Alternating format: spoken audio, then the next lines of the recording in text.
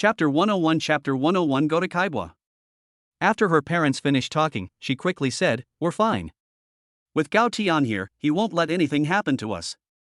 When Su Xingwei's father heard what she said, he was unhappy on the other end of the phone. Su Xingwei's father said unconvinced, "What's wrong?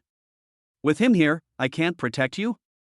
Su Xingwei heard her father's dissatisfaction in his tone and quickly said coquettishly, "How could that be?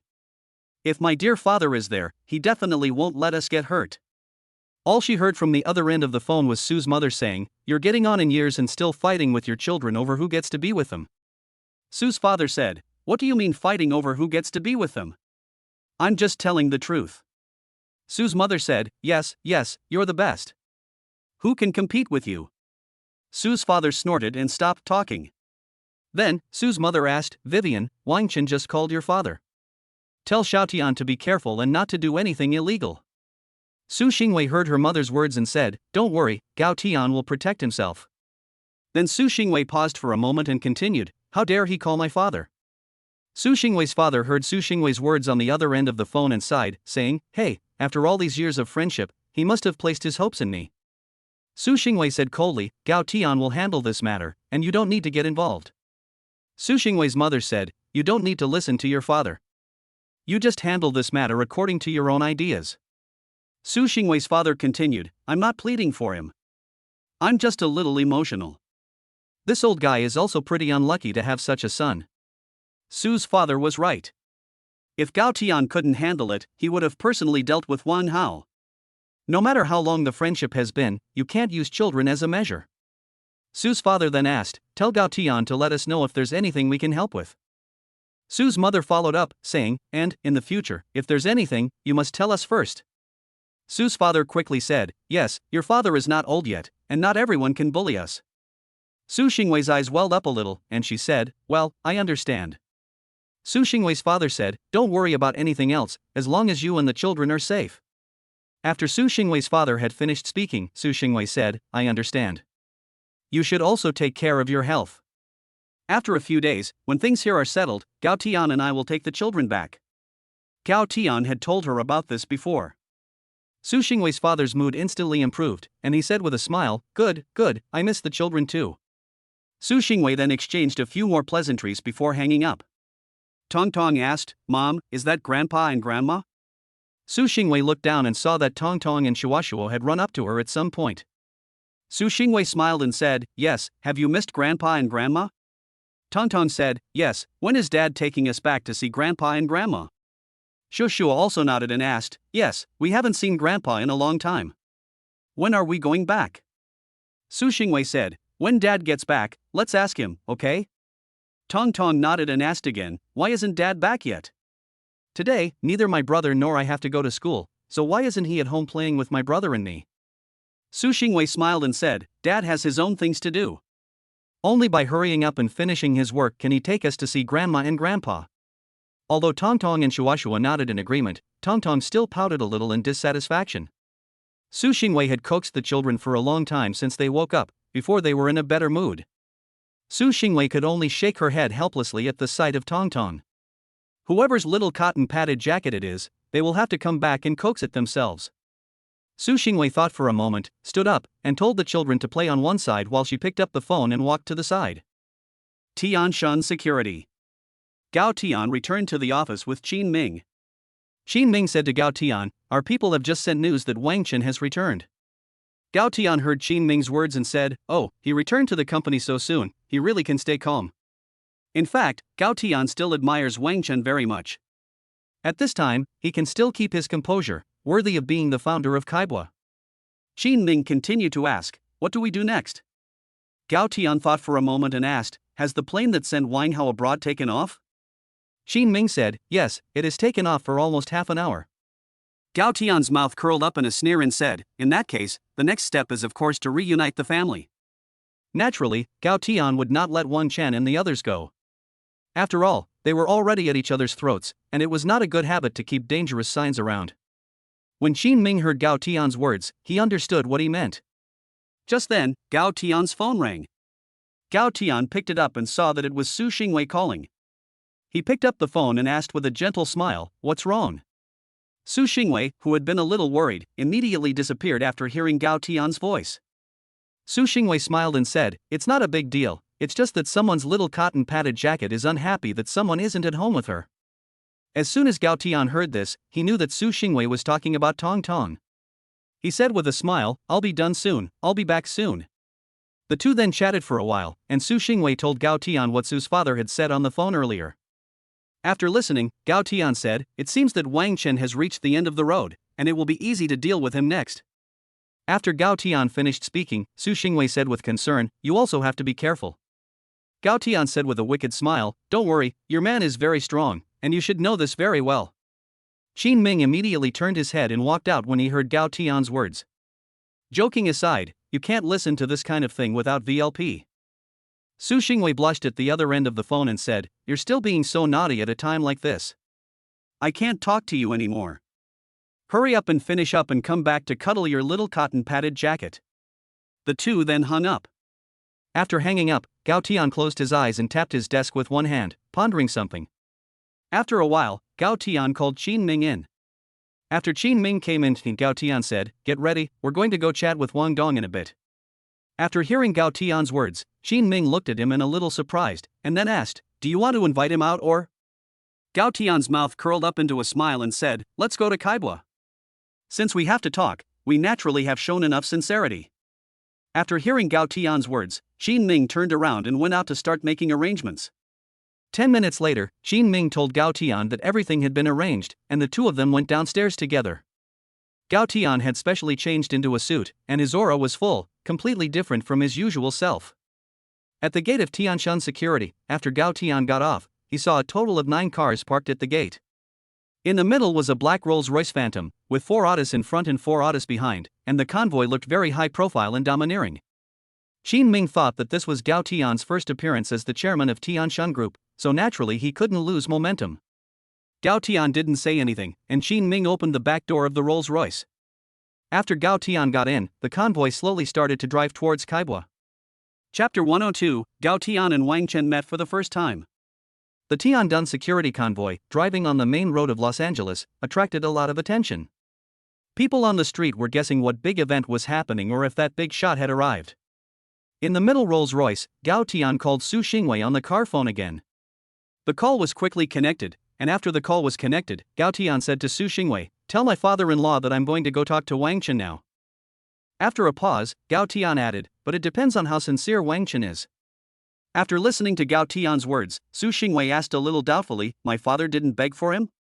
Gao Tian smiled and said, "I have a new arrangement, so just tell my father-in-law, and I'll take care of the rest." Su Xingwei heard Gao Tian say this, so she didn't say anything more. After agreeing, she hung up the phone. After the phone hung up, Su Xingwei immediately called Su Jianhua. "What's wrong, my dear daughter?" Su's father quickly picked up the phone and asked. "Gao Tian just called to say that you should let Wang Chen know that he wants to talk to him," Su Xingwei said. After listening, Su's father thought for a moment and said, "I see.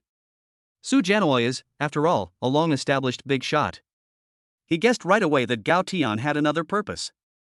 If Gao Tian knew what Su's father was thinking, he would definitely be impressed. The big shot is the big shot, and he could tell just from that sentence. After the phone call was over, Su's mother asked curiously from the side, "What's wrong?" Su's father smiled and said, "This brat, I don't know what he's selling." Su's mother knew who this brat referred to when she heard Su's father's words. Then Su Fu smiled and said to Su Mu, "I don't know, what is this brat Gao Tian up to?" Su Mu asked, "Did he ask you for help?" Su Fu said, "No, he asked me to call Wang Chen and tell him that he wants to go talk to him." Su Mu also asked suspiciously, "Why did he ask you to call?" Su Fu smiled and said, "I don't know why, but I'm sure this brat is up to no good." Then Su's father didn't say anything more, took out his phone and called Wang Chen. Wang Chen had been waiting for Su's father for a long time. When he heard the phone ring, he quickly picked it up and connected the call. Now Su Jianhua was his last straw. Wang Chen quickly asked after connecting the call, "How is it, brother Su?" On the other end of the line, Su Jianhua heard Wang Chen's impatient voice and revealed a calculating smile as he said, "Gao Tian said he wants to talk to you, and he is already on his way." Wang Chen hurriedly thanked him, "Brother Su, thank you so much." Su Jianhua heard Wang Chen's words of thanks and hurriedly said, "Don't thank him yet. He just wants to talk to you." how exactly you talk is up to you. Wang Chen didn't dare to ask for anything else and quickly said, yes, I'll do the rest myself. After hanging up the phone, Wang Chen felt slightly relieved. He thought that as long as Gao Tian was willing to come and talk, it meant that Su Jianhua had helped to intercede. Su Jianhua suddenly had an epiphany after hanging up the phone. Wang Chen's tone just now obviously lightened up when he heard that Gao Tian was going to see him. Subsequently, thinking about this, Su Jianhua seemed to understand why Gao Tian had asked him to make this phone call. After hanging up the phone, although Wang Chen was relieved, he still took it very seriously and went downstairs to greet him in person. Wang Chen didn't have to wait long after going downstairs before he saw the convoy of cars heading his way. Soon the motorcade pulled up in front of Wang Chen, who personally went up to open the back door of the Rolls-Royce. Gao Tian got out of the car, and this was the first time Wang Chen had seen Gao Tian in person. He was shocked by Gao Tian's youth and striking good looks. From this perspective, Gao Tian and Su Xingwei were indeed a perfect match as the golden boy and the jade girl. But now was not the time to think about these things. After a brief moment of daze, Wang Chen smiled and said, "Welcome, Chairman Gao, please come in." After saying this, he made a gesture of invitation.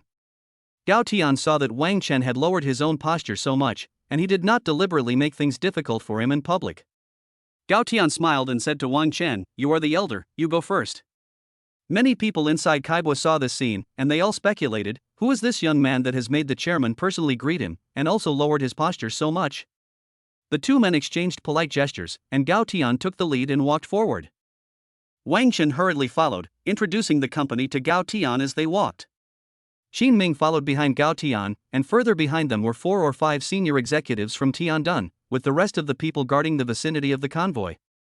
Although Gao Tian did not need their protection, the company's people were not at ease. Apart from Bai Shuangshuang, who had seen Gao Tian in action, no one else had seen Gao Tian's skills. Soon, under the leadership of Wang Chen, they arrived at the large conference room of Kaibwa. After entering the meeting room, Gao Tian did not give Wang Chen any face, and Qin Ming closed the door. The remaining people guarded the door, and Gao Tian directly sat in the main seat of the meeting room. Seeing Gao Tian's attitude, Wang Chen's heart began to panic a little, as it seemed a bit different from what he had expected. Gao Tian first smiled and said to Wang Chen, "Chairman Wang, sit." Wang Chen smiled a little unnaturally and sat down next to him. After seeing Wang Chen sit down, Gao Tian said to him, "Wang Dong, let's get straight to the point. The children were frightened yesterday, and I need to hurry and finish things up so I can go home and be with them." After saying this, Gao Tian looked at him with a smile and didn't say another word. Hearing Gao Tian's words and seeing his expression, Wang Chen's forehead began to slowly sweat with cold sweat. He had originally thought that Gao Tian had come to negotiate because Su Jianhua had called to intercede. But judging from the current situation and Gao Tian's words, it can be seen that he really came to negotiate, but it doesn't seem like anyone has asked for mercy. Wang Chen felt a tingling sensation on his scalp as Gao Tian looked at him, wiped the cold sweat on his forehead, gritted his teeth, and said, "Since Chairman Gao is so willing to cooperate, I won't beat around the bush. What do you want in order to let my son go?" Gao Tian smiled and said, "Chairman Wang, what do you mean by that? Let your son go? I don't even know where your son is, so how can I let him go?" Wang Chen's face changed when he heard Gao Tian's words, and he was about to speak. Gao Tian spoke first again. He said, however, "Don't worry, Wang Dong. Our Tian Shield business is still very extensive. As long as you can pay, I think we can find your son very quickly." Wang Chen was finally relieved when he heard this. As long as there was something to talk about, there was still hope. Gao Tian saw Wang Chen relieved and a sneer curled the corner of his mouth. Chapter 103, Wang Chen's Family Boxing Championship. KPCB, Meeting Room. Wang Chen did not notice Gao Tian's unusual behavior. Wang Chen said, "What does Chairman Gao want? Just say it." Gao Tian smiled and said, "It depends on how much your son is worth to you." Without thinking, Wang Chen said directly, "I can sell you all the shares of KPCB, as long as you let us go." He no longer had any bargaining chips, and now all that was left was KPCB, which Gao Tian had already destroyed. Gao Tian smiled and said, "Sell it to me? How much are you prepared to sell, Mr. Wang?" Wang Chen thought for a moment and said, 10 billion. In the future, our family will leave Los Angeles and never set foot in Los Angeles again. Gao Tian and Qin Ming glanced at each other and then both laughed. Wang Chen saw their expressions and sensed something was amiss. After laughing for a while, Gao Tian said, "Mr. Wang, it seems you still haven't figured out the situation. Wang Chen was a little uneasy and asked, "What do you mean?" Gao Tian shook his head and smiled without saying a word. Qin Ming spoke up and said, "Wang Dong, I'm afraid you still don't know the current situation of your company." Wang Chen's heart skipped a beat. It was true that he hadn't heard anyone report to him for almost an hour, so what was the current situation? Qin Ming smiled, took out his phone, clicked on the latest hot news, and then handed the phone to Wang Chen. Wang Chen took the phone and read it. When he saw the content of the news, he suddenly turned pale and couldn't stop trembling. He looked up at Gao Tian in disbelief and said, "What do you want in order to let us go?" Gao Tian said innocently, "Where did you get that from, Mr. Wang?" Then he continued, "You know the situation now, and I'm only helping you because of my father-in-law." Then Qin Ming threw the contract, which had already been prepared, on the table. Wang Chen picked up the contract and read it. The more he read, the angrier he became. Then he threw the contract on the table and said directly, "Aren't you pushing me to my death?" The contract stated that Gao Tian would use 10 million to acquire all the shares in Wang Chen's hands. It should be noted that Wang Chen had a 100% controlling interest in Kaibwa, which meant that Gao Tian would use 10 million to acquire the entire Kaibwa. Gao Tian did not say anything, but sat there quietly with his eyes closed. Qin Ming said, "Wang Dong, how can this be forcing you?" Then Qin Ming, regardless of Wang Chen's reaction, continued, "The current market value of Kaibwa is evaporating at a rapid rate. If this continues, Wang Dong, you will be liquidated for bankruptcy. At that time, let alone 10 million, are you sure you can repay the loan?" After Wang Chen heard what Qin Ming said, he suddenly turned pale. The truth was indeed as Qin Ming said. If Skydome did not stop, he would have to be liquidated for bankruptcy. But he still hesitated a little. After all, a lifetime of hard work would be gone like that? After Qin Ming finished speaking, he stopped talking and just stood there, quietly watching Wang Chen. Gao Tian spoke up at this time, "I'm taking over Kaibwa now, but I'm doing it to help you, Wang Dong. Think about it carefully." Wang Chen felt as if he had just eaten a steaming hot bowl of poop when he heard Gao Tian's words. Gao Tian was now clearly acting like a scoundrel, and it was obvious that he had caused this situation himself. But there is nothing he can do about it. After all, the situation is not in his favor. After hesitating for a while, Wang Chen heaved a sigh and said, "I agree." After saying this, Wang Chen slumped in his chair, as if he had aged 10 years. Gao Tian didn't feel pity for Wang Chen when he saw his appearance. After all, Wang Hao's current appearance also had a lot to do with his education. Although he didn't feel pity for him, he was also very emotional. This is the twilight of a hero. Wang Chen has fallen to his current state, and it can be said that he has been completely dragged down by his son. After Wang Chen signed the contract, Gao Tian waved his hand. Qin Ming then left with the contract first.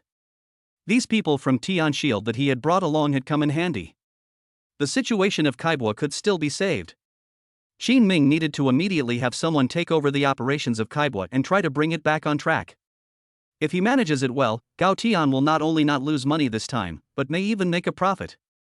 After Qin Ming left, the meeting room was left with Wang Chen and Gao Tian. Wang Chen said, "Just tell me what else you want. I just hope you can let us go. I know the capabilities of your company, Tian Dun." Gao Tian looked at Wang Chen and said only one thing, "I will arrange for your family to be together, but don't come back to China in the future. Just live abroad." Wang Chen heard Gao Tian's words and looked up at him. In the moment they locked eyes, he saw endless indifference in Gao Tian's eyes. He could tell Gao Tian was determined, and at the same time, he knew that under the current circumstances, it would be very good to be able to keep his son alive. Gao Tian left, leaving Wang Chen alone in the conference room.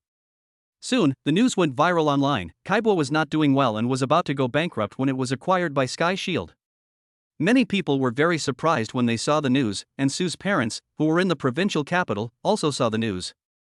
Ordinary people just watched the fun, but those with a keen sense of smell could all tell that something was not normal. Some careful people remembered that the previous news that broke out was the news that Wang Hao had been cheated. From all kinds of circumstances, it was obvious that someone was setting up a trap, and the result was now obvious. The one who set up the trap was Tian Shield. After this incident, for a long time, no one heard from the Wang family. Only then did the public realize the truth and understand that the people of Sky Shield should never be trifled with. Of course, this was all to happen later. Wang Chen was already in a daze as he started walking home, completely ignoring the outside world. Soon the driver dropped Wang Chen off at home, and even after they arrived, the driver helped him into the house. At this time, in the Wang family villa, a woman was preparing to go out. This woman was Wang Chen's wife and also Wang Hao's mother, Lu Tsuihua. Lu Tsuihua was very fat, dressed gorgeously, and her face was painted with makeup that was so overbearing that one could not bear to look at it. One wondered how Wang Chen had endured it for so many years. She never paid attention to the news online, so she still didn't know what had happened. Seeing Wang Chen come back, she asked in puzzlement, "Why are you back? Didn't you say you were going to work overtime at the company?" Wang Chen ignored her. Normally, she wouldn't dare, but everyone who knows Wang Chen knows that she is a henpecked wife. And Wang Chen's wife is no pushover either. When she gets angry, she really can be a shrew. Lu Tsuihua was about to lose her temper when the driver next to her whispered, "Something's happened at the company. The chairman is in a bad mood." After the driver finished, he turned and left. Lu Tsuihua heard what the driver said and held back her temper. But she obviously didn't realize the seriousness of the situation. She asked coldly, "What's wrong? What's going on? Say something." Wang Chen was already distracted, and then he saw his wife's attitude towards him. The long accumulated emotions, combined with the negative emotions caused by the bankruptcy of the company, exploded at this moment. Wang Chen suddenly stood up and slapped her in the face. The slap was so sudden that Lu Tsuihua was completely unable to react. By the time she reacted, Wang Chen had already come over and grabbed her hair, slapping her left and right. But Lu Tsuihua had suppressed him for so many years, so how could she let Wang Chen keep hitting her like that? Lu Tsuihua only had to exert a little force, and Wang Chen was pushed to the ground. The two then started a family boxing championship in the courtyard of the villa. Chapter 104, Su Xingwei's Dark Cuisine. Tian Shield Security. While Wang Chen and his wife were boxing at home, Gao Tian had also returned to Tian Shield Security, where he was holding a meeting to prepare for taking over Kaibua.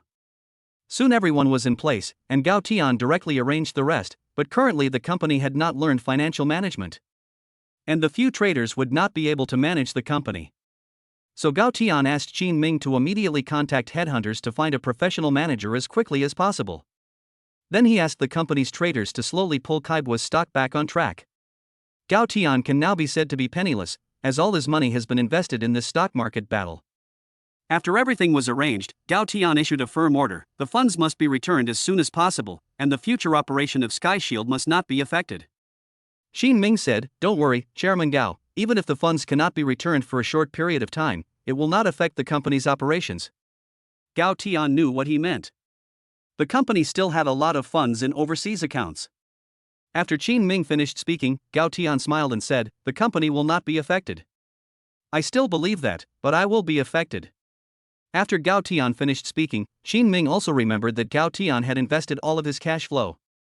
Hearing Gao Tian's words, everyone in the meeting room burst out laughing, and they all promised to get the funds back as soon as possible, so that the chairman would not be affected. After the meeting, Gao Tian handed everything over to Qin Ming. It was almost lunchtime, and Gao Tian had been extremely busy this morning. Now he had to hurry home to cook for his children and Su Xingwei. He hadn't forgotten that there was a little one at home to entertain. Baiyun Mingju. Two figures could be seen in the kitchen, busy as bees. Tong Tong and Shuashuo, the two little ones, stood at the entrance to the living room, only their little heads poking out to watch the busy people in the kitchen. And it looked like they were ready to run away at any moment. The busy figures in the kitchen were Su Xingwei and Auntie Chen. Su Xingwei was originally playing with the children in the courtyard.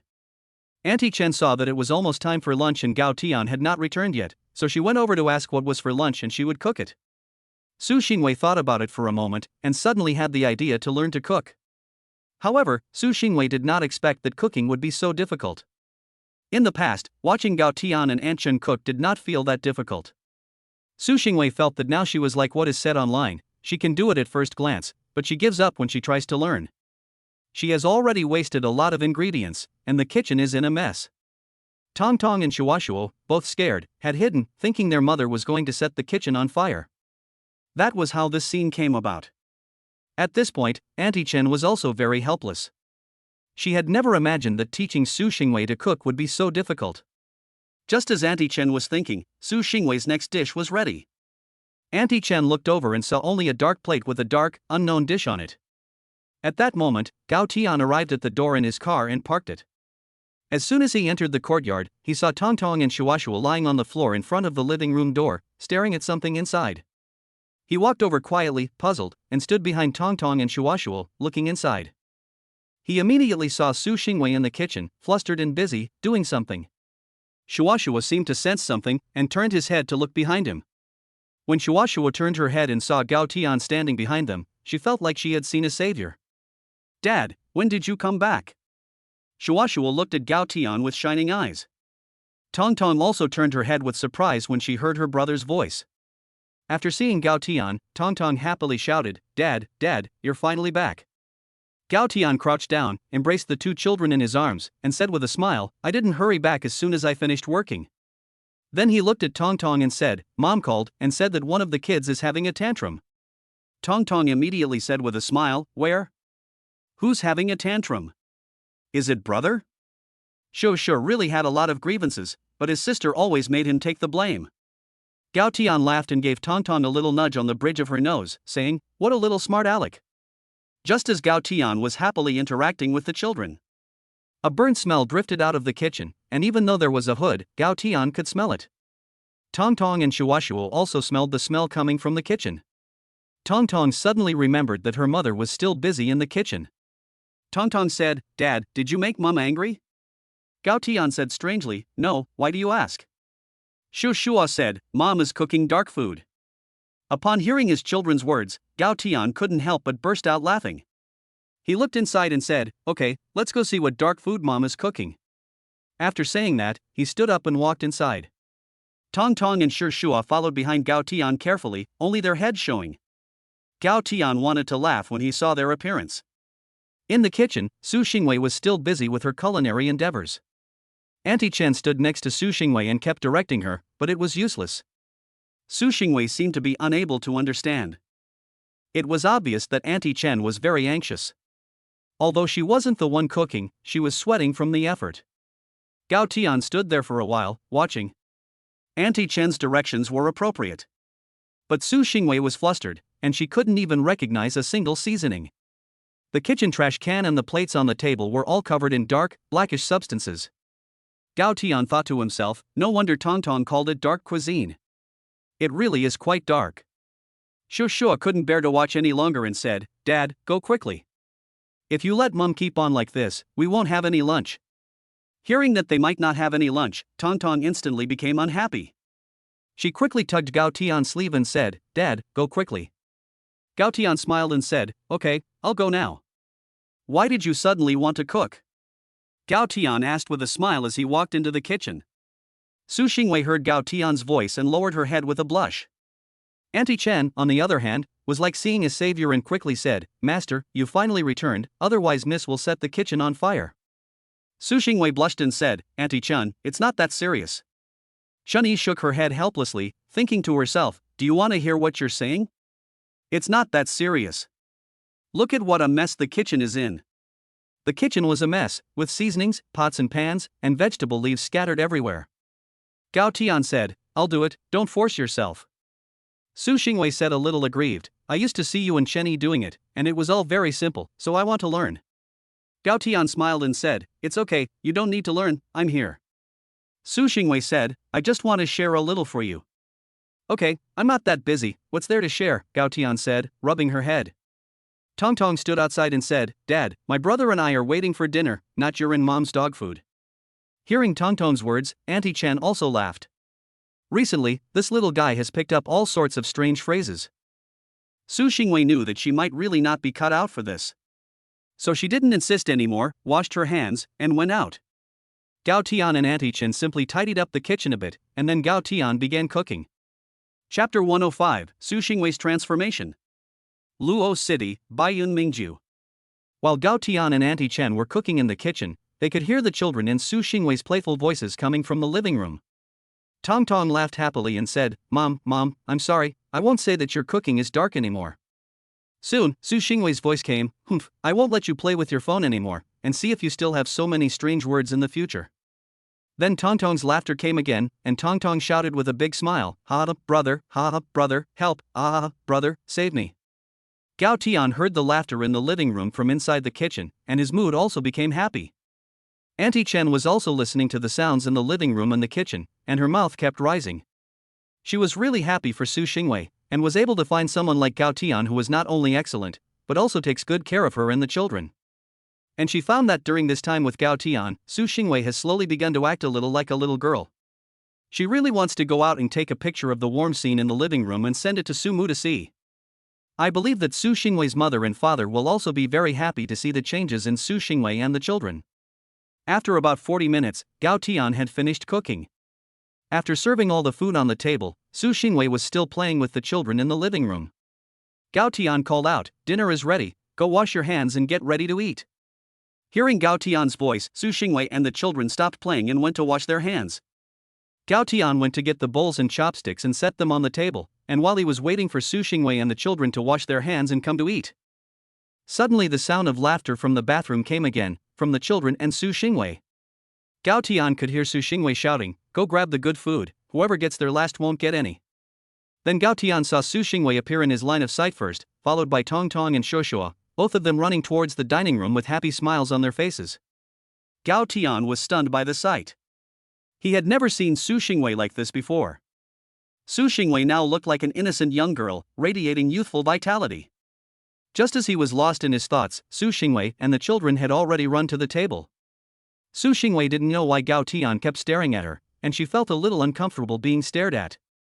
Blushing, she asked in a low voice, "What's wrong? Did I not wash something off my face?" Gao Tian, who had come to his senses, coughed and said, "It's nothing, hurry up and eat." Tong Tong and Shuashuo, watching the way their parents were acting, sat on the stools and covered their mouths as they giggled. Su Xingwei heard the children's laughter and blushed as she said, "Hurry up and eat." "What are you laughing at?" Tong Tong said in a giggly voice, "Mommy, Daddy is so mesmerized by how beautiful you are." Shushua nodded in agreement and said, "That's right, I saw Daddy drooling." Tong Tong asked curiously, "Brother, why is Daddy drooling when he looks at Mommy?" Shushua didn't know the answer either, and said, "I don't know, it's probably the same as when Tong Tong drools when she sees something she likes." Tong Tong asked a little doubtfully, "Dad, you're not trying to eat Mommy, are you?" Cough cough. Gao Tian just swallowed a mouthful of water and was directly choked by Tong Tong and Shuashua's conversation. Su Xingwei blushed, so ashamed that she wanted to find a hole to crawl into. Auntie Chen quietly hid in the living room, took out her phone and filmed everything that had just happened, then left with a satisfied smile. After lunch, Gao Tian and Su Xingwei snuggled on the sofa, watching TV with the children. Su Xingwei asked, "Have things been resolved?" Gao Tian replied, "They have. Just leave the rest to Qin Ming." Then Su Xingwei hesitated for a moment and said, "Let's go to the provincial capital sometime." Gao Tian heard Su Xingwei's words and said, "Sure, no problem." Then Gao Tian thought for a moment and continued, "What does your father like? I'll prepare in advance." Su Xingwei leaned on his shoulder and said, "Anything will do, he doesn't really like anything in particular." Gao Tian said, "That won't do, you must prepare well, the first impression can't be too bad." Su Xingwei heard this and said, "It's already pretty bad." Gao Tian looked at Su Xingwei a little puzzled and asked, "Why? We haven't met before, have we?" Su Xingwei smiled and said, "Since he learned that I was pregnant, he has said countless times that he wants to dismember you." Gao Tian said a little embarrassed, "This can't be blamed on me, I didn't know either." Su Xingwei suddenly sat up straight, pouting her lips and said, "So you're saying that you blame me?" Gao Tian saw Su Xingwei's stance and knew that he had stirred up a hornet's nest. How could you reason with a woman? All those romance books were for nothing. So he quickly tried to make amends. "No, that's not what I meant.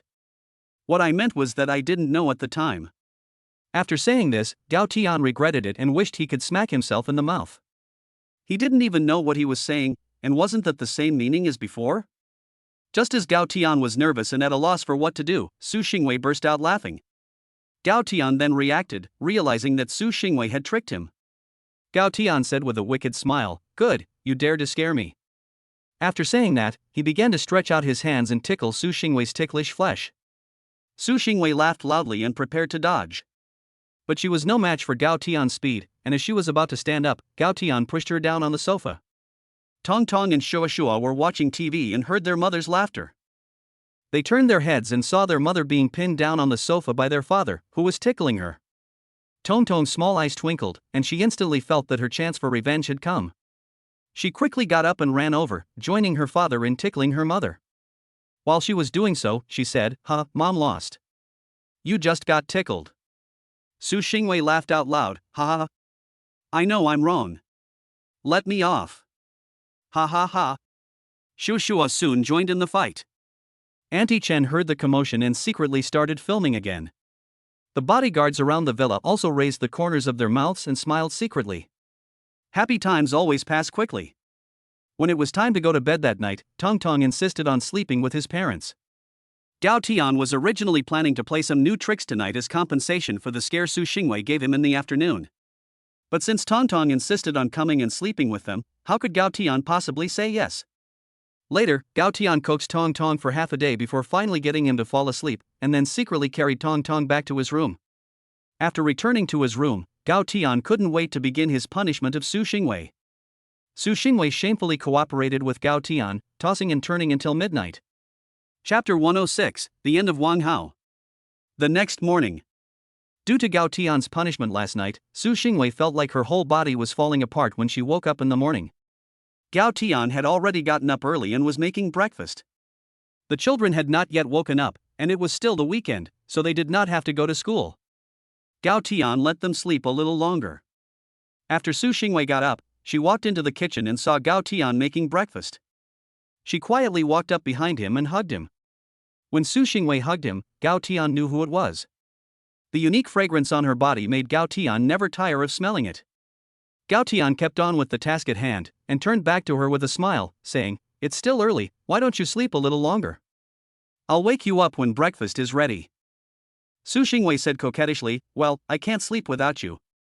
Gao Tian laughed and said, "Then I'll get up that early next time." Su Xingwei asked, "What's the plan for today?" Gao Tian thought for a moment and said, "After breakfast, we'll go to the office, and then take the kids out for a little while." Su Xingwei said with a little surprise, "Go to your office?" Gao Tian replied, "Yes, why?" Su Xingwei immediately let go of him and hurriedly went upstairs. Gao Tian looked back with confusion, watching Su Xingwei run upstairs, confused. Soon after Gao Tian finished breakfast, he went upstairs to call Su Xingwei and the kids. When he entered the room, he saw Su Xingwei throwing her clothes on the bed again, picking them over there. Gao Tian said with a bit of a smile, "There's no need for that, you look good in anything." Su Xingwei gave him a glare and said, "What do you know? Get out of here and don't bother me." Gao Tian laughed, shook his head, and went to wake up the children. He woke up Shu Shua first, who, upon learning that they were going out to play today, but first had to go to the company. Shu Shua, like Su Xingwei, began to look at the clothes in her closet and ponder. Gao Tian thought to himself, "This one is definitely not running away, she definitely inherited Su Xingwei." Then he let Shu Shua choose slowly on her own, and went out to Tong Tong's room. Tong Tong woke up and, after learning about today's itinerary, directly told Gao Tian that she wanted to wear a princess dress. Gao Tian smiled and asked Auntie Chen to help her get dressed and fix her hair a bit. After Gao Tian had served breakfast on the table, the children and Su Xingwei also got dressed, washed up, and came down. Su Xingwei was wearing a light blue dress with a pair of white high heels, looking fresh and elegant. Shu Shua was wearing a little black suit with a red bow tie, looking very handsome. Tong Tong was wearing a pink princess dress with a little crown on her head, looking very cute. After the family finished breakfast, they set off for the company. Along the way, Tong Tong and Shua Shua were full of excitement, and Su Xingwei also had a little bit of anticipation. Soon, Gao Tian drove to the front of the company, parked the car, and then walked with Su Xingwei and the children into the company. Entering the lobby on the first floor, the receptionist greeted Gao Tian as soon as she saw him, and some of the employees on the first floor kept saying hello. Then everyone saw Su Xingwei and the children behind Gao Tian. "Wow, that's the chairman's wife, she's so pretty." "Yeah, no wonder, the young lady and young master are so good looking. Gee, these two are just so beautiful." After Gao Tian and the others left, the crowd started talking excitedly. Gao Tian took Su Xingwei and the children on a tour of the company, briefly introducing Su Xingwei. Then he took them to the office. When they arrived at the office door, Qin Ming was already waiting there. Since Gao Tian had not informed him that he would be bringing Su Xingwei along, Qin Ming was a little surprised when he first saw her. He quickly said hello, "Good morning, ma'am, and good morning, young lady and young master." Su Xingwei smiled at Qin Ming and said, "Hello. Gao Tian has often spoken of you. I'm very grateful for your help to him." Tong Tong and Shu Shua said in unison, "Good morning, Uncle Qin."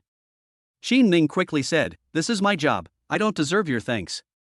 After saying that, Qin Ming quickly opened the door, and Gao Tian took Su Xingwei and the others and went in first. After they had all gone in, Qin Ming followed in and reported on his work to Gao Tian. When he had almost finished reporting on his work, Qin Ming said, "There's a meeting in a while, and the company's top management are already waiting in the meeting room." Gao Tian said, "Is everyone here?" "If they are, let's start."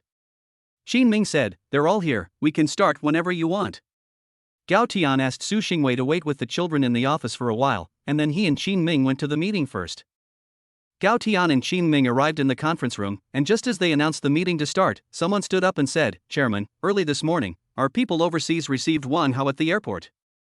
Gao Tian heard what he said and narrowed his eyes and said, "Is our young master Wang okay?" The executive said, after the people overseas picked him up, he realized something was wrong. At first, he tried to escape, but then he was taught a lesson and became obedient. After listening to the situation of Wang Hao, Gao Tian pondered for a while and said, "Connect the video call." Qin Ming immediately lowered the curtain in the conference room, connected to the computer, and connected the video. The video was quickly connected, and then Wang Hao appeared on the projection in front of Gao Tian. "Young Master Wang, how have you been these past 2 days?" Gao Tian asked with a smile, looking at the extremely haggard Wang Hao. At this time, Wang Hao looked extremely haggard. Wang Hao looked up at Gao Tian with difficulty. There was no longer the defiance in his eyes that there had been at the beginning. At this time, there was only endless fear in his eyes. He regretted it very much. Why did he provoke Gao Tian? He had originally harbored a glimmer of hope, but after learning Gao Tian's identity, he knew that he was completely finished. Gao Tian didn't want to waste any more time with him either. After all, his wife and children were still waiting in the office. "Don't worry, your family will be reunited soon, so just wait." After Gao Tian finished speaking, he left the meeting room after handing over the rest of the matters to Qin Ming. "What do you mean? Gao Tian, come back." Wang Hao's hysterical voice came from the meeting room. After Gao Tian returned to his office, he took Su Xingwei and the children and went downstairs. In the elevator, Su Xingwei asked, "Was the meeting that quick?" Gao Tian said, "I just organized the work, and I can leave the rest to Qin Ming." Su Xingwei said directly with envy, "That's great. I wish I could be as carefree as you." Gao Tian looked at her and asked with a smile, "Are you really able to relax?" Hearing Gao Tian's words, Su Xingwei was a little embarrassed and lowered her head. She really does enjoy the feeling of being busy. Then she asked, "Where are we going now?" Gao Tian smiled and said, "You'll find out in a bit." After leaving the company, Gao Tian drove Su Xingwei and the others outside the company. Chapter 107 Misunderstood Su Xingwei. Los Angeles. Su Xingwei was very curious about where Gao Tian was driving to. She looked out the window of the car as she rode, and noticed that it seemed to be heading towards the city center. When the car was about to reach its destination, Su Xingwei finally figured out where Gao Tian was taking them. Su Xingwei smiled and said to the children behind her, "Babies, Daddy is going to take you to the amusement park today." Tong Tong and Shuashuo immediately became excited. Tong Tong happily clapped his hands and said, "Yay! Long live Dad!" Shuashuo also clapped along with Tong Tong, and it was obvious that they were both very happy. Gao Tian said, "Today is the weekend, so there will be a lot of people. So when we go in a little while, you can't run around, you have to stay close to us. Understand?" Tong Tong and Shuashuo both nodded seriously. The car soon pulled up at the amusement park parking lot. This time, Gao Tian did not let Qin Ming have special treatment. He wanted to take his family and enjoy a good day out like an ordinary family. After parking the car, Gao Tian took Tong Tong by the hand, Tong Tong took Shuashuo by the hand, and Shuashuo took Su Xingwei's hand. The family of 4 began walking towards the amusement park entrance. Gao Tian originally thought that there should be no problem entering the park. But he never imagined that the amusement park would be so crowded on the weekend. They spent almost an hour just waiting in line at the entrance. After finally getting in, he discovered that there was a line for everything. And everywhere he looked, there were people, all over the place. Gao Tian looked at the crowd in front of him and asked, "What do you want to play?" Tong Tong said a little dejectedly, "Are we really allowed to play, Dad?" Gao Tian laughed and rubbed Tong Tong's head, saying, "Of course we can." Hearing Gao Tian's words, Tong Tong's eyes began to shine again. Then she looked around and said, "I want to play on the swings." After looking at them for a while, Tong Tong pointed to the swings not far away and said, Gao Tian looked up at the number of people there and said, "Okay, then you wait here with your mom, and I'll go get in line for you." Su Xingwei said, "No, we'll stop playing for now and wait until there are fewer people." Gao Tian smiled and said, "Don't worry, I'm here, it'll be fine." Su Xingwei looked at Gao Tian's confident expression and said, "Okay, then. Be careful." Gao Tian nodded, found them a place to sit, bought them some bottles of water, and then went to join the queue. When he arrived, looking at the crowd waiting in line, Gao Tian suddenly felt that he had been a little hasty in making his promise. When they saw it from a distance, they could only see these people queuing at the entrance. However, after he walked in, he discovered that there was a long passage inside, which was also full of people. If they had to wait in line, it would take forever. After thinking about it, he turned his head and saw that Su Xingwei was quite far away from him with the children. So he secretly took out his phone and sent a text message to Qin Ming. Qin Ming quickly replied. Gao Tian let out a sigh of relief when he saw the message. It turned out that there was a way to avoid the queue. Yes, Gao Tian discovered that if he wanted to be like everyone else, it seemed that he would not be able to enjoy his trip very much. After waiting for a while, the phone rang. Gao Tian answered the phone and said, "Hello, who is this?" A mature woman's voice came from the other end of the phone. Su Xingwei also saw from a distance that Gao Tian was talking to someone. But she didn't think much of it, but soon she saw a scene that made Su Xingwei uneasy. She saw that Gao Tian had just hung up the phone, and a woman with a sexy figure walked towards him. Due to the distance, Su Xingwei did not hear what they were saying. Su Xingwei clenched her lower lip and stared at Gao Tian's location without blinking. As she watched, Gao Tian actually took out his phone and exchanged contact information with the other person. Su Xingwei could no longer hold back at this point. Tong Tong and Shuashua looked at their mother with confusion. They didn't know why their normally composed mother looked a little scary. At this point, Su Xingwei couldn't bear to watch anymore. Tong Tong and Shuashua looked at the direction their mother was looking and saw a pretty aunt chatting with their father. Tong Tong and Shuashua exchanged glances and immediately understood why their mother was upset. Tong Tong turned his small eyes and whispered to his brother, "Brother, you stay here with mom." Although Shuashua didn't know what Tong Tong was going to do, he nodded. Tong Tong was just about to walk towards Gao Tian when he was stopped by Su Xingwei. Su Xingwei asked, "What are you doing?" "Tong Tong, don't run around." Tong Tong said, "I'm going to give Dad a bottle of water."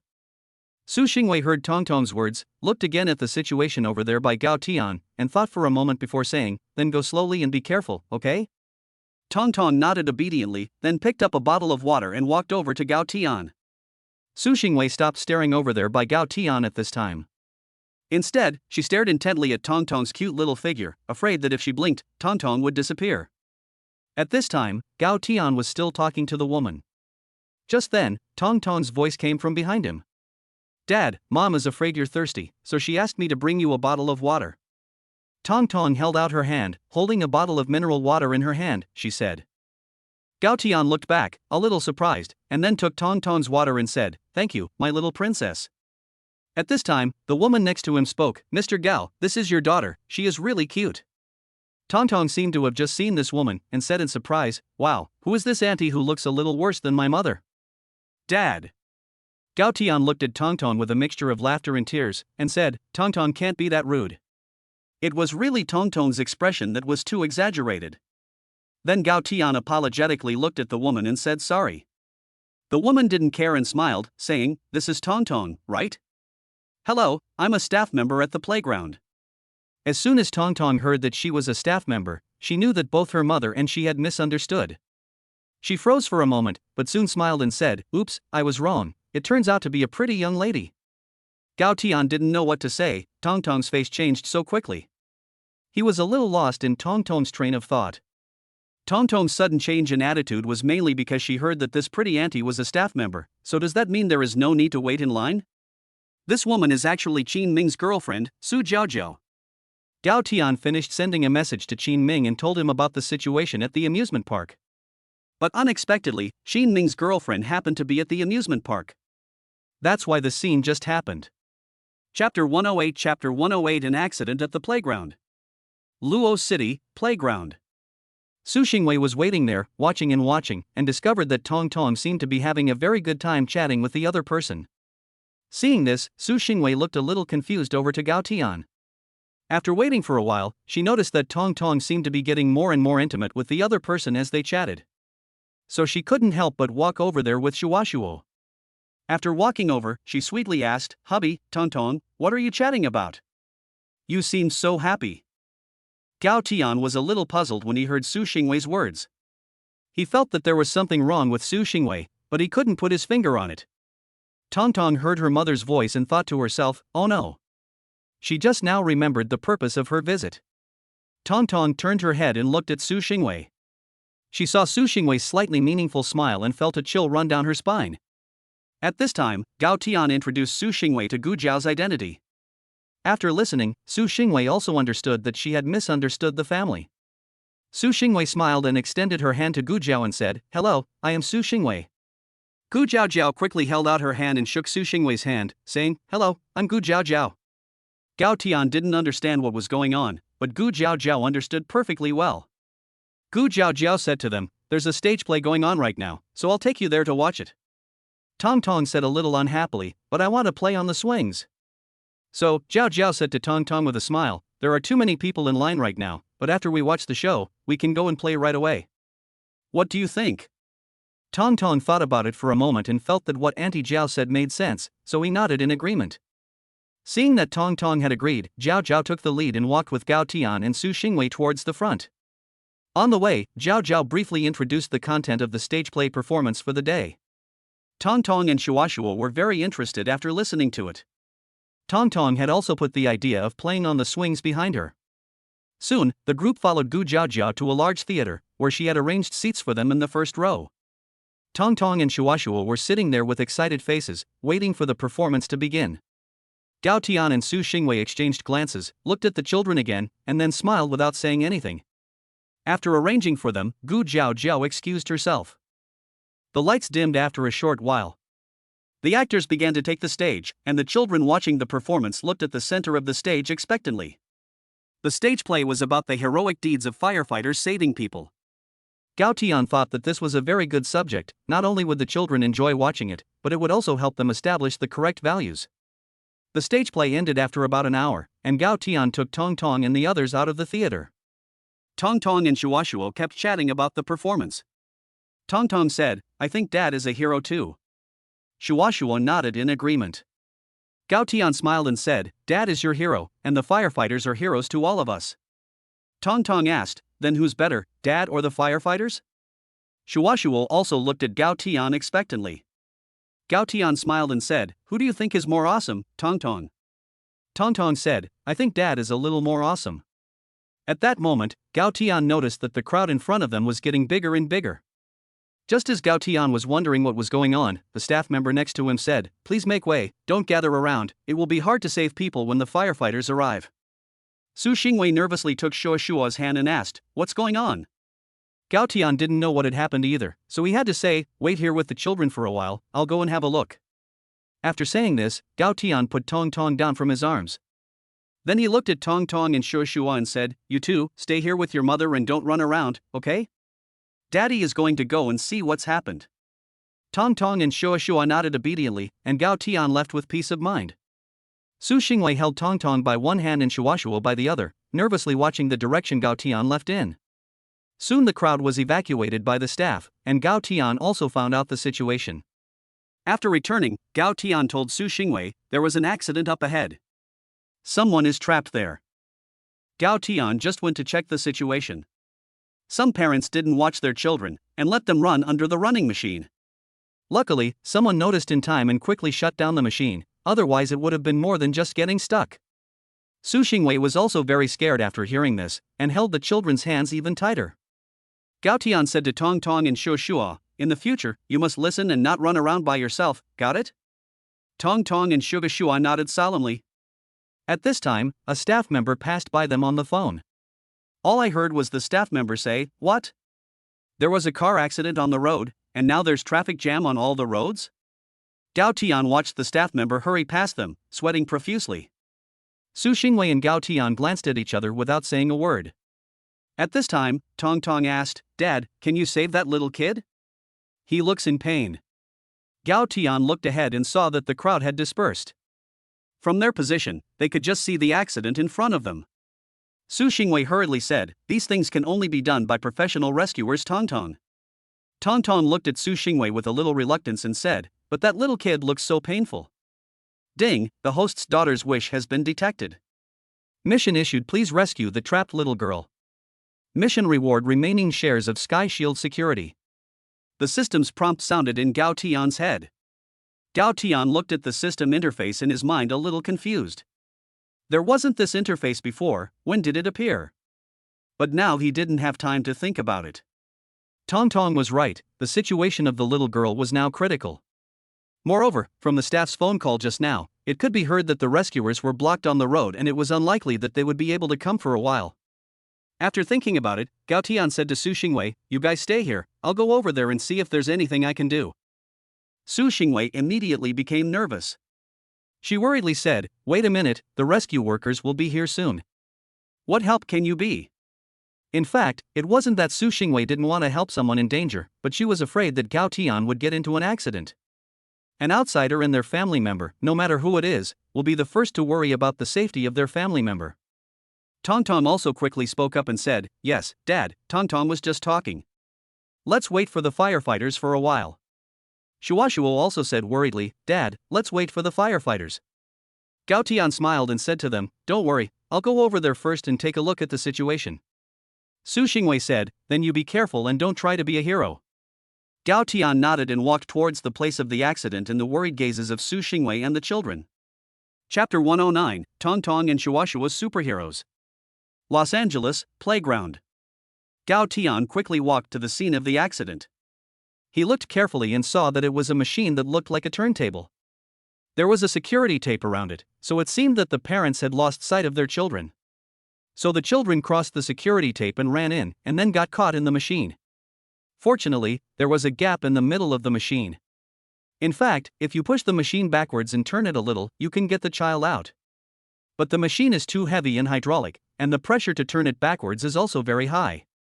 Just as Gao Tian was studying how to rescue the child, the staff member who had just called found him. The staff member ran over and said, "What are you doing? Hurry up and get out of here. What's there to look at?" The situation was urgent, and the staff member was also very anxious, so Gao Tian didn't argue with him. Gao Tian asked, "How long until the rescue workers get here?" The staff member was a little confused by Gao Tian's question.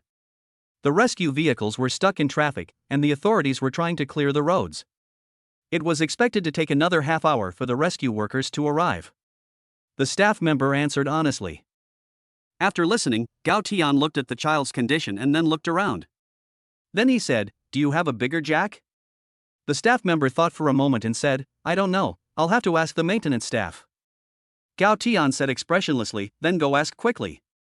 The staff member then hurriedly made a phone call to inquire. While the staff member was asking, Gao Tian looked around. Then he said to the crowd, "The rescue workers will not arrive for another half hour. But the child's condition is not good." After hearing Gao Tian's words, everyone around him fell silent and looked at Gao Tian waiting for him to continue. The child's parents, who were beside themselves with tears, also listened to Gao Tian's words. Gao Tian looked at everyone and continued, "I need everyone's help now." After he finished speaking, the scene fell silent, and no one spoke. At this time, the child's parents directly knelt before the crowd with a thud. Only the child's mother cried and said, "Please, everyone, help. The child is still young. If something happens to him, we don't know what to do for the rest of our lives." While the child's mother was speaking, she kept on kowtowing to the crowd, and the child's father also kept on kowtowing to the crowd.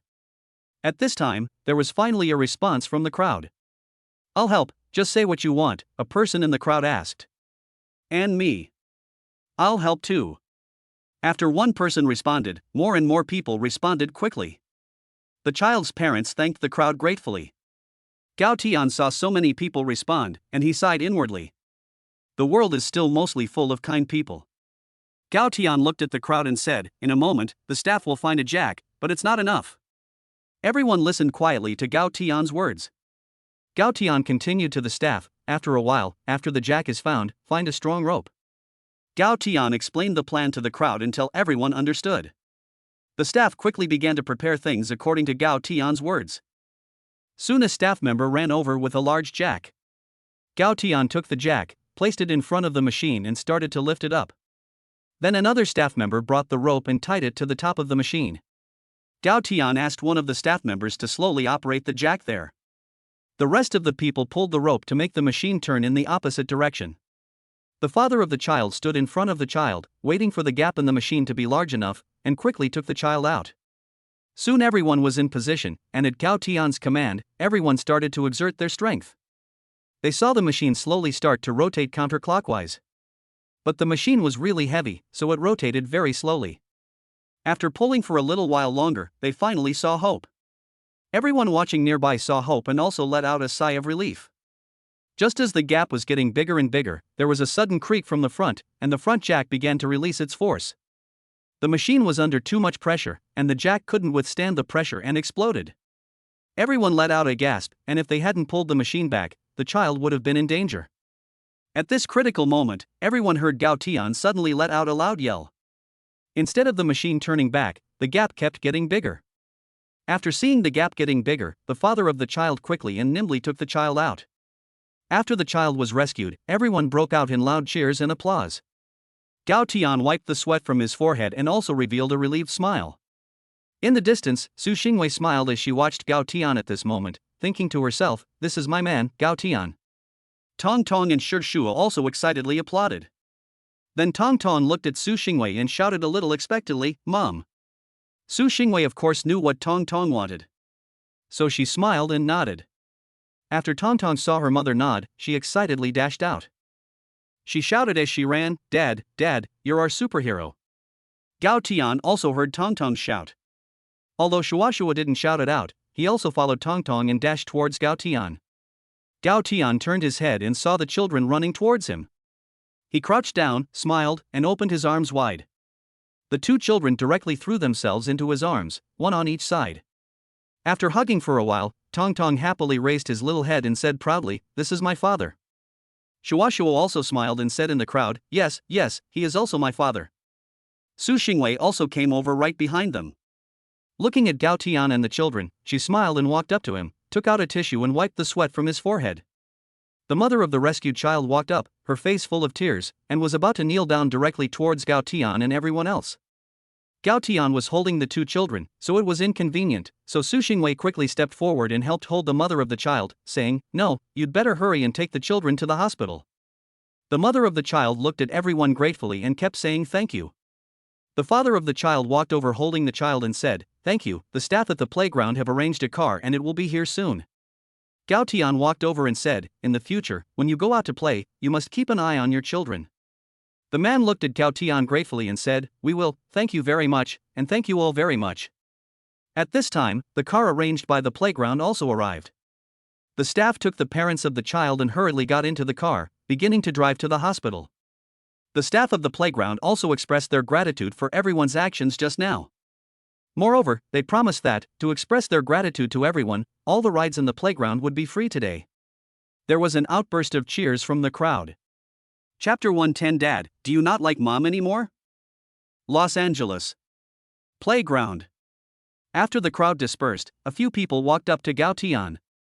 Gao Tian was still wondering what was going on. One person asked, "Young man, I didn't realize it, but you're not very strong, but you have quite a bit of strength." Another person said, "Yes, I was right behind him just now, and when the jack broke, I couldn't hold it back." "Right," this little brother shouted, "I felt like I wasn't even using any strength." Gao Tian heard what they said and instantly felt bad. The physique rewarded by the system could not explain this, or else he would be caught and sliced up for research. Without waiting for anyone to say anything more, Gao Tian quickly mumbled a few words and then ran away with Su Xingwei and the others. After running a long way, the system's prompt sounded in Gao Tian's mind. "Ding, congratulations to the host for completing the task. Reward has been issued." At this time, Gao Tian's phone rang. Gao Tian picked it up and saw that it was Qin Ming calling. Su Xingwei also saw Gao Tian's caller ID and asked if there was something wrong with the company. Gao Tian smiled and said, "Don't worry, it's fine." Of course he knew what was wrong with Qin Ming. The system's reward had just been issued, and of course it was because of the shares. After picking up the phone, Qin Ming's excited voice came through. "Chairman, today several other shareholders said that you have bought all the shares they have." Qin Ming said excitedly.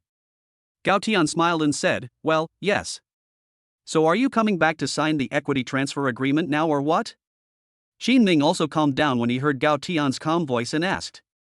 Gao Tian said, just leave it there for now, I'll sign it tomorrow. After Qin Ming said he understood, he hung up the phone. Just as he hung up Qin Ming's phone, Gu Zhao's phone rang.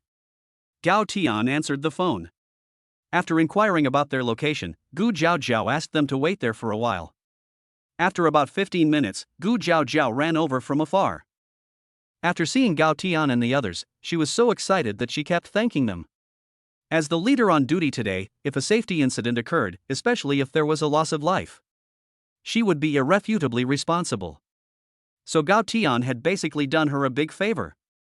As a token of her appreciation, she had just communicated with the company's senior management. She applied for a free VIP membership for Gao Tian. Currently, there are no more than 10 people who own this VIP membership. Of course, the main reason for being able to apply for this VIP membership is Gao Tian's identity. Just now, during the meeting with the leadership, Qin Ming called and told her that just now Gao Tian had obtained all the shares of Sky Shield. After she reported this, the company's senior management unanimously approved the issuance of a free VIP membership for the amusement park to Gao Tian. Afterwards, Guxiakio chatted with them for a while before leaving. She still had to deal with the rest of the things. Gao Tian and Su Xingwei took the children and started walking towards the swing. Now that Gao Tian had a premium VLP, there was no need to wait in line. So soon, Tong Tong was playing on the swing she had been longing to play on. Tong Tong's happy laughter could be heard echoing around. Everyone around looked over, mainly because Tong Tong was really cute, wearing a princess dress and a small crown, just like a little princess from a fairy tale. Shua, who was next to Tong Tong, also attracted a lot of attention. He was wearing a little black suit and didn't have many facial expressions, just like a little tyrant from a novel. After Tong Tong had happily finished playing, Gao Tian carried her to go somewhere else. The Gao family of 4 has high-quality looks, and they are very eye-catching when walking down the street. While walking, Tong Tong suddenly pointed ahead and said, "Daddy, I want to play this." Gao Tian looked in the direction Tong Tong was pointing. After seeing where Tong Tong was pointing, Gao Tian quickly patted her little head and said, "You are still too young to play this. You can't play it until you grow up." Tong Tong said a little disappointed, "Oh, that's okay." Shua asked, "Dad, what can we play then?" Gao Tian said with a smile, "There are bumper cars and a carousel over there. Shall we go and play on that?" Shua and Tong Tong both nodded in agreement. Gao Tian was finally relieved when he saw that they had agreed. He was a little scared of the roller coaster thing that Tong Tong had just pointed at. Although he had never ridden it, he had seen others do it on TV. Su Xingwei also let out a small sigh of relief. She was afraid of heights, so she would never ride a roller coaster.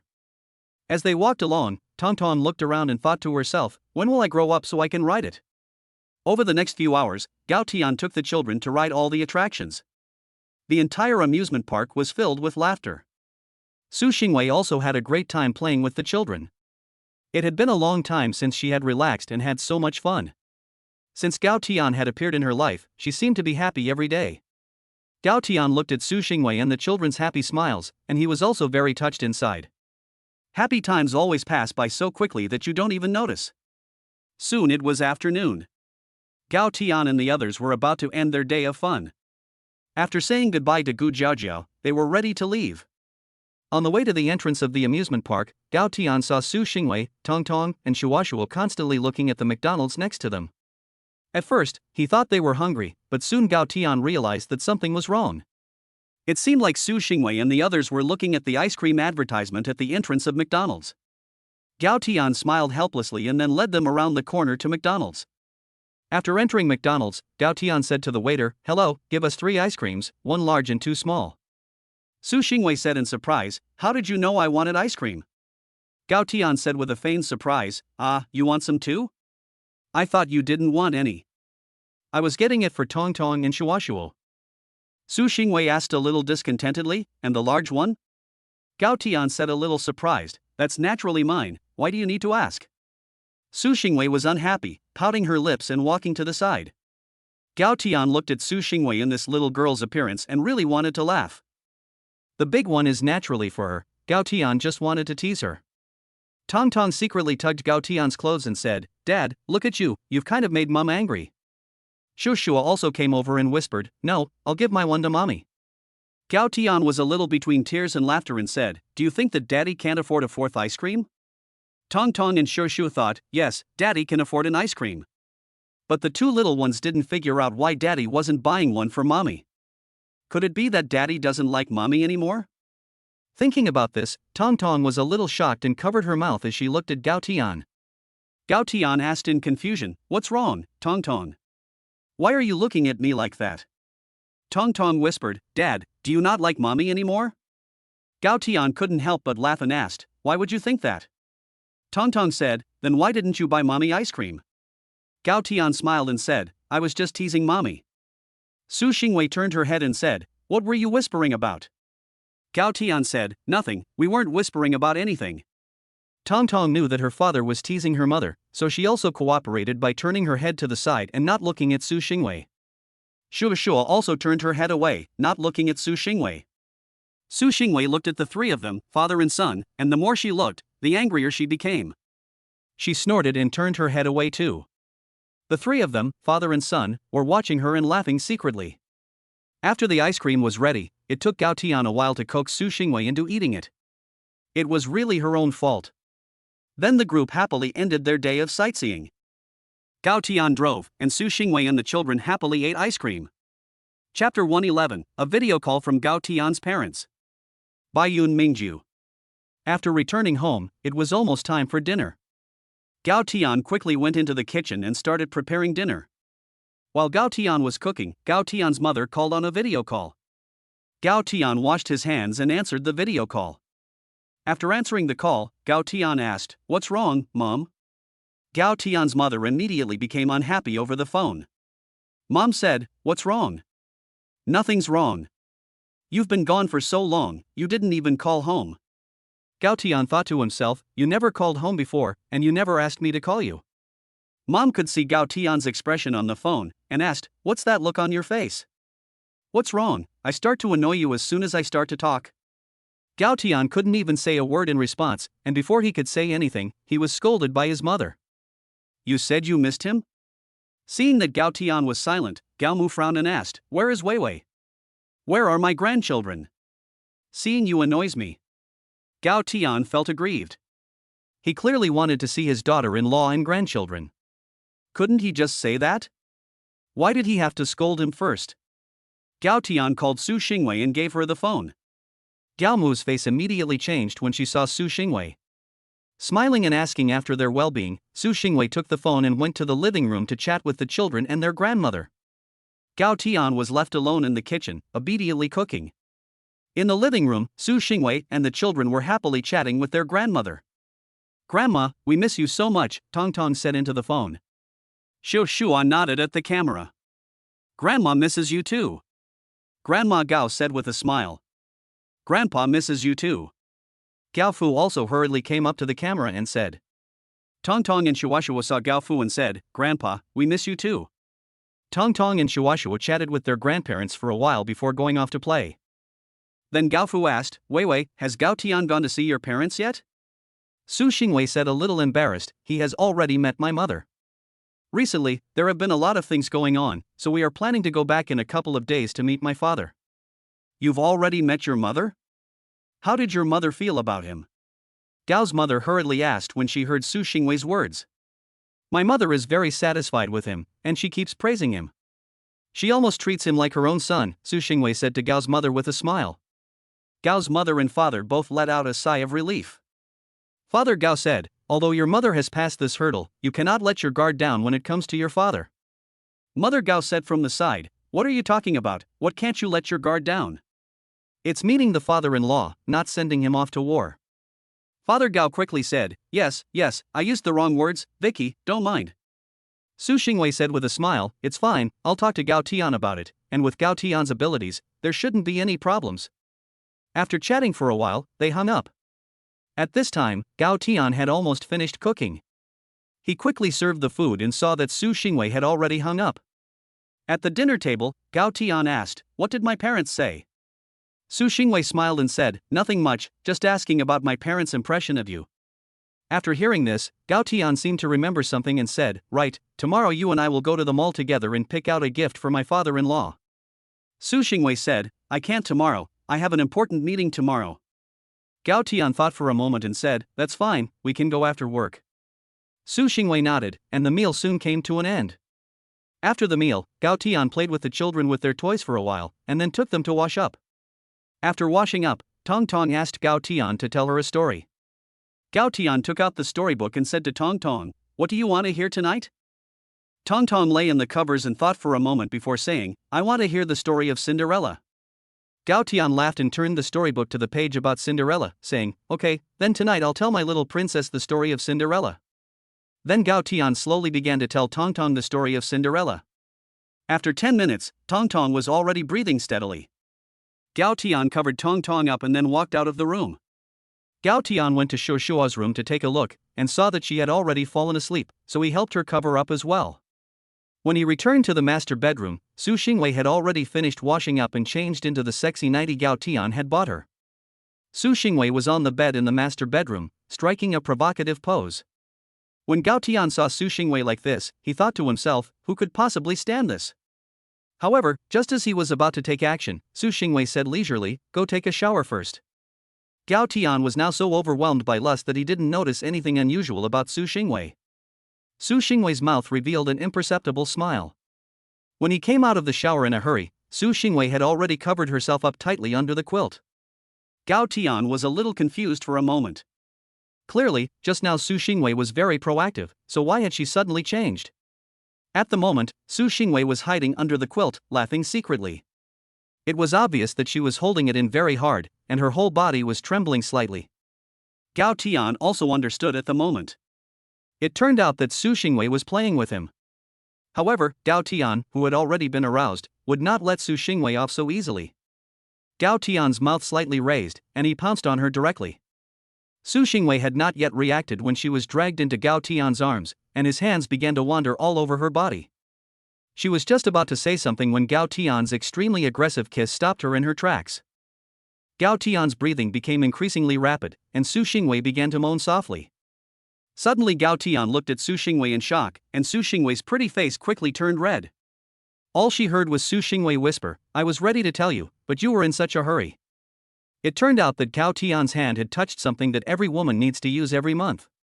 Gao Tian, who had been passionate as fire, was instantly doused with a bucket of cold water. Su Xingwei burst out laughing when she saw Gao Tian's expression, which had really changed a lot. But soon she couldn't laugh anymore. She heard Gao Tian say with a wicked smile, "Don't be too happy just yet. The fire you started needs to be put out by you." Then Gao Tian pressed his hand on Su Xingwei's head and pushed her into the quilt. Su Xingwei sensed his intentions when Gao Tian finished speaking. But it was too late to regret it now. If she had known, she would not have teased him. She really was only making things difficult for herself. Gao Tian soon revealed an expression of enjoyment, and from time to time he grunted in his mouth. As usual, I'll skip the rest, sending a razor blade is useless. Gao Tian kept tossing and turning until late at night, which exhausted Su Xingwei. She felt that both sides of her cheeks had gone numb, so she gargled several times and brushed her teeth for a long time before going to sleep. Chapter 112, Something's Different About Su Xingwei. By Yun Mingju. The next morning, Su Xingwei was asleep in her room. Suddenly, she felt something was wrong, as if someone's hands were roaming over her body. Su Xingwei slowly opened her eyes and saw Gao Tian staring at her with a wicked smile. His hands were still roaming. When Gao Tian saw Su Xingwei open her eyes, he slowly reached out and pushed her into the covers. All Su Xingwei could hear was her say as she entered the covers, "Again? No. The next scene is up to your imagination." It was rare for Gao Tian to sleep in, but as the saying goes, a hero's tomb is a place of comfort. Su Xingwei kept complaining to Gao Tian while she washed up in the bathroom. Mumbling through her teeth as she brushed her teeth, she said, "You're so naughty. Where did you get all that energy so early in the morning?" Gao Tian heard Su Xingwei's grumbling outside the bathroom and immediately fled a little sheepishly. After getting dressed, he went to wake up the children. After waking up Shu Shua, he went to wake up Tong Tong. However, Tong Tong repeated his old tricks again, making it a day of the little drama queen. Gao Tian had to go to great lengths to coax this little cotton padded jacket out of bed. When the children were all dressed, Su Xingwei had not yet come out of her room. Auntie Chen had already prepared breakfast. She was also puzzled. Usually Gao Tian would have already been up. However, this morning, after she got up and found that Gao Tian had not yet gotten up, she prepared breakfast first. Tong Tong asked curiously, "Dad, why hasn't Mum come out yet?" Shuo Shuo also asked curiously, "Yeah, why hasn't Mum come down yet? Is she not feeling well?" Gao Tian said awkwardly, "It's fine, Mom is washing up, it might take a while." Tong Tong and Shuo Shuo were both very puzzled. Normally speaking, at this time of day, Mom should have already finished washing up. It was at this moment that Su Xingwei slowly started to come down the stairs. Tong Tong and Shuo Shuo saw that Mom had finished washing up, and they let out a sigh of relief. After Su Xingwei sat down, she looked at Gao Tian with a resentful expression. Gao Tian felt a little uncomfortable being looked at like that, so he could only lower his head and eat in silence. At this time, Tong Tong asked, "Mom, why did you take so long to get ready today?" Shu Shu also nodded, asking the same question. Su Xingwei said with a sad expression on her face, "Because there's a big bad guy who was being dishonest early in the morning." Hearing their mother's words, Tong Tong and Shu Shua turned their heads to look at their father together. Gao Tian said a little embarrassed, "It's okay, it's okay. Hurry up and eat." Tong Tong looked at his father and asked, "Dad, did you bully Mommy?" Shu Shu also stared at Gao Tian and said, "Dad, you can't bully girls." Gao Tian said a little sheepishly, "How could that be? How would Dad bully Mommy? Dad loves Mommy the most." Tong Tong asked after hearing this, "Then Dad doesn't love me and my brother?" Gao Tian quickly said, "Of course I do. I love my little Tong Tong and little Shua Shua too." Tong Tong and Shua Shua were then contentedly able to start eating. Su Xingwei looked at Gao Tian and snorted, her expression looking as if she was a little aggrieved. After eating, Su Xingwei had to go to the office first, so she asked Gao Tian to take the children to school first. When Su Xingwei went to get the car, Gao Tian could tell that something was wrong. But he didn't know what was wrong, it just seemed like Su Xingwei's complexion was a little off. As Su Xingwei was getting ready to drive off, Gao Tian asked, "Are you okay? You don't look so good." Su Xingwei frowned and said, "I'm fine, I'll be better in a little while." After that, Su Xingwei drove off first. Gao Tian didn't think much of it and took the kids to school. On the way to school, Tong Tong said, "Dad, does Mommy have a tummy ache again?" Gao Tian asked in puzzlement, "Tummy ache? Why does it hurt again?" Tong Tong tilted his little head and said, not quite understanding, "Mommy said that when I grow up, I'll understand." Shu Shu also said, "Yes, I remember that Mommy seemed to have a tummy ache a lot." Gao Tian understood why Su Xingwei didn't look well today. "I'm really stupid myself, how could I not have thought of it? Obviously I already knew last night. And this morning he..." Thinking about this, Gao Tian unconsciously stepped on the accelerator a little harder. He had to hurry and get the kids to school. After dropping the kids off at school, Gao Tian quickly drove home. When he was almost at the villa, Gao Tian saw a traditional Chinese medicine shop on the side of the road. After thinking about it for a moment, he pulled over to the side of the road. Gao Tian got out of the car and walked towards the shop. When he entered, he saw an elderly man in his 60s reading a medical book at the counter. Gao Tian walked up to him and asked, "Sir, are you the doctor here?" The elderly man looked up and said, "You look healthy, nothing seems to be wrong with you." Gao Tian was a little surprised and said, "Sir, how do you know I'm fine without taking my pulse or asking any questions?" The old man said, "Traditional Chinese medicine emphasizes observation, listening, questioning, and palpation. I just looked at you, and you have a rosy complexion and no discomfort." Gao Tian thought to himself, traditional Chinese medicine is really amazing, worthy of being handed down by our ancestors. After listening to the old man's words, Gao Tian smiled and said, "Old man, it's not me who wants a consultation, it's my wife." The old man put down his book and said, "Then let the patient come over. Your wife is sick, so what are you looking at?" Gao Tian explained why Su Xingwei was not feeling well. On the way back, he asked Aunt Chen, who told him that Su Xingwei relied on painkillers to get through those few days every time. So he thought of asking after seeing the Chinese medicine clinic. After listening to Gao Tian's account, the old man thought for a moment, took a piece of paper out of the counter in front of him, and wrote down the names of many medicinal herbs on it. Then he turned around and started to pick the herbs from the medicine cabinet behind him. After picking them, the old man also gave Gao Tian the prescription, while marking out a few medicinal herbs with a red pen. Gao Tian took the prescription and looked at the old man with some confusion, asking, "Old man, what is this?" The old man explained, there are a few herbs that I don't have here, so you need to go to another place to look for them. After Gao Tian heard this, he nodded and paid the money. The old man then wrote down some instructions for him on how to prepare the herbs for consumption.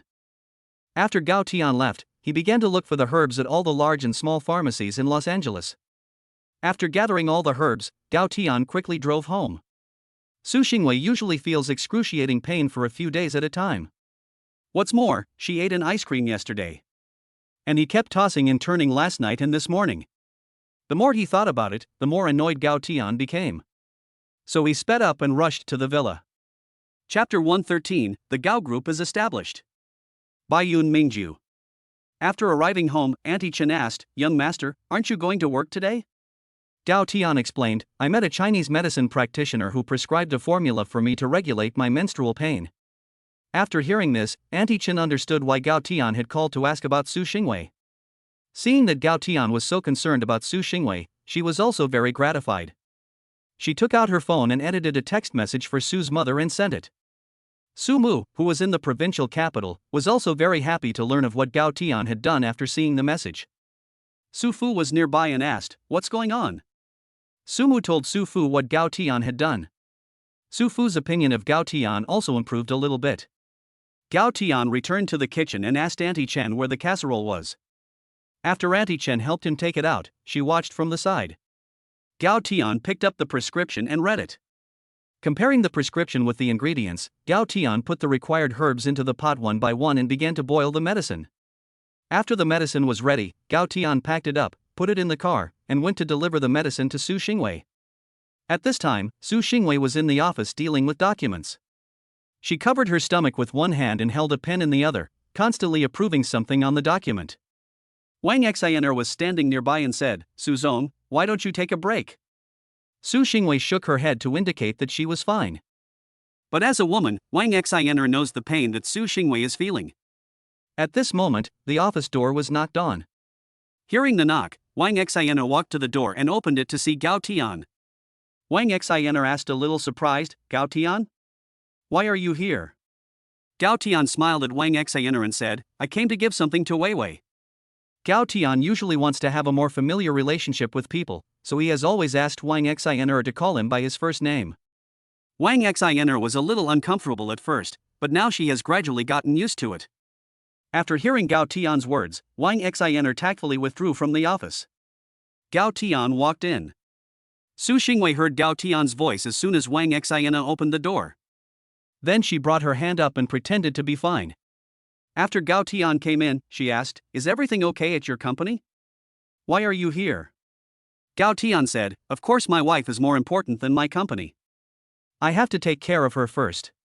Hearing Gao Tian's words, Su Xingwei felt warm inside, and said, What do I need you to take care of? Gao Tian said, I brought you medicine, drink it first. Su Xingwei immediately understood, it seems that Gao Tian already knew about her menstrual pain. She asked a little puzzled, What medicine? Does it work? Gao Tian explained that he had asked an old Chinese medicine doctor to prescribe the medicine for him. Upon hearing that it was Chinese medicine, Su Xingwei's expression was extremely resistant, and she even backed away. She said, Chinese medicine is too bitter, I won't drink it. Seeing Su Xingwei's reaction, Gao Tian coaxed her for a long time as if he were comforting a child. Su Xingwei reluctantly agreed to try it first. After seeing Su Xingwei agree, Gao Tian took out the thermos in his hand. Then he poured out a little of the cooked Chinese medicine inside. Su Xingwei pinched her nose and took a sip, her face immediately contorting in agony. Seeing this, Gao Tian immediately took out a candy from nowhere. He quickly removed the wrapper from the candy and handed it to Su Xingwei. Su Xingwei was very surprised. She didn't think Gao Tian had even brought candy. Gao Tian put the candy in Su Xingwei's mouth and said with a smile, It won't be bitter after you eat it. At this moment, Su Xingwei felt that traditional Chinese medicine was not so bitter. Not only was her mouth sweet, but her heart was also sweet. After taking the medicine, Gao Tian forced her to go to the restroom and rest for a while. Gao Tian stayed by her side until Su Xingwei made a steady breathing sound, and Gao Tian left with peace of mind. Gao Tian quietly exited Su Xingwei's office and gave Wang Xianer a brief explanation at the door before leaving. After leaving Tianwei, Gao Tian went to Tiandun Security. Today, Gao Tian had two major announcements to make at the company. At the moment, all the middle and senior management personnel in the Tiandun conference room had already arrived. At present, all the shares of the entire Tiandun are in Gao Tian's hands. It's strange that these senior managers are not nervous. After all, Gao Tian has not taken over for long. There are still many people who have not formally contacted him yet. Everyone is guessing what Gao Tian is doing by holding such a big meeting. Even Xin Ming didn't know what Gao Tian really wanted. Soon Gao Tian arrived at Tiandun. He went straight upstairs and went directly to the meeting room. After entering the meeting room and sitting down, everyone was looking at him. Gao Tian first apologized to everyone, after all, he was late. Then the official meeting process began. After all the processes were completed, everyone's attention returned to Gao Tian.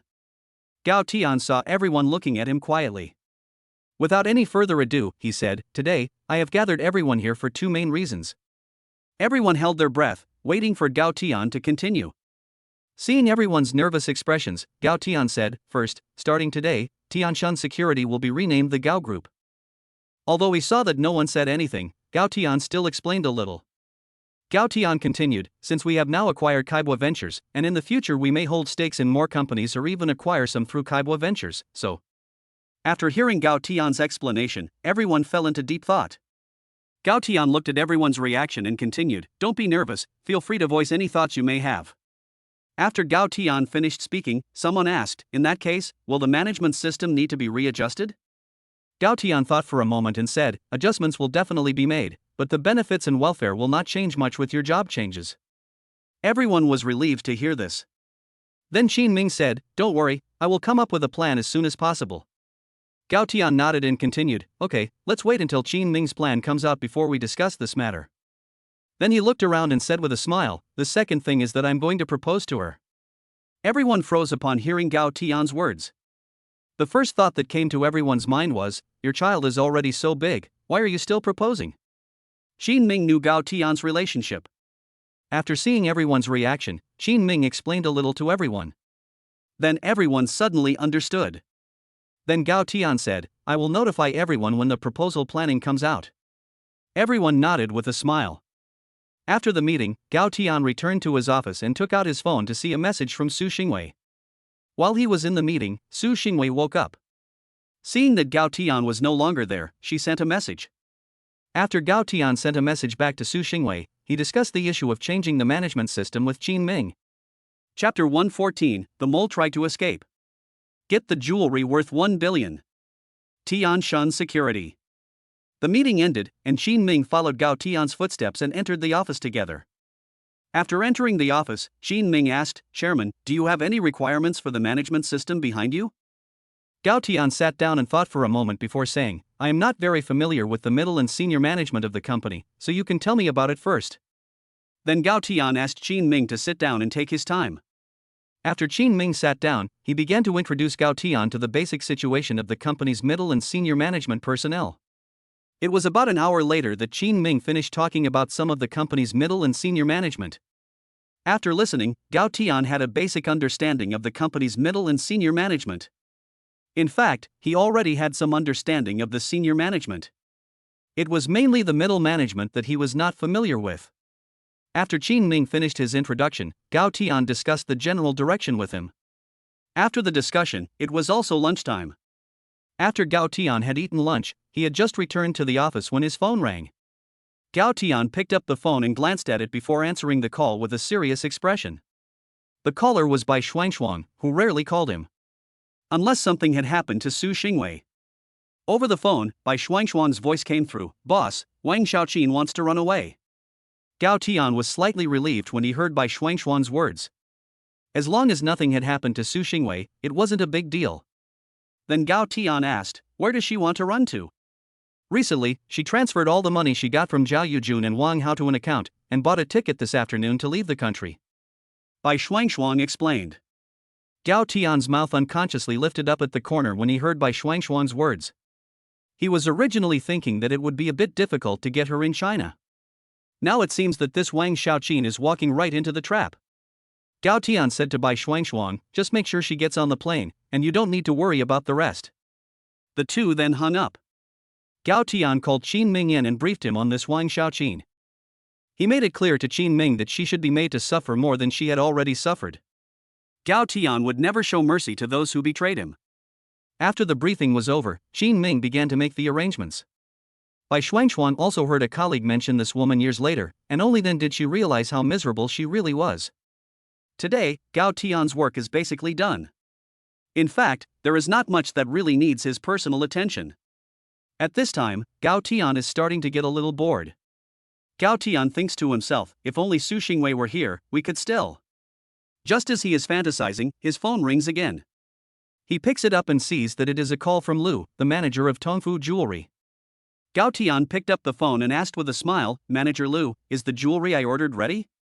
Manager Lu on the other end of the line also smiled and said, "It's ready, and it's already at the store." Gao Tian was a little surprised. He had originally thought that it would just be ready, after all, it would take time to ship it back from abroad. Gao Tian asked in surprise, "That fast?"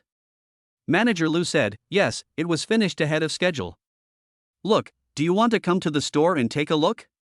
Gao Tian thought about it for a moment. Since he didn't have anything to do for the time being, he readily agreed. After hanging up the phone, Gao Tian gave Qin Ming a quick explanation and then drove off. Many customers at Tongfu Jewelry were puzzled and didn't know what was going on. That was because there were suddenly a lot more bodyguards at the jewelry store today. Gao Tian soon arrived at Tongfu Jewelry. Manager Lu saw Gao Tian from afar and quickly went up to greet him. After smiling and greeting Gao Tian, he led him to the VIP room. When they arrived at the VIP room, Manager Lu asked someone to bring over a safe.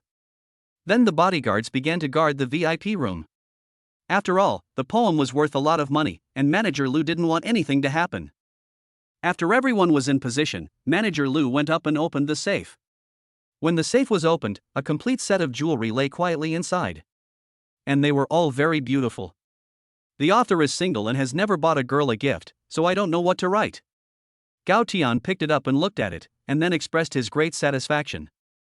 Manager Lu let out a sigh of relief after Gao Tian had checked it and expressed his satisfaction. After getting the jewelry, Gao Tian drove back to the company. After all, it was a surprise for Su Xingwei, so of course he couldn't leave it at home. After returning to the company, Gao Tian asked Qin Ming to put the jewelry away. Then he asked how the proposal was going with Qi Xianxian. Qin Ming brought the laptop over and opened a PPT file. When he clicked on it, Gao Tian saw the details of the wedding. Qin Ming said, "I was going to ask you about it this afternoon. Take a look, is there anything else you want to change?" Gao Tian began to read it carefully. To be honest, he had never been so careful when reading a contract. Qin Ming was standing nearby, not disturbing, and waited quietly for Gao Tian to finish reading it.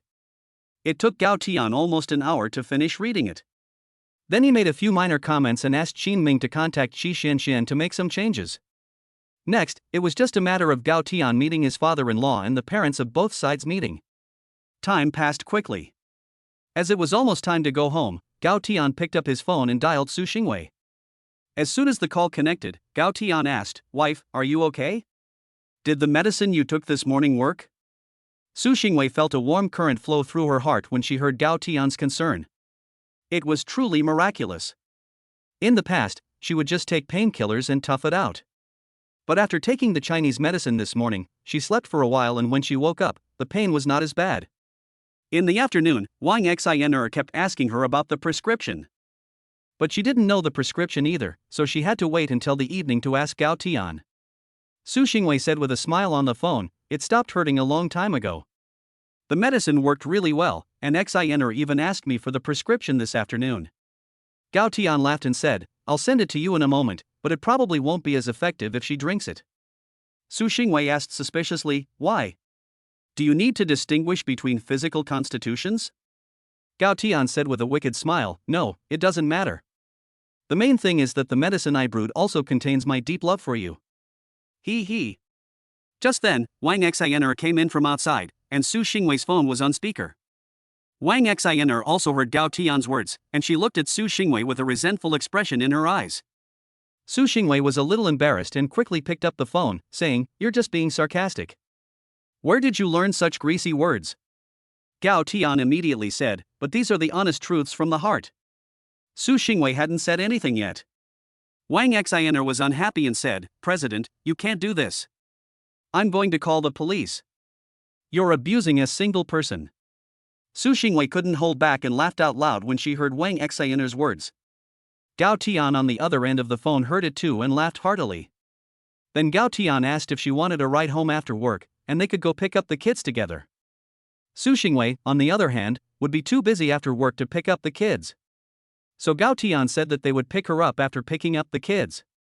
The two then hung up. Chapter 115, Unexpected Call. Gao Group. After Gao Tian hung up the phone, he glanced at the time and then prepared to pick up the children. He also needed to go shopping at the mall in the evening. He called his parents. He wanted to ask for their opinions. After all, it was the first time he was meeting his parents, so he needed to be a bit more cautious. Gao Tian picked up the phone and made a video call to Gao Mu. The call was connected quickly. After the call was connected, Gao Tian had not yet said anything, but Gao Mu took the lead and spoke. Hey, which young master is this? And he still remembers that he has a mother. He even took the initiative to call. As soon as Gao Mu spoke, his tone was full of mockery. How could that be?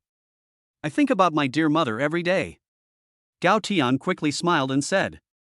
Yes, your mother is old, and your wife is young. Gao Mu said. No, my dear mother is the youngest, she looks like a 20-year-old girl. Gao Tian tried his best to explain. He was about to lose his words, but fortunately Su Xingwei was not like his mother. Without waiting for Gao Mu to say anything else, Gao Tian quickly continued, I am going to Weiwei's house. What should I bring when I go there for the first time? Hearing Gao Tian's words, Gao Mu immediately became serious. After thinking for a while, Gao Mu called Gao Fu over and said that Gao Tian was going to meet his in-laws. Then the two of them gave Gao Tian advice together. After all, they were the future in-laws, and the two of them also attached great importance to it. Gao's father asked, Ask Weiwei, what does his father like? Gao's mother also quickly said, Yes, you should find out, don't just buy whatever, you have to remember to do what he likes. Gao's father asked carefully, Does his father like fishing? His mother immediately grabbed his ear and said, Fishing, all you know is fishing. Do you think everyone is like you? His father grimaced in pain and quickly said, No, not in front of the children. Give me some face. Gao Tian said, It's okay, Mom, just pretend I'm not here. His father immediately waited for Gao Tian on the screen to say, You little brat, when you come back, I'll show you what fatherly love is like. Gao Tian quickly hung up the video call. He silently patted his father on the back for 10 seconds. As for what to buy, he would wait until they got to the mall and ask Su Xingwei. It was almost time, so Gao Tian set off to pick up the kids from school. He soon arrived at the school, but the kindergarten hadn't finished yet. While Gao Tian was waiting, his phone rang in his pocket. When he took it out and saw the caller ID, he was a little surprised. Gao Tian never expected him to call at this time. Gao Tian picked up the phone and said, Son, why did you suddenly want to call Dad? A boy's voice came over the phone, Get lost. Dad is going to Los Angeles tomorrow, remember to pick me up. Gao Tian was very surprised and said, You're coming to Los Angeles? What are you doing here? Naturally, I'm here to make money. The person on the phone said. It's okay to come to Los Angeles to make money, you have a wide range of business. Gao Tian said. My father asked me to come here. The company has taken on a big project, the person on the other end of the line said. Okay, I'll pick you up when you arrive. Gao Tian chatted with the person on the phone for a while before hanging up. After the phone call, the kindergarten also started to dismiss. Tong Tong and Shua Shua just walked out when they saw Gao Tian. Tong Tong and Shua Shua both ran towards Gao Tian with excitement. Gao Tian smiled as he walked towards them. Tong Tong said happily, Dad, I learned a new dance at school today. Gao Tian said in surprise, Really? Then when we get home, Tong Tong can show your mom and me. Shua Shua also hurriedly said, I learned how to make a craft today. Gao Tian said with a smile, Good, when we get home, our Tong Tong can dance and Shua Shua can make a little craft, okay? Tong Tong and Shua Shua both nodded, and then got into the car with Gao Tian. Tong Tong asked in the car, Dad, are we going to pick up Mum? Yes, we'll pick up Mum in a bit, and then go to the mall, okay? Gao Tian said. Yes, Tong Tong loves going to the mall the most, Tong Tong said happily, clapping her hands. Shua Shua asked a little nervously, Dad, can I buy Lego? This was the first time that Shua Shua had taken the initiative to ask Gao Tian for something. Gao Tian was overjoyed and quickly said, "Of course you can. Shu Shua can have whatever she wants." At this time, if Shu Shua said she wanted to buy the whole shopping mall, Gao Tian would probably agree. Gao Tian drove happily towards Su Xingwei's venture. Along the way, the smile on the corner of his mouth never went down. When they were almost there, Gao Tian had already called Su Xingwei. When they arrived, they saw Su Xingwei waiting in front of the company. The car stopped in front of Su Xingwei. After Su Xingwei opened the door and got in, she felt that Gao Tian seemed very happy. She asked doubtfully, "What's wrong? Why are you so happy?" Gao Tian said with a smile, "Nothing, it's a secret." Su Xingwei gave him a glare, fastened her seatbelt, and Gao Tian began to drive towards the mall. On the way, Gao Tian asked, "How do you feel?" Su Xingwei asked a little confused, "What do you mean?" Gao Tian said, "Does it still hurt?" Su Xingwei then realized what Gao Tian was asking. Su Xingwei said, "Where did you get the prescription? It works really well, I almost forgot if you didn't tell me." Gao Tian saw that Su Xingwei's complexion had basically returned to normal, and he also completely let go of his worries. Then he said, "As long as it works, the wisdom passed down from our ancestors is truly amazing." Tong Tong asked curiously, "Dad, what are you and Mom talking about?" Su Xingwei heard Tong Tong's question and replied, "Dad helped Mom cure her tummy ache today." Upon hearing this, Tong Tong happily asked, "So Mom's tummy won't ache anymore?" Su Xingwei smiled and said, "That depends on how well Dad does in the future." Gao Tian smiled and said, "Don't worry, I'll make sure to boil the medicine at the right time in the future." Upon hearing Gao Tian's reply, Su Xingwei nodded with satisfaction. Su Xingwei glanced out the window and asked, "Are we going to the mall?" "Yes, Mom, my brother said to ask Dad to buy him Lego," Tong Tong answered from behind her. Shu Shua lowered her head a little embarrassed. Su Xingwei looked at Shu Shua in surprise. She hadn't expected Shu Shua to take the initiative to ask for something. Su Xingwei glanced at Gao Tian, who had a smile on his lips. Recently, she had been very happy to see Shuashuo and Tong Tong changing day by day. The car soon pulled up at the shopping mall parking lot. After getting out of the car, the family walked hand in hand towards the supermarket. Tong Tong was very happy, bouncing along the way. Chapter 116. Lin Wanner has arrived. Los Angeles Shopping Mall. After Gao Tian and Su Xingwei arrived at the mall with the children, they first went to buy Shua some Lego. Then they bought Tong Tong several stuffed animals. Su Xingwei was already ready to leave. Gao Tian held her back and asked, "Have you forgotten? We still need to buy things for the father-in-law and mother-in-law." Su Xingwei then remembered that in the morning, Gao Tian seemed to have mentioned this matter. Gao Tian asked, "What does the father-in-law like?" Su Xingwei thought for a moment and said, "Just buy something, it's not that troublesome." Gao Tian quickly said, "How can that be? After all, it's the first time you're going, you can't skip the proper etiquette." Su Xingwei thought for a moment and said, "If that doesn't work, just buy some tea."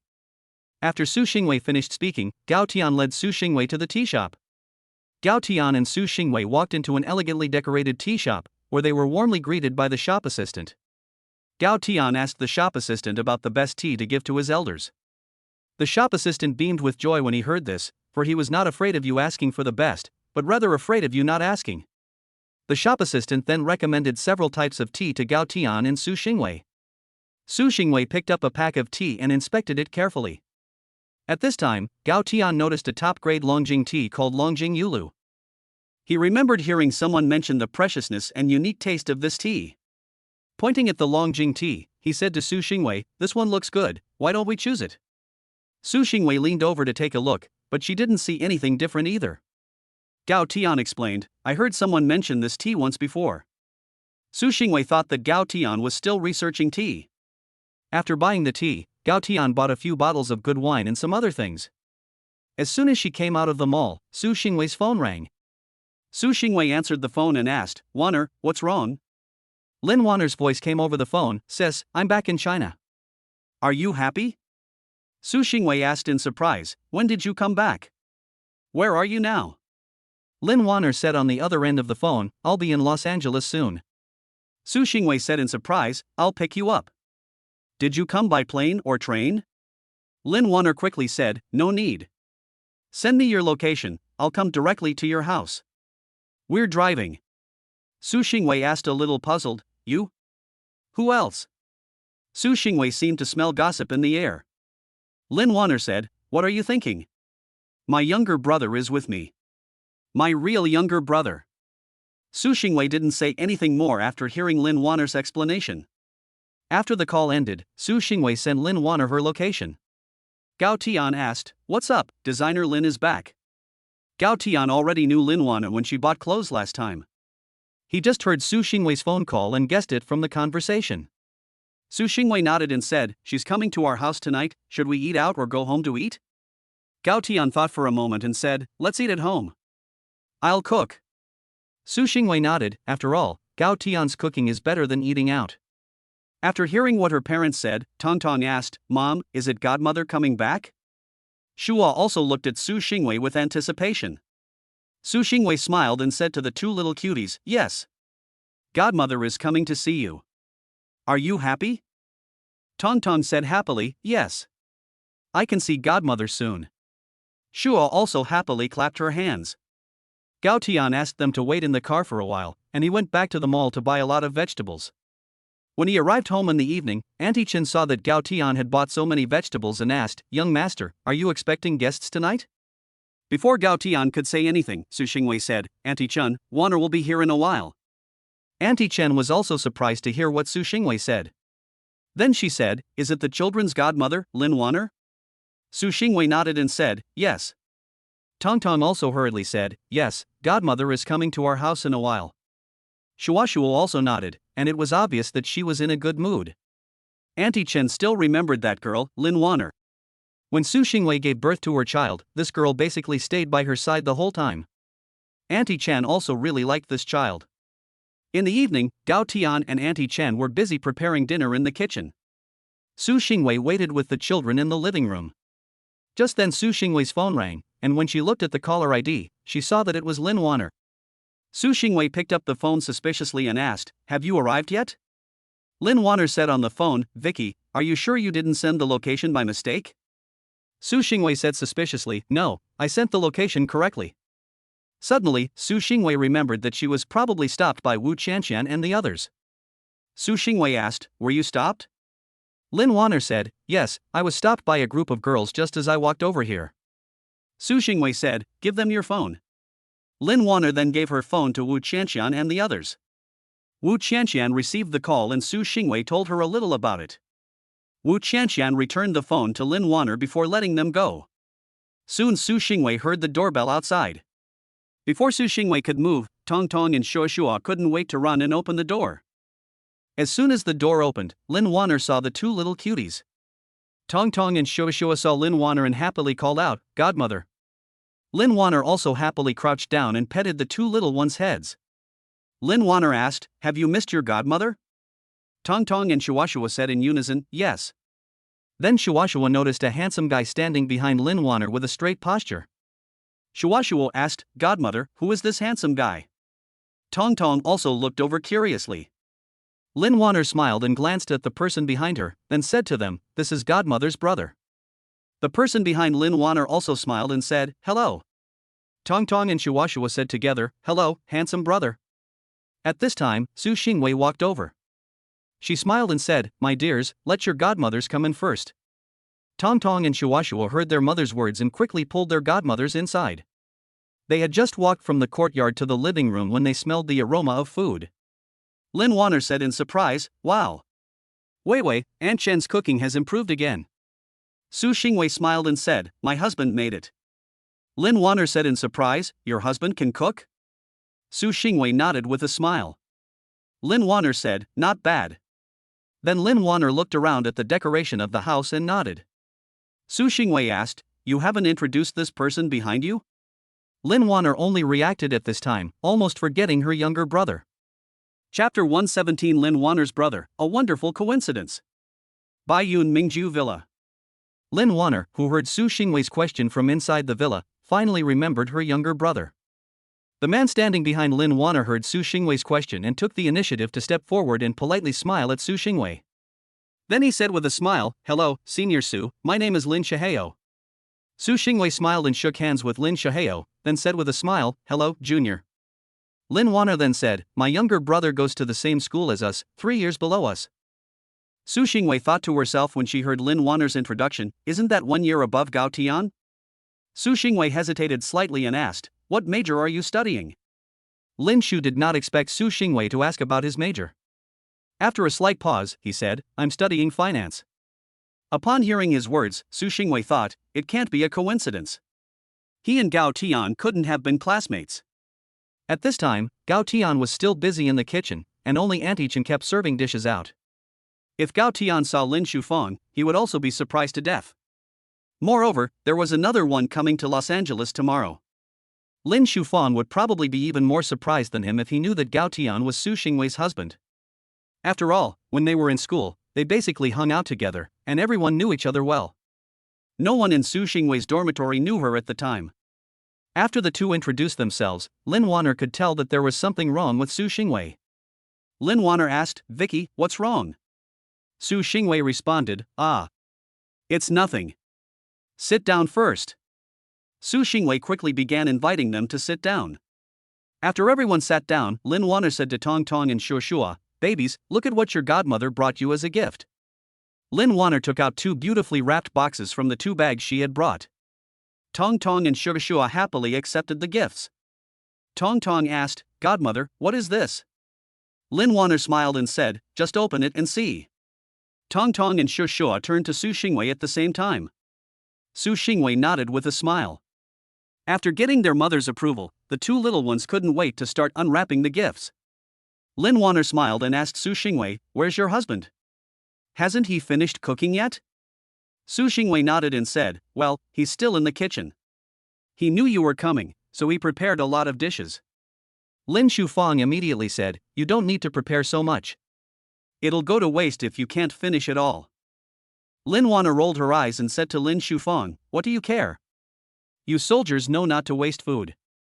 Su Xingwei smiled and said, it's fine, usually the dishes he makes are just the right amount for the number of people. Su Xingwei knew about Lin Wanner's family background, so she wasn't surprised when she heard that Lin Shu was a soldier. Tong Tong and Shuashua also stopped opening the gift boxes when they heard their godmother's words. Tong Tong and Shuashua both looked at Lin Shu with sparkling eyes. Tong Tong asked, are you a soldier? Handsome brother. Shuashua also had sparkling eyes, looking at him with expectant eyes, waiting for him to answer. Lin Shufan smiled and looked at the 2 cute children and said, yes, I am a soldier. Su Xingwei criticized, you can't call him brother, you have to call him uncle, got it? Tong Tong and Shuashua both let out an O and didn't pay it much mind. Lin Shufan laughed and said, it's fine, you can call me whatever you like, calling me brother means I'm young. Lin Wanner snorted. Tong Tong immediately said to Lin Wanner, Godmother, you can't be disrespectful to soldiers. Dad said that all of us should respect soldiers. Shuo also said, yes, Dad said that soldiers are our protectors. After the children finished speaking, Lin Wanner couldn't help but laugh and cry. Su Xingwei was laughing on the side. After listening to what the children said, Lin Shangwei felt a certain fondness for the children's father. With such a positive outlook on life, I guess the person can't be too bad. At this moment, the voice of Auntie Chen came from the kitchen. Everyone is here for dinner. Auntie Chen shouted after she had served the last dish. Upon hearing Auntie Chen's shout, Su Xingwei and the others started walking towards the dining room. When they reached the table, Lin Wanner's eyes sparkled and her saliva almost dribbled out. Lin Wanner said in surprise, Vicky, your husband is extraordinary, is he a professional chef? Su Xingwei smiled and said, no, but also. Lin Wanner was a little confused and asked, what do you mean, no, but also? Su Xingwei explained, no, because he is not a chef. Yes, because he is our family's professional chef. Hearing Su Xingwei's words, looking at Su Xingwei's face full of happiness, Lin Wanner said sourly, hey, don't show off here. Su Xingwei laughed. After everyone was seated, Lin Wanner asked, where is your husband, why hasn't he come out yet? Auntie Chen, who was serving the food, replied, your husband is just making a soup, it will be ready soon. Lin Wanner looked at the table full of delicious food and said, it's really happy, after eating Western food for so long abroad, I can finally have a change of taste. Tong Tong and Shushua said in unison, Dad's cooking not only looks good, it tastes good too. Lin Wanner looked at the children and said with a smile, really? Then I'll have to try it out. Lin Shu is also very surprised. He never expected that Su Xingwei's husband is such a good cook. At this time, Gao Tian came out of the kitchen carrying a soup tureen. He carefully placed the last bowl of soup on the table. Then he said, "Okay, that's all." When Gao Tian came out, his attention was focused on the soup, and he didn't see Lin Shu at the table. But Lin Shu saw Gao Tian. He opened his mouth wide and stared at Gao Tian in shock. Lin Wanner noticed Lin Shu's strange behavior and asked, "What are you doing?" Everyone heard Lin Wanner's voice and looked over in her direction. When Gao Tian looked over, he also opened his mouth wide in surprise and looked at Lin Shu Feng. After a moment of stunned silence, the two of them almost simultaneously exclaimed, "Holy shit, it's you?" Lin Wanner and Su Xingwei were both very surprised. Su Xingwei probably guessed something, because Gao Tian had told her about his roommates before. What Su Xingwei didn't expect was that one of Gao Tian's roommates was Lin Wanner's younger brother. Lin Wanner asked in surprise, "You know each other?" Tong Tong and Shi Shu also asked, "Dad, you know Uncle Lin?" Gao Tian and Lin Shu looked at each other for a while, then they both burst out laughing. Lin Shu didn't expect that Su Xingwei's husband was Gao Tian. And Gao Tian didn't expect that the brother of Su Xingwei's best friend was Lin Shu. No one expected that fate could be so amazing. Chapter 118, The College Roommates Are Almost All Here. By Yun Mingju. At the table, except for Su Xingwei, who had already guessed the general idea, Lin Wanner and the children were all watching Gao Tian and Lin Shu's strange performance. Lin Wanner asked, "What are you laughing at? Tell me, do you know each other?" Lin Shuwen stopped laughing when he heard his sister's inquiry. Then he stood up and walked to Gao Tian, and the two men embraced fiercely.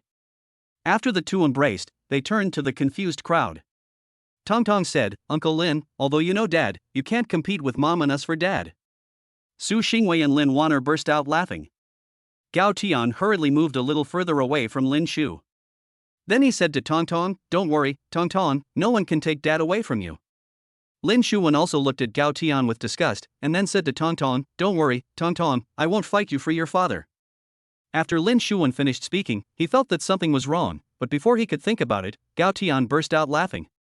Lin Shuwen, who reacted later, was a bit embarrassed. He looked at Su Xingwei and Lin Wanner, both of whom looked puzzled, and he let out a sigh of relief. Luckily they didn't catch on. He should have told Tong Tong that he would never compete with her for her father, but the way he put it just now made him sound a bit like Gao Tian's son. Lin Wanner said a bit discontentedly, "Stop laughing, how do you know each other?" They hadn't said anything yet, but Su Xingwei spoke up first. Su Xingwei said to Lin Wanner, "They should be roommates." Lin Wanner looked at Su Xingwei in surprise and said, "Roommates?" Then she heard Gao Tian and Lin Shu say together, "Yes, we are indeed roommates." Lin Wanner was surprised for a while, looking at Su Xingwei and then at Gao Tian and Lin Shu. Lin Wanner also didn't expect that fate was really something amazing. After everyone sat down, Gao Tian explained to Lin Shu about the encounter with Su Xingwei after returning from the trip. After listening, Lin Shu looked at Gao Tian and then at Su Xingwei in disbelief, unable to say a word for a long time. Lin Wanner was a little confused too. Su Xingwei had told her about it before, but she didn't know the details. Now that she had heard it, she was also very shocked. It felt like their encounter was so dramatic, including right now, as they sat here. "Oh yeah, I just remembered something," Gao Tian suddenly said. Su Xingwei looked at Gao Tian with confusion, while Gao Tian looked at Lin Wenwei with excitement. Lin Wenwei also looked at him with confusion. Gao Tian said, "Guess who I got a call from today?" Lin Shufang thought for a moment, it must be one of his roommates, but he really couldn't guess who it was. Lin Shufang shook his head and said, "You've already said it, it must be those few people, but who it is exactly, I really can't guess." Gao Tian gave a mysterious smile and then said, "You'll find out tomorrow." Lin Shufang was really a little itchy when he heard Gao Tian's words. He really wanted to know who it was. Tomorrow they would come over. Su Xingwei said, "Okay, stop chatting, let's eat first. We can chat while we eat. In a little while, the food will get cold." Gao Tian also quickly said, yes, let's eat first. Come try my cooking." Lin Shuahong teased, "I didn't think you could cook." When Tong Tong heard Lin Shuahong's words, she raised her head proudly and said, "Dad's cooking is delicious." Shuashuo also quickly said, "Yes, my dad's cooking is the best." Lin Shuahao quickly said, Okay, your dad's cooking is the best. Let me try it." Lin Wanner had already started eating, and she hadn't stopped since taking her first bite. Lin Shuahao looked at his sister's eating style and wondered to himself, is it really that delicious? In the past, Gao Tian could never cook, and the whole dormitory knew it. So, with a try-it-and-see attitude, he picked up a pair of chopsticks and brought it to his mouth. After taking a bite, Lin Shuao's eyes lit up. It's amazing how much he's improved. The guy who couldn't cook before is now cooking something so delicious. Tong Tong and Shuashuo both stared at Lin Shu with anticipation, asking, what do you think? Is it delicious? Lin Shu nodded and said, yes, it's really delicious. After hearing Lin's words, Tong Tong and Shuashuo immediately applauded, as if Lin had been praising them. Lin looked at Gao Tian and asked, I didn't expect it. It's only been a few years, and the food is already so delicious. Gao Tian smiled and said, you haven't expected much. There are even more things that will surprise you in the future. Su Xingwei also smiled. Naturally, she knew what Gao Tian was talking about. Lin Wanner, who had not spoken for half a day, burped. Then she leaned back in her chair, let out a long breath, and said, this is delicious, I'm so full. Then she looked at the food on the table and said, I really want to eat some more, but I can't. Su Xingwei smiled and said to her, it's okay, just come here more often in the future. Lin Wanner's eyes immediately lit up, and she immediately hugged Su Xingwei and said, yes, you're such a good sister. I love you. Tong Tong was about to speak again when Gao Tian quickly said, okay, Tong Tong, hurry up and eat. Your godmother won't take your mother away. After Gao Tian finished speaking, everyone looked at Tong Tong. They saw Tong Tong pout her little mouth, mutter twice, and obediently eat her food. Tong Tong looked so cute that everyone burst out laughing. At this time, Lin Wanner seemed to remember something. After she sat down, she asked, right, Wei Wei, isn't the security at your house too strict? Su Xingwei smiled and said, these are all arrangements made by Gao Tian, mainly because of some recent events. Lin Wanner asked, what kind of things? Su Xingwei said, nothing, let's talk about it some other time. Lin Wanner saw that Su Xingwei didn't really want to talk about it, so she didn't ask anymore. Lin Shu is a soldier, so he is very sensitive to the temperament of soldiers. He asked, sure, Brother Tian, where did you find so many female veterans? Gao Tian asked with a smile, do you know about Tiandun? Lin Shuwen said, of course, you didn't find them all at Tiandun, did you? Gao Tian nodded and said, is there a problem? Lin Wanna was also very surprised and said, our family has always represented the official side in cooperating with Tiandun. Gao Tian was also very surprised. He never expected that the person the official side had been in contact with all along was Lin Shuwen's family. It seems that I still need to learn more about the company's business. Chapter 119, Lin Shuahui's Surprise. The next morning, Baiyun Mingju. Last night, after dinner, everyone talked about the situation in recent years. It can be said that they had a good time talking, especially Gao Tian and Su Xingwei. Their experiences can be described as an urban brain hole novel.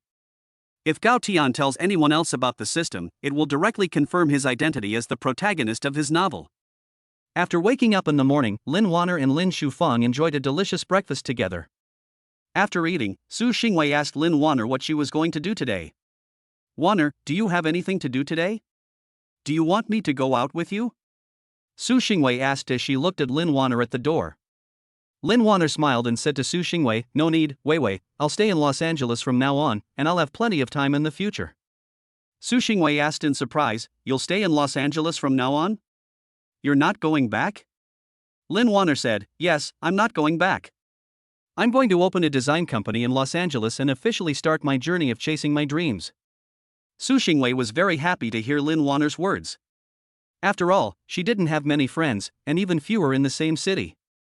Now that she had Lin Wanner, she wouldn't be so bored when she had time off in the future. Tong Tong and Shuashua were also happy and said, yes, in the future, my godmother can be with us every day. Lin Wanner smiled and said to Tong Tong and Shuashua, it's impossible to be together every day, but we can see each other a lot in the future. After hearing this, Tong Tong and Shuashua were a little down, but they were still very happy. After all, they could only see their godmother through video calls before. Gao Tian looked at Jeremy Lin and asked, what about you? How long are you going to stay here for? Jeremy Lin sighed helplessly and said, I'm going to go back soon. This time, I mainly came because my family was worried, and my sister came out alone, so they asked me to bring her here. Then Jeremy Lin paused for a moment, and with a smile on his face, he said, now that's good, with you and your wife here, my family and I can rest assured. Lin Wanner is very outgoing, and the Lin family is afraid that she will take care of herself in another city. Gao Tian was also a little emotional after listening to Lin Shufang's words.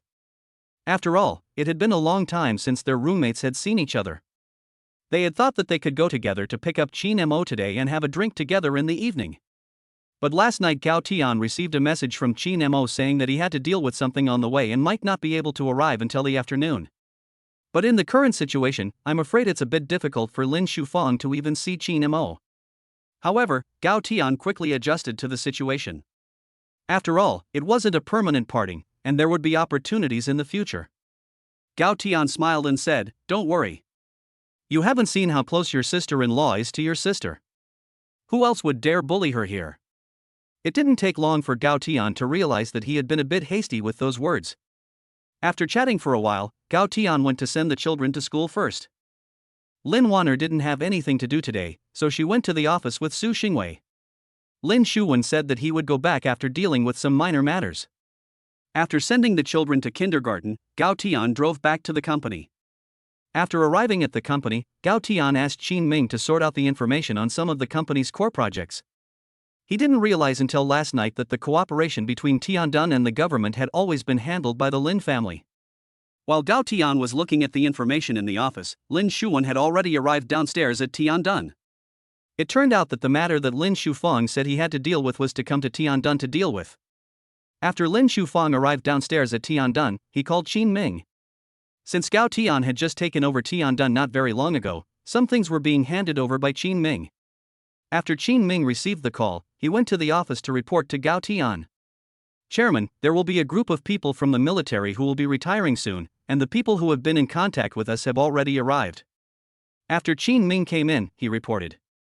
Gao Tian, who was looking at the documents, looked up and thought for a moment, and asked, "Is the person we are dealing with from the Lin family?"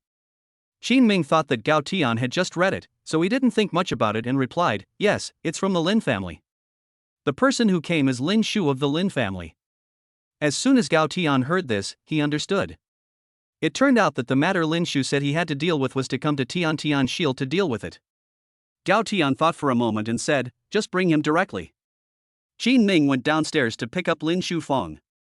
After thinking for a moment, Gao Tian picked up the file on the table, turned the chair around, and waited for Lin Shufang's arrival with his back to the door.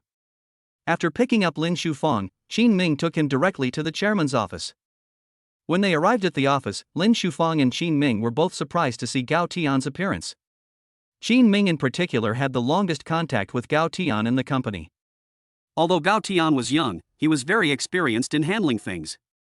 Moreover, Gao Tian has always been very humble in his dealings with others, like a modest young gentleman. Why does he seem a little rude today? Lin Shuao had only heard that the person in charge of Sky Shield had changed, but he hadn't seen who had specifically replaced him. Coupled with his military upbringing, which was ingrained in his bones, he didn't say much. Although Qin Ming was puzzled, he didn't dare to ask too many questions, and after bringing the person in, he went out. Lin Shuao looked at the person in front of the desk, who didn't seem to want to turn around. He then took the initiative to say, "Hello, my name is Lin Shu." After Lin Shu finished speaking, the other party did not respond for a long time. Just as Lin Shu frowned in displeasure, the other party finally spoke. "Why did the Lin family send a young kid here? Is he reliable?" The other party's voice was obviously strained. Lin Shu felt that the voice was very familiar, and from the sound of it, the other party was also quite young. Lin Shu was at least the future ruler of the Lin family, so naturally he was a little displeased when he heard what the other party said. "Judging by your voice, you're not all that mature either, this mysterious chairman." Lin's voice was noticeably cold as he spoke. Although communicating with the other person, Lin was constantly thinking, and he always felt that he was familiar with the other person's voice. "Oh, young man, you're very defiant," the other person continued. This time, Lin didn't respond for a long time.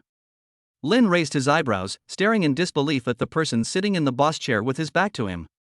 It was mainly because the backrest of the chair was a bit high. Therefore, Lin Shufang had never been able to see the other person's back, otherwise he would have recognized him at once.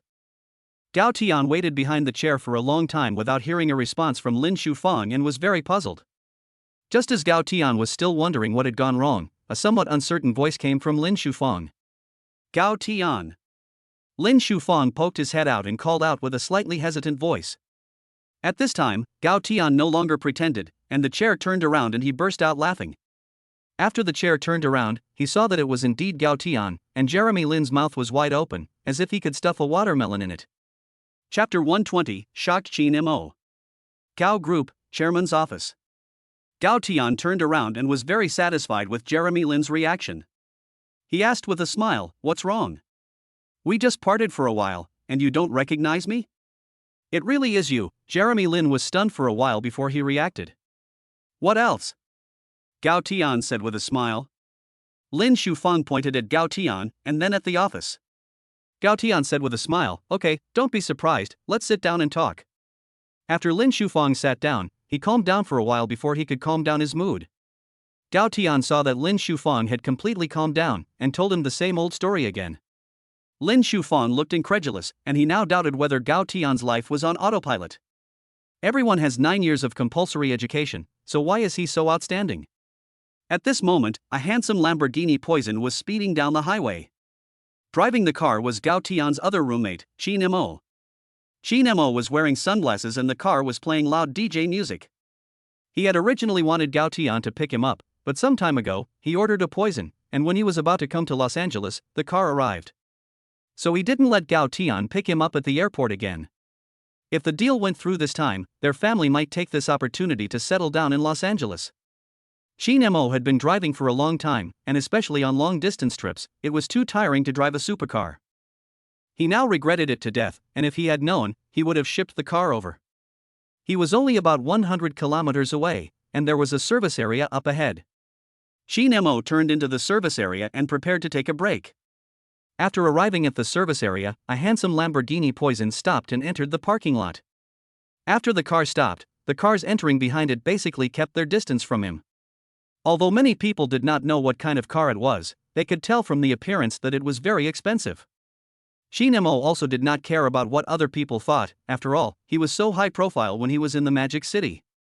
He took out his mobile phone and called Gao Tian. The phone rang twice and then connected. Gao Tian's voice came through the phone. "Where are you? Have you arrived yet?" Qin Mo smiled and said, "What's up? I'm still over 100 kilometers away, so I miss you so much." Gao Tian didn't waste any time and said, "Lin Shu is here with me." But for some reason, Gao Tian's phone suddenly went quiet as if it had dropped. Then Qin Mo heard the voice of another person on the other end of the line. Qin Mo misses his dad. Dad is here with Gao Tian. Lin Shufang, on the other end of the line, immediately grabbed the phone after he realized it was Qin Mo. Qin Mo was stunned for a moment and then asked in surprise, "My God, why are you in Los Angeles?" Lin Shufang said on the other end of the line, "Why can't I be in Los Angeles?" Then, without waiting for Qin Mo to say anything else, Lin Shufang continued, "But we probably won't be able to see each other, because I'm leaving soon." Qin Mo immediately said, "No, wait half an hour for me, I'll be there soon." Lin Shufang immediately said, "I should come to Los Angeles often in the future, and I might even be transferred here. So there's no need to rush, safety first." Qin Mo said, "Damn, you're leaving just as I arrive." Lin Shufang explained, "I have things to do when I get back, but I'll be back soon, and we'll get together then." Gao Tian told him about the marriage proposal, so Lin Shufang definitely had to come back then. After chatting for a few more words on the phone, they hung up. Then Qin Mo also didn't bother to rest, he immediately started the car and wanted to hurry up. Gao Tian had already sent him the location, and although he was puzzled, he didn't think much about it. About 40 minutes later, they were in front of the Tian Dun Company. Gao Tian and Lin Shuhan had just arrived at the door, and Gao Tian sent him down, and Lin Shuhan was already ready to go. At this time, they could hear the roar of the engine from afar before they even saw the car. Gao Tian and Lin Shuhan looked up, and in the distance a cool supercar was heading towards them. Lin Shuhan and Gao Tian looked at each other. Under the gaze of the two, the Lamborghini stopped in front of them. After the scissor doors opened, Qin Mo got out of the car. Gao Tian and Lin Shuhan looked at Qin Mo in surprise. No one expected Qin Mo to arrive so quickly. Gao Tian asked a little uncertainly, "Didn't you say there was still more than 100 kilometers to go?" Qin Mo laughed, struck a pose that he thought was very cool, and patted the supercar behind him. "Young man, you know nothing about speed." Lin Shufang kicked him with one foot and said, "Didn't I tell you to be careful and not to risk your life?" Shi Nemo gave Lin Shufang a hee smile and said, "Don't worry, my driving skills are very good." Shi Nemo then asked, "What are you doing?" Gao Tian pointed at Lin Shufang and said, "He's leaving, I'm coming down to see him off." "Ah, he's leaving already, can't he leave tomorrow?" Shi Nemo asked. "No, I have things to do when I get back, but I'll be back soon so we can hang out," Jeremy Lin said. "Okay, I'll wait for you to come back," Shi Nemo said. It wasn't until after Jeremy Lin had left that Shi Nemo spoke up, "Let's go, don't look anymore." Gao Tian smiled and said, "Okay, park your car properly, and we'll go up and talk." Shi Nemo nodded and was about to get in the car, but then stopped. He asked, "Go up?" Gao Tian said, "Yes, go up." "What's wrong?" Shi Nemo pointed at the Tian shield behind him with a puzzled look on his face and asked, "Where?" "Here." Gao Tian raised an eyebrow in confusion and said, "What's the problem?" Shi Nemo asked, "Aren't you at Tianwei Venture Capital?" Gao Tian suddenly realized that he had forgotten to tell Shi Nemo about this. After he reacted, Gao Tian hurriedly said, "I'm working here now." "I forgot to tell you." Shi Nemo asked, "How did a finance major like you end up at Tian Shield?"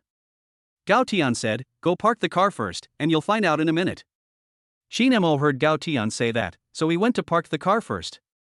After the car was parked, Gao Tian led Shi Nemo into the company. As soon as they entered the lobby on the first floor, Shi Nemo was about to ask Gao Tian why he had come to Tiandun. Then he saw a scene that shocked him. He saw the receptionist, who, after seeing Gao Tian, smiled and said hello to him. "Hello, Chairman." Gao Tian nodded with a smile and walked towards the front. Shi Nemo followed Gao Tian in shock, without saying a word. Gao Tian looked back and glanced at him, noticing that Shi Nemo seemed to have lost his soul. At this moment, Shi Nemo still couldn't believe what was happening in front of his eyes. The elevator went straight to the 33rd floor, and Gao Tian led the way, walking straight towards the chairman's office. It was only now that Shi Nemo finally believed that his roommate had reached this height in just a few years. Chapter 121. See you in shopping mall. Gao's group, chairman's office. Gao Tian and Shi Nemo sat on the sofa, and Xin Ming came in and poured them some tea before going out. Shi Nemo said in surprise, "Brother, you're awesome." Gao Tian laughed and said, "Don't mess with the basics." Shi Nemo asked excitedly, "Tell me quickly, how did you do it?" Gao Tian teased, "Just wait until you inherit the family fortune." Shi Nemo said, "That's different. Starting a career on your own is different from inheriting it from your family." Gao Tian just found it funny and shook his head, saying, "I really don't know what you people are thinking. With your family background, it's what many people dream of having. Of course it's different. The family business was built by the older generation, so of course I want to build my own empire," Shi Nemo said. Gao Tian sighed and continued, "You just want others to see your achievements." Shi Nemo, "Of course I do, otherwise why would I want to have my own business?" Gao Tian, "Then why don't you study your family's industry properly? You have taken the company to new heights, which is also proof of your abilities." As Shi Nemo was about to say something else, Gao Tian continued, "Those people at the bottom of society, who don't have dreams, but after setting foot in society, their biggest dream is to have what you were born with." After listening to Gao Tian's words, Shi Nemo fell silent, and Gao Tian did not disturb him. Some things cannot be understood just by listening to others talk about them, one must rely on oneself. There was a few minutes of silence in the meeting room before Shi Nemo spoke. "I understand, indeed, it seems that I have previously fallen into a misunderstanding," Shi Nemo said with a serious expression. Gao Tian smiled and said, "It's good that you were able to figure it out."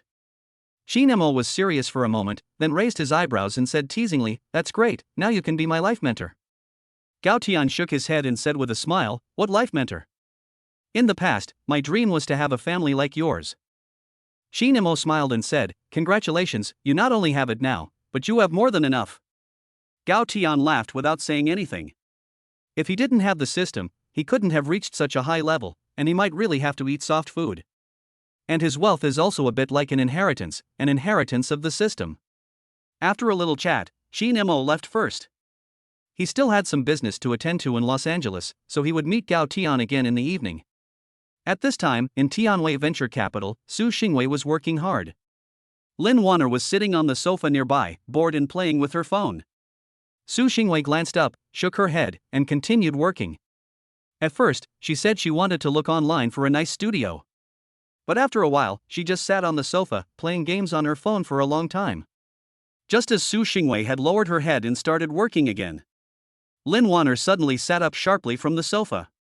Su Xingwei was startled, and then looked up and said, "What are you doing, acting so surprised?" Lin Wanner ran excitedly over to Su Xingwei and said, "Look, Wei Wei, what do you think of this place? It's also close to your company." Su Xingwei took Lin Wanner's phone and looked at it. The place that Lin Wanner found was formerly an office building that had since closed down and been converted into a shopping mall. It had just been renovated and was now looking for investors. Su Xingwei looked it over carefully and felt that it was not bad. The idea of this shopping mall was not bad. It had a supermarket, a gym, and places to shop, and there were even floors dedicated to small companies and studios. Even the top floors could be rented out in their entirety. After looking it over, Su Xingwei returned the phone to Lin Wanner and asked, "Are you going to open a studio here?" Lin Wanner said excitedly, "Yes, I feel that this place is quite good." Su Xingwei nodded, "This place is indeed very good. It can already be considered a downtown location. And it happens to be relatively close to her, which is indeed very good." Su Xingwei asked, "Are you going to rent the entire floor, or?"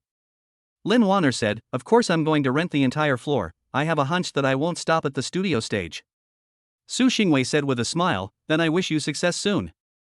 Then Su Xingwei folded the documents on her desk and stood up, saying to her, "Let's go." Lin Wanner was stunned for a moment and said, "Where are we going?" Su Xingwei said, "Of course we're going to take a look."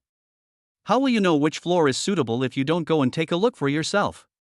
Lin Wanner said, "Can't we just look at it online?" Su Xingwei said helplessly, "The pictures on the internet are for reference only. It's more reassuring to go and take a look for yourself." Lin Wanner let out an "oh," and then left the company with Su Xingwei.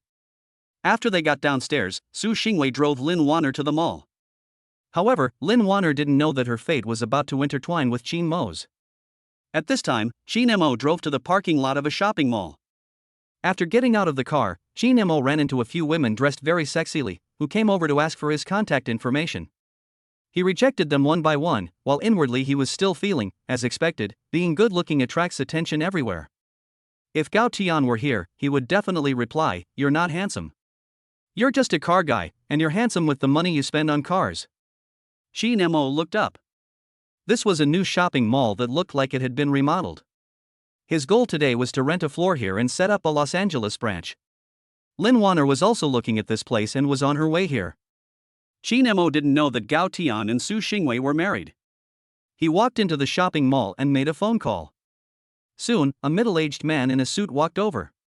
When the middle-aged man saw Qin Mo, he said with a smile, "Hello, I'm Chang Zhou, the property manager of Siyuan Shopping Mall." Qin Mo shook the other person's hand and said, "Hello, Manager Chang, let me take a look first." Manager Chang said with a smile, "Okay, this way." Then Qin Mo followed Manager Chang into the elevator and went directly to the 28th floor. It didn't take long for them to get there, and a Rolls-Royce also appeared in the parking lot. Two beautiful women with extremely high appearance values got out of the car, and people on the roadside all looked at them in amazement. They had come precisely, Su Xingwei and Lin Wanner, and it was this Siyuan shopping mall that Lin Wanner was showing to Su Xingwei. After getting out of the car, Su Xingwei asked, "Have you contacted the property management company?" Lin Wanner looked at the building in front of her and said, "Not yet, I just saw the investment promotion advertisement online." Su Xingwei shook her head, feeling very helpless towards her best friend. Chapter 122, Lin Wanner's first encounter with Qin Mo. Los Angeles, Siyuan Shopping Mall. After Su Xingwei and Lin Wanner entered, Su Xingwei began looking around. Lin Wanner asked doubtfully, "What are you looking for, Wei Wei?" Su Xingwei helplessly said to Lin Wanner, "Of course I'm looking for the contact number of the person in charge of the mall." Lin Wanner reacted only after hearing this, and just as she was about to look for it, Su Xingwei suddenly remembered and said, "Didn't you read it online? There should be contact information on it." Lin Wanner quickly took out her phone and said, "Right, let me see." Soon, Lin Wanner found the phone number on the advertisement. Lin Wanner called the number and was quickly connected. Lin Wanner stated her purpose, and the person on the other end said that someone would come down to receive them right away. Soon, a man in his early 30s came walking towards them. This man was directly taken aback when he saw the appearance of Su Xingwei and Lin Wanner. After he came over, he asked, Did you call?" Su Xingwei smiled politely and said, "Hello, we did call. May I ask if you are the property manager?" The man said, I'm sorry, our manager is entertaining guests, so you two can take a look at the venue first. Su Xingwei nodded and said, okay, then show us first. The man led the way and started walking towards the elevator. In the elevator, the man asked, do you want to see the whole floor? Or just a storefront or something? Su Xingwei looked at Lin Wanner, who thought for a moment and said, of course it's the whole floor, I'll be designing in a wide range of directions in the future. Su Xingwei nodded, and then the man smiled and said, I see, you're here early, and there are still many floors to choose from. After going up, the man took out a booklet with introductions to many floors. The few people took the introductions and read them first, and then began to look at each floor one by one. It was probably because they were being received by a beautiful woman that the man was very patient and explained in great detail. Just as they had finished looking at the first floor, Su Xingwei's phone rang. Su Xingwei walked over to the side and answered the phone. After a while, Su Xingwei hung up the phone and walked back. After returning, Su Xingwei said to Lin Wanner with a bit of embarrassment, I'm sorry, the company has a temporary matter that requires my attention. Lin Wanner said, it's okay, go ahead, I don't have anything important here. Su Xingwei nodded and left first. Then the man continued to take Lin Wanner and started looking at each floor. At this time, Qin Mo and Manager Chang had already looked at most of the floors. Qin Mo was very satisfied with this floor. Originally, he was only going to rent a small storefront and then let someone else take over later. But after chatting with Gao Tian for a while today, he had now figured it out. Indeed, if he set up this branch and developed it well, it would also be a way to prove his abilities. So Qin Mo temporarily changed his mind and directly rented the 3 floors. At this time, the man who took Lin Wanner to see the house also returned with Lin Wanner. Manager Chang's office door was knocked on, and Manager Chang happily said with a smile, come in. Then the office door was pushed open, and Lin Wanner followed the man in. The man said, Manager Chang, this beauty wants to rent the 26th floor. Manager Chang heard and said, sorry, beautiful, you're a little late. Just now, 26, 27, and 28 have all been rented out. Lin Wanner felt a bit sorry after hearing this. It was a pity that she had finally found a place to rent, but someone else had beaten her to it. Lin Wanner thought for a moment and said, can I discuss it with him and let me have 1 floor? Well, no, you can discuss it with the other party, Manager Chang said with some difficulty. Lin Wanner said directly, yes, no problem, where is he? Manager Chang said, he went to the bathroom, please wait a moment. Manager Chang poured Lin Wanner a cup of tea and asked her to sit down and wait for a while. The man who had received her earlier went out to attend to other matters. After a while, Lin Wanner saw a handsome guy looking quite dashing come in through the door. After Qin Mo came in, he also saw Lin Wanner, and he was also taken aback. Qin Mo always felt that this very beautiful woman looked very familiar, as if he had seen her somewhere before. Lin Wanner saw that Qin Mo had been staring at her, and she frowned slightly. Qin Mo sensed Lin Wanner's displeasure, and he quickly averted his gaze. It was indeed a bit rude to keep staring at someone. After Qin Mo's gaze averted, Lin Wanner asked in a cold tone, can you give up one of the 3 floors you rented and let me have it?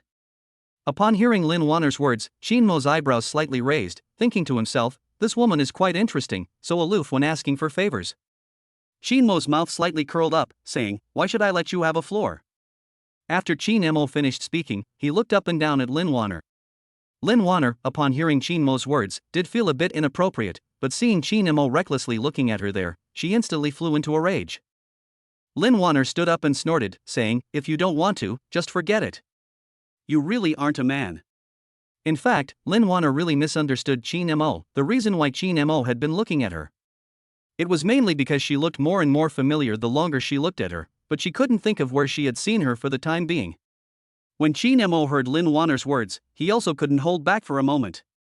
What do you mean you're not a man? Just as Lin Wanner was about to leave, Qin Mo grabbed Lin Wanner's wrist. Qin Mo's voice turned cold a little, and he asked, who do you mean isn't a man? Lin Wanner was a little sore after Qin Mo grabbed her wrist, and she let out a startled cry, ah, it hurts. After that, Lin Wanner's eyes were a little red, and she was about to cry. Manager Chang, who was standing nearby, saw that the two were arguing and getting ready to fight. So he quickly came out to smooth things over, saying, hey, guys, there are still many floors to go, so let's not fight and just keep looking. Qin Mo saw Lin Wanner's expression, and when he added in Manager Chang's words, he reacted quickly and let go.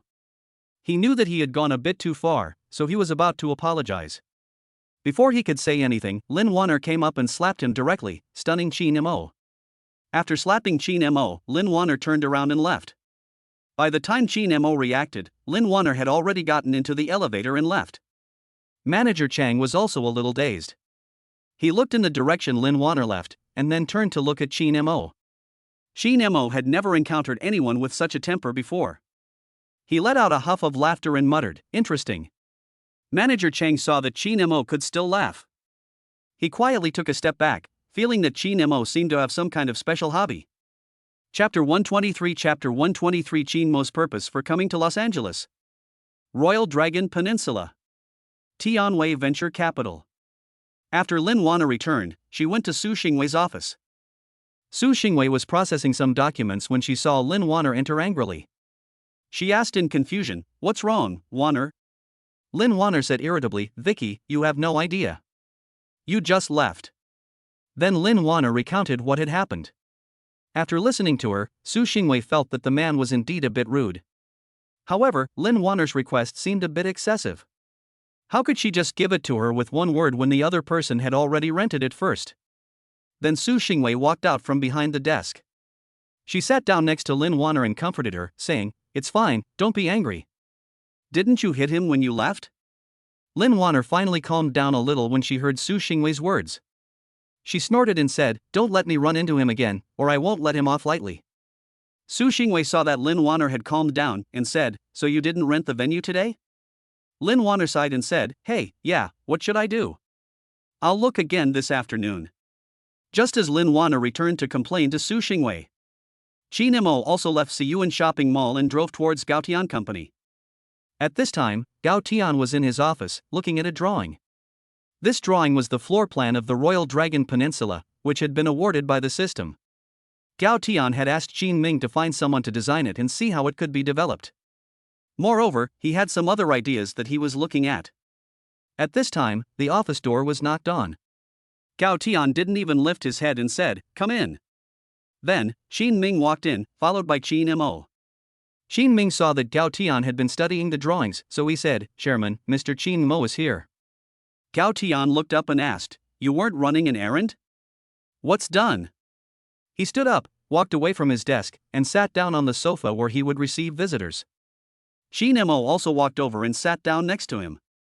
Then he said, "The errand is done, but I inexplicably got slapped." Gao Tian asked in puzzlement, "What happened?" Then Qin Mo told him what had just happened. After listening to him, Gao Tian burst out laughing. Gao Tian said while laughing, "You deserve it, you know. You're a big man, and you keep staring at other girls. Are you being polite?" Qin Mo was also very helpless and said, "It just felt like I knew her." Gao Tian said, "Just because you feel like you know her doesn't mean you can keep staring at her. You could have just asked her." Qin Mo, "Forget it, never mind. I was thinking that she looked familiar, so I was going to let her go." Gao Tian, "Why did you rent 3 floors?" Qin Mo told Gao Tian about his plans for the company at home. After listening, Gao Tian nodded and said, "That's great. So are you going to stay in Los Angeles in the future?" Then Qin Mo said, "I wasn't planning to stay for a long time." Then he took a sip of tea and said, "But after chatting with you this morning, I felt that it made sense, so I'm going to work hard to make the branch a success." Gao Tian was also very happy to hear that his good friend had come to his senses. Then he said, "Well, then, just do your best and let me know if you need any help." Qin Mo laughed and said, "Just don't mind me being annoying, I'll definitely need your help in the future." After chatting for a while, Gao Tian asked, "What's the big project you're here for in Los Angeles?" Qin Mo sighed and said, "I'm not really sure, I just know there's a bidding meeting for the construction of a piece of land." Because Qin Mo had never wanted to take over the family business, that was why he came here, and his father didn't give him much useful information. Later, someone from their company would come over. Gao Tian heard what Qin Mo said and felt that it sounded a bit familiar. He said to Qin Mo, "Wait a minute." Then Gao Tian called Qin Ming in. After Qin Ming came in, he asked, "Chairman, what can I do for you?" Gao Tian took the drawing on the desk and asked, "Is our project being carried out by way of bidding?" After hearing Gao Tian's question, Qin Ming said, "Yes, and it's going to start in 2 days." Gao Tian raised an eyebrow and then told Qin Ming to leave first. After Qin Ming left, Gao Tian turned to Qin Mo. Qin Mo was no fool, he had already picked up on some information from Gao Tian's conversation with Qin Mo. Qin Mo quickly took out his phone and called his father. After the call was connected, Shin Mo asked a little excitedly, Dad, what's the name of the company bidding on this project? On the other end of the line, Shin Haipeng was a little confused. Why was his son suddenly concerned about the company's business? He asked a little uncertainly, Are you broke again? What have you been doing? Didn't I just give you 10 million yuan for spending money? Shin Mo said a little anxiously, Oh, no, just tell me the name of the company bidding on the project. Shin Haipeng could hear the slight anxiety in Shin Mo's tone. So he said, It's Tianshan Security, but it seems that Gao's group was established a while ago. Why are you asking? Hearing his father's words, Shin Mo instantly became excited. He hung up the phone directly, without even explaining to his father. Then he looked at Cao Tian and said, Brother, my branch has not yet been established, so I need to trouble you first. Gao Tian also heard the phone call just now. Gao Tian smiled and said, You're too modest. This is nothing. I'll have Qin Ming give you the handover. Shin Mo was very excited. He really didn't expect that just as he was about to make some achievements, the opportunity would come so soon. Then Qin Ming came in, and Gao Tian briefed him on the situation. After Qin Ming learned that Qin Mo's family's company was the Dapeng Group, he said that among the many real estate companies, he had originally been most optimistic about Qin Mo's family's company. Then he sat down and talked to Qin Mo about the bidding. After all, the bidding meeting would start in a few days. So the procedures still needed to be followed. Time quickly passed and it was almost time for school to let out. Shin Mo wanted to buy gifts for the children, but Gao Tian tried in vain to dissuade him. Gao Tian had no choice but to send Shin Mo a location and let him go to the mall to buy gifts. Gao Tian drove to pick up the children. Gao Tian drove to the kindergarten and just happened to see the children leaving school. Tong Tong and Shu Shua had not come out yet. Gao Tian happened to see Chen Shiqing, so he walked over to her. Chen Shiqing also saw him and Gao Tian walked towards her. Before Gao Tian could get close, Chen Shiqing took the lead and greeted him. Chapter 124 Chapter 124 Cute Tong Tong and Shuashuo. Los Angeles. In front of the kindergarten. Gao Tian walked up to Chen Shiqing and said, Director Chen, Tong Tong and Shuashuo will be taking a few days off starting tomorrow. Chen Shiqing asked, Is there something wrong? Gao Tian, well, going to the provincial capital for a few days. Chen Shiqing heard Gao Tian's explanation and smiled, saying, Okay, no problem. Then the two of them started chatting. Just then, Tong Tong and Shuashuo ran out of the school. The two little ones saw their father and ran over to him. Gao Tian, who was talking to Dean Chen, also saw the children. After the children arrived, Gao Tian was ready to leave with them. Gao Tian, say goodbye to Dean Chen, my dears. Tong Tong and Shuashuo waved goodbye to Chen Shiqing together. Bye, headmaster. Chen Shiqing smiled and replied, Bye. Then Gao Tian led the children towards the car. After getting in, Gao Tian started driving home. In the car, Tong Tong asked, Dad, aren't we going to pick up Mom? Gao Tian said, No need, Mom and your godmother are driving back themselves. Then Gao Tian remembered Qin Mo and continued, Oh yes, there's an uncle coming to dinner tonight. Tong Tong and Shu Shua looked at each other and Tong Tong asked, Isn't he your godmother's brother? Gao Tian laughed and said, No, he's another classmate of Dad's who is also good friends with your godmother's brother. Tong Tong and Shu Shua nodded to show that they understood. At the same time, the two little ones' eyes sparkled with excitement. Because they had guests, it meant they would receive presents again. In particular, when Tong Tong thought about it, she burst out laughing. Gao Tian heard Tong Tong's laughter and asked doubtfully, Did Tong Tong think of something happy? Tong Tong quickly covered her mouth and explained, No, Tong Tong is not happy about receiving new presents. Shua Shua heard her sister's words, covered her forehead and shook her head helplessly. Gao Tian heard Tong Tong's words and laughed out loud. Seeing Tong Tong's cute appearance in the rearview mirror, Gao Tian's heart was almost melted. Soon Gao Tian drove back home. After returning home, Gao Tian went into the kitchen to prepare dinner. The children played with their toys in the yard by themselves. After more than 10 minutes, a cool Lamborghini drove to the front door of the villa. This time, Gao Tian had given Wu Qianqian and the others advance notice, so Qin Mo was not stopped. Qin Mo drove up to the front door of the villa, got out of the car, and looked at the villa in front of him, feeling a surge of emotion. Who would have thought that in just a few years, Gao Tian would have grown to this height?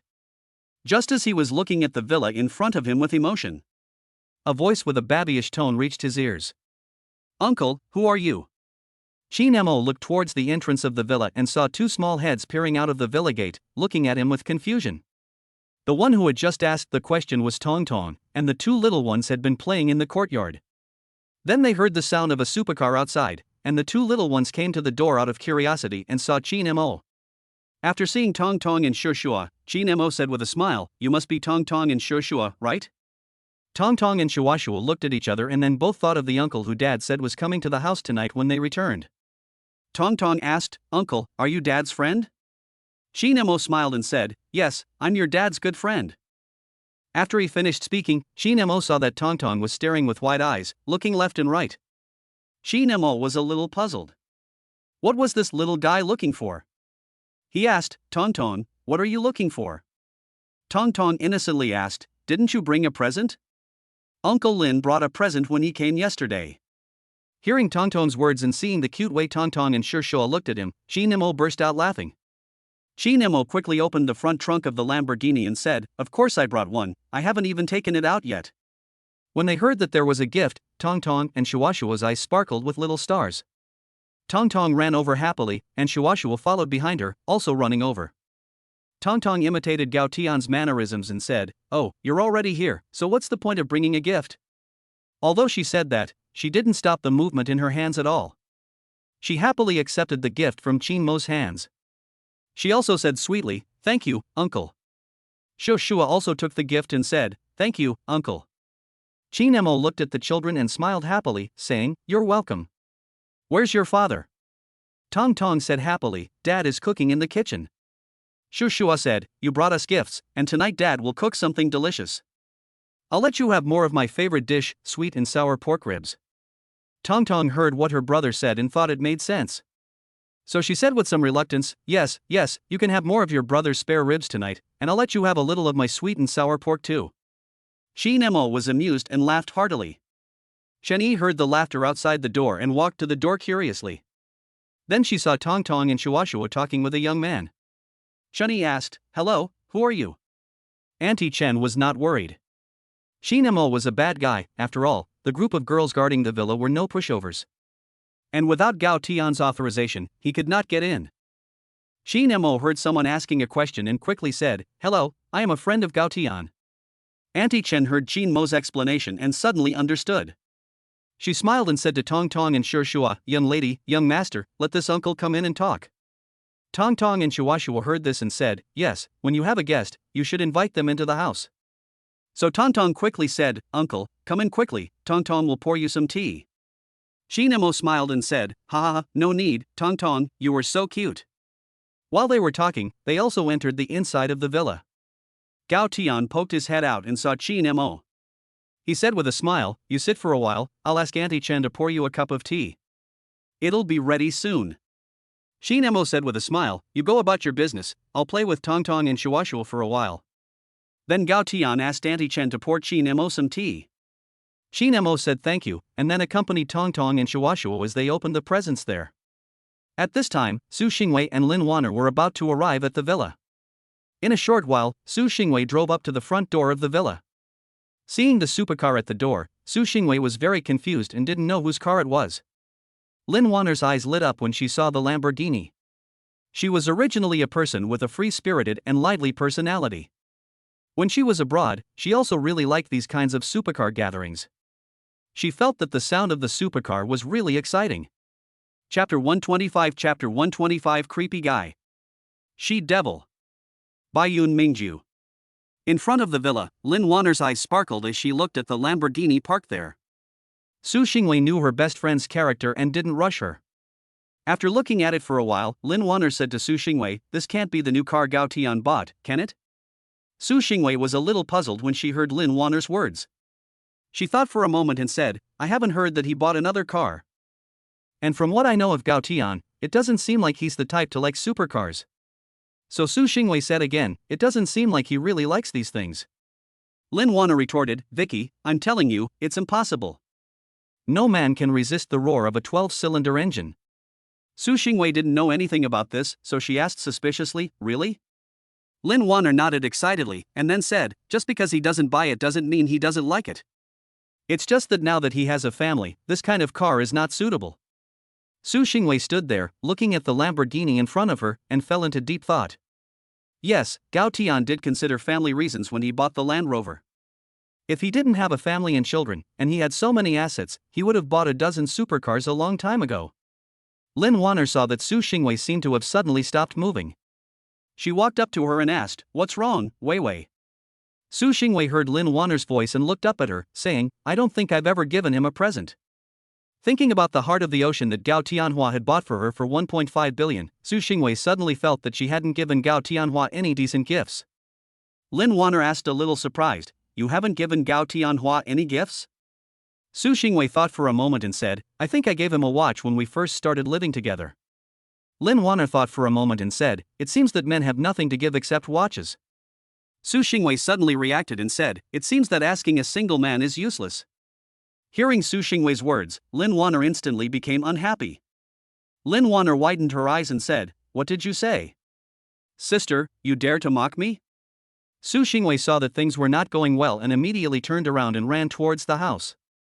Lin Wanner followed closely behind her. The two of them ran into the house, laughing and playing. Inside the house, Qin Mo, who was playing with the children, also heard the sound of laughter coming from outside. Tong Tong and Shi Shu also heard it, and the two little ones happily ran outside. As Tong Tong ran, he shouted, "Mommy and Godmother are back." The children all ran out, and as a guest, Qin Mo naturally couldn't sit there any longer. So he followed the children and went out to greet them.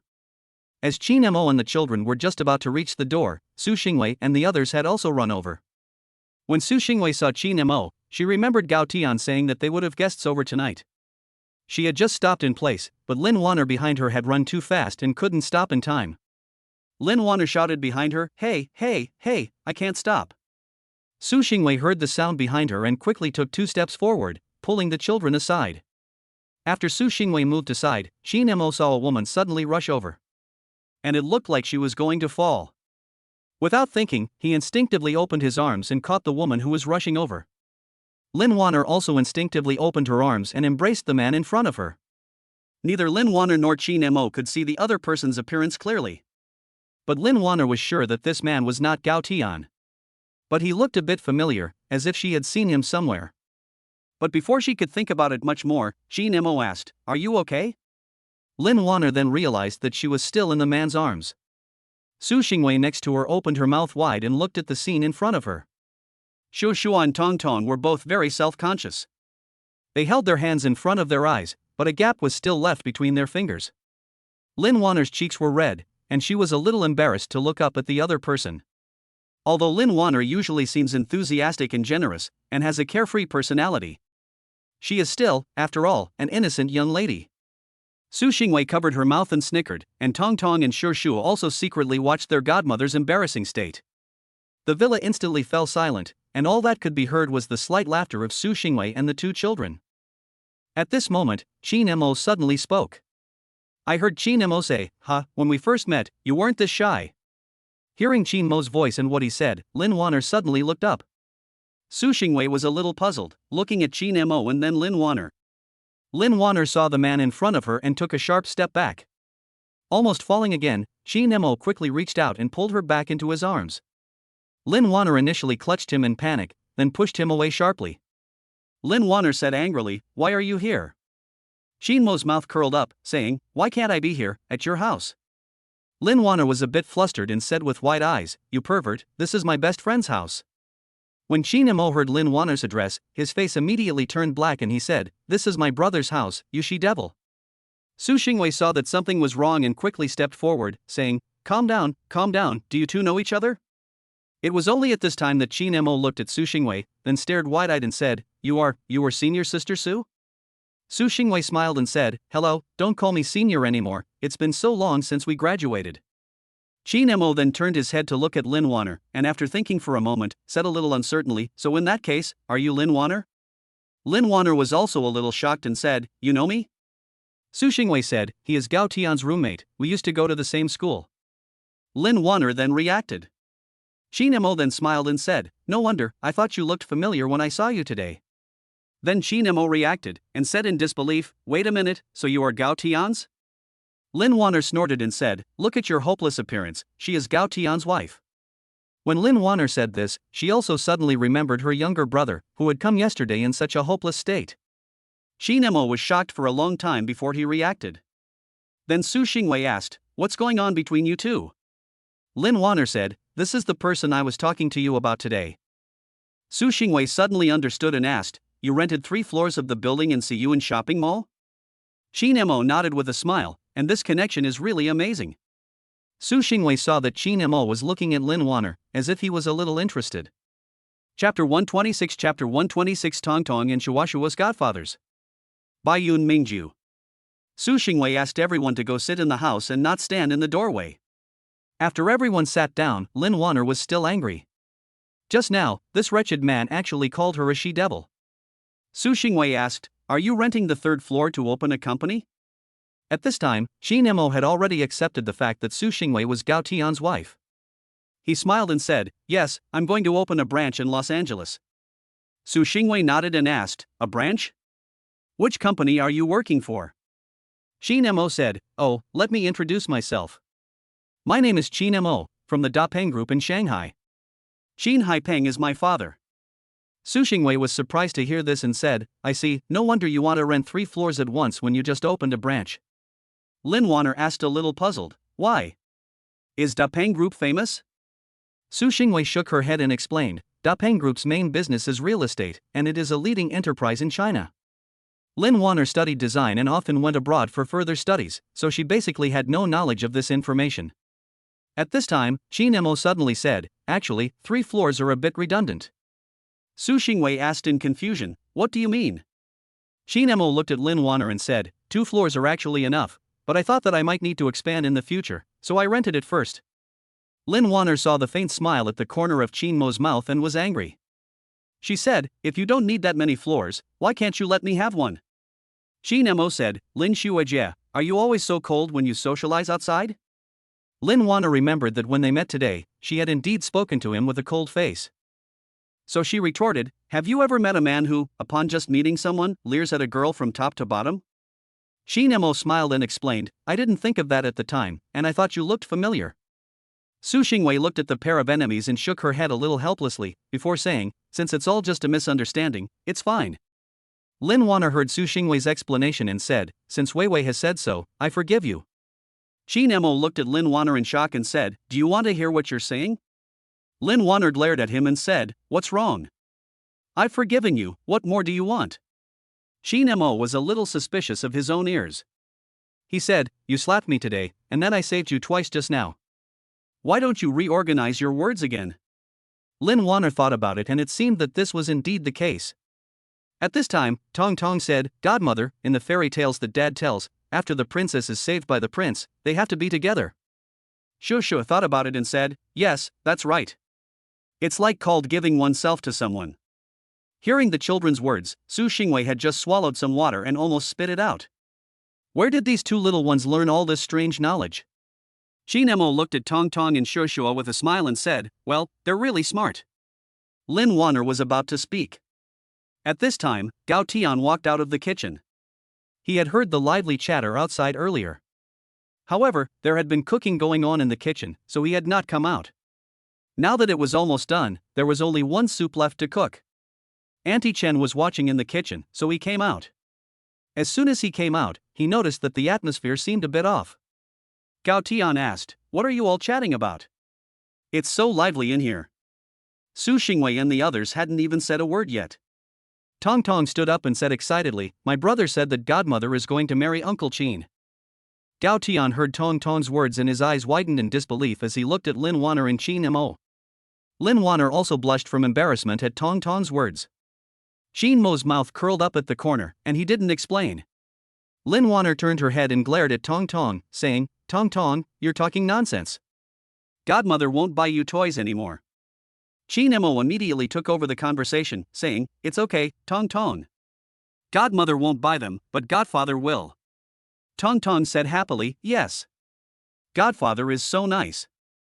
This time, not only Su Xingwei but also Lin Wanner were confused. Even Gao Tian was a little confused. When did this happen? How did I become a godfather? I didn't know about it. Su Xingwei looked at Gao Tian. After Gao Tian and Su Xingwei locked eyes, he shook his head, indicating that he didn't know either. Lin Wanner asked, "What godfather? When did you recognize him, Tong Tong?" Tong Tong ran over to Qin Mo and said, "Just now, when you guys weren't back yet." Gao Tian also asked in confusion, "How come I didn't know about it?" Shu Shua took over the conversation and said, "Dad was cooking, and my sister and I both recognized Uncle Qin as our godfather." Gao Tian raised an eyebrow and looked at Qin Mo and said, "You're really something. What method did you use to abduct my two little treasures?" Qin Mo said with a slight hint of pride, "What do you mean abduct?" "This is charisma." Gao Tian said disdainfully, "You're shameless." Lin Wanner quickly followed along and said, "Yes, you're really shameless." Qin Mo turned his head and looked at Lin Wanner and said, "Lin Shuajie, shouldn't we discuss this whole thing of giving yourself to someone?" Gao Tian raised his eyebrows and said, "Oh, what's going on here? You two know each other?" Qin Mo smiled and said, "I told you, it was Lin Shuajie who slapped me." Gao Tian suddenly understood, so it was Lin Wanner who wanted Qin Mo to give up his spot. Gao Tian said, "So what's this whole thing of giving yourself to someone?" Before anyone could explain, Tong Tong excitedly told the story again. After listening, Gao Tian smiled and said, "Oh, I see. That's true." Gao Tian had noticed from the beginning that Qin Mo's gaze at Lin Wanner was a little off. And from Lin Wanner's behavior, it seemed that she didn't dislike Qin Mo. Maybe there was a chance to get them together. Gao Tian and Su Xingwei exchanged glances, and Su Xingwei understood what Gao Tian meant. Then she looked at Qin Mo and Lin Wanner, nodded, and she also felt that there was a good chance. Lin Wanner said unconvinced, "Why, with just a little favor, do you want my body?" "You wish." Tong Tong said, "Godmother, one should repay kindness." Lin Wanner looked at Tong Tong with anger and said, "You little ungrateful brat, it's only been a short time, and you've already switched sides." Qin Mo said, "This shows that Tong Tong has good judgment and knows who to turn to for benefits." Gao Tian saw that the two were about to start fighting again, so he quickly said, "Okay, let's eat first." Lin Wanner, who had been about to say something, didn't say anything more for the sake of the food. After everyone had eaten, Qin Mo and Lin Wanner started fighting again. Plus there was the little guy Tong Tong, who kept stoking the fire between them. Gao Tian and the others didn't know what was going on, so the two of them took a floor and made a bet. In the end, with Gao Tian and Su Xingwei both discouraging them in vain, the two of them left the house together. Chapter 127 Bloodbath? By Yun Mingju. Su Xingwei watched as Qin Mo drove away with Lin Wanner. She looked at Gao Tian with some concern and asked, "Is everything going to be okay?" Gao Tian shook his head helplessly and said, "Don't worry, everything will be fine." Tong Tong and Shu Shua also ran out together. Tong Tong asked, "Dad, what did godmother and godfather go do?" Gao Tian turned back and said, "Your godfather and godmother went out for something, let's go back first." Tong Tong and Shuashuo could only nod, and then return to the villa. Gao Tian and Su Xingwei followed closely behind, and they went back together. Back in the living room, Su Xingwei asked, "Are you sure there's really no problem?" Gao Tian smiled and said, "Don't worry, what could possibly happen to them?" Su Xingwei, "But." Gao Tian, "Okay, don't say but. I'm actually hoping that something will happen to them, but it shouldn't be that soon." Su Xingwei knew what Gao Tian meant when she heard his words. Su Xingwei patted him a little embarrassedly and then said, "You can't be serious." Gao Tian said with a wicked smile, "How am I not serious?" Su Xingwei looked at Gao Tian's face, blushed and said, "Nasty," and then went upstairs. "Dad, are we going to see Grandma and Grandpa tomorrow?" Tong Tong and Shuashuo stood behind Gao Tian and asked. Gao Tian walked over to the sofa and sat down, saying, "Yes, do you miss your grandparents?" Tong Tong and Shuashua both nodded and said in unison, "Yes." Just as Gao Tian was talking to the children. Suddenly, the voice of the system sounded in his head. "Ding, system reminder. Please note that the host has a task that is about to expire. Please complete the task as soon as possible." Gao Tian froze for a moment, and he remembered, as if there really was another task. He had almost forgotten about it. Fortunately, it was due tomorrow, and it was a very difficult task. System, how long is there until the task is complete? Host, there are 2 days until the task is complete. Please host, cheer up. Tong Tong saw that her father suddenly stopped moving and asked in confusion, "Dad, what's wrong?" Gao Tian looked down at Tong Tong and Shuashua and said, "It's nothing. We need to go to bed early tonight and get up early tomorrow." Shuashua asked, are we going to get up early to go to Grandpa's house tomorrow? Gao Tian nodded and said, yes, so we need to go to bed early, okay? Tong Tong and Shu Shua both nodded, and then they went upstairs with Gao Tian to wash up and go to bed. Gao Tian went upstairs and coaxed Tong Tong and Shu Shua to sleep. After the children fell asleep, Gao Tian went to his room and went to bed. The next morning, Su Xingwei, who was sleeping in her room, reached out and felt the bed. Then she frowned, slowly opened her eyes, and noticed that Gao Tian was not in the room. Su Xingwei sat up and just opened the door to her room when a strong smell of Chinese medicine hit her face. She walked downstairs and found Gao Tian already busy in the kitchen. Su Xingwei walked to the kitchen door and asked, "Why are you up so early?" Gao Tian heard the sound and turned his head over to see Su Xingwei. Gao Tian smiled and said, "Why did you wake up so early?" Su Xingwei said a little aggrieved, "I couldn't sleep when you weren't here." Gao Tian said, "Wait a moment, it'll be ready soon. I've made you some medicine." Su Xingwei pouted and said, "It's too bitter, I don't want to drink it." Gao Tian took Su Xingwei in his arms and said, "Be good, it won't hurt so much after you've finished drinking it." Su Xingwei leaned into Gao Tian's arms and greedily inhaled the unique fragrance on his body. Su Xingwei had no idea how lethal she was right now. The lace pajamas she was wearing were thin, and the two peaks in front of her were squeezing against Gao Tian's chest. Gao Tian could clearly feel the softness in front of him. How could Gao Tian hold back in the morning? Su Xingwei felt like something was pushing against her stomach. She was a little puzzled at first, but then she heard Gao Tian's rapid breathing. Su Xingwei came to her senses and was about to escape when Gao Tian turned off the stove in the kitchen and picked up Su Xingwei in a big hug. Su Xingwei had just time to let out a surprised cry before Gao Tian picked her up. At this time, Auntie Chen happened to be preparing to come to the kitchen and saw Gao Tian hugging Su Xingwei. Su Xingwei was so embarrassed that she quickly hid in Gao Tian's arms and dared not look up. Gao Tian said to Auntie Chen, "Auntie Chen, I'll leave breakfast to you, and the medicine in the kitchen will be ready in a little while." Auntie Chen quickly responded, then smiled and went to the kitchen. When she arrived in the kitchen, she thought to herself, "It's good to be young people have so much energy." At this time, Auntie Chen suddenly remembered something, and she muttered, "Miss hasn't had her period for a few days, right? I hope Master isn't having to fight a bloody battle, it's not good for his health." But she didn't want to go up and say anything, so she waited for a chance to order later. At this time, Gao Tian and Su Xingwei had no idea what Chen's thoughts were. After entering the room, Gao Tian directly threw Su Xingwei onto the bed and couldn't wait to pounce on her. The two soon kissed, and Gao Tian's hands kept kneading the two peaks. Su Xingwei also soon began to breathe heavily, her two jade legs intertwined and rubbing against each other. After a while, Gao Tian on the bed lay there, his expression enjoying. Gao Tian of course knew that fighting bloody battles was bad for the body, so there were other ways. Half an hour later, Su Xingwei started washing up in the bathroom. Gao Tian tidied up a little and went to wake the children up. After they had finished tidying up, the family sat down at the table. Gao Tian and Su Xingwei both noticed that Aunt Chen was looking at them with a little bit of a strange look in her eyes. Su Xingwei thought it was because Chen had caught her in the morning, so her cheeks were red. Gao Tian, on the other hand, acted as if nothing had happened, picked up the cooked medicine and put it in front of Su Xingwei. At this time, Tong Tong saw her mother's flushed face and asked, "Mom, what's wrong?" Su Xingwei heard Tong Tong's voice and quickly picked up the medicine and said, "No, nothing." Gao Tian quickly laughed to break the ice. "Mom is afraid of the bitter medicine." When Shu Shua heard that her mother was afraid of the bitter taste of medicine, she said, "Mom, don't be afraid, I have candy." Tong Tong also nodded and said, yes, Mom is not afraid, Tong Tong also has candy."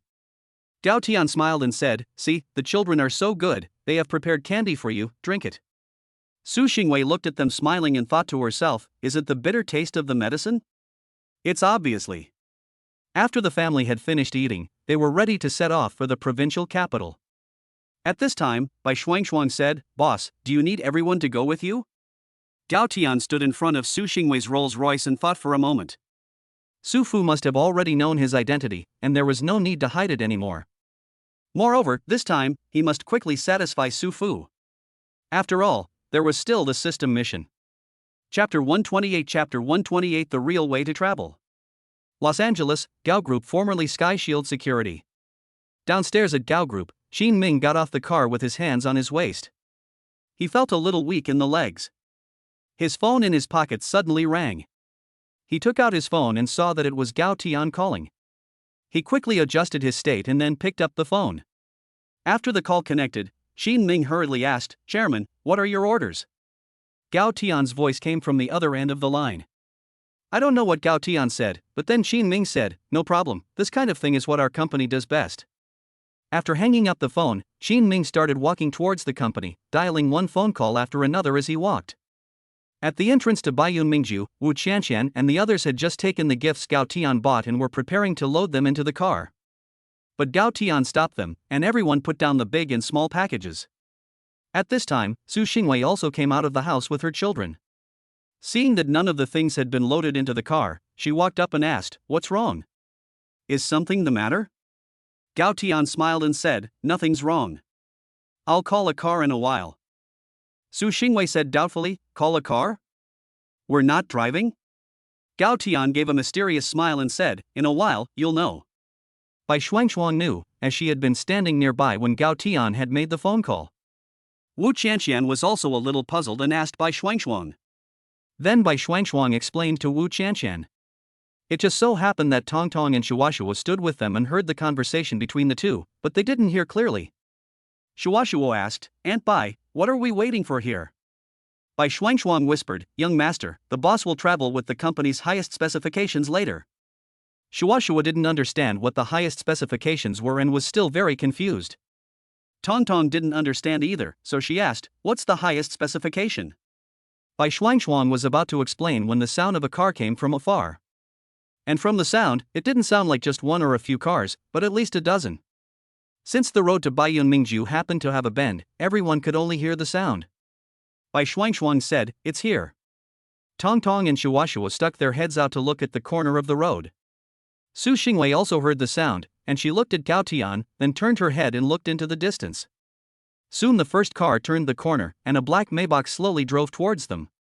One after the other, black Maybachs drove out. After all the cars had arrived, Su Xingwei roughly counted them. Apart from the Rolls-Royce Phantom in the middle, there were 17 identical Maybachs left. This lineup looked absolutely domineering, and Gao Tian was also very satisfied with it. The last time he went to Kaibua, it wasn't this high profile. Fortunately, Baiyun Mingju had a large entrance, otherwise the convoy of cars might not have been able to park. After all the cars had stopped, Qin Ming got out of the car and walked towards Gao Tian and the others. When he got up close, Qin Ming said, "Chairman, it's all been arranged."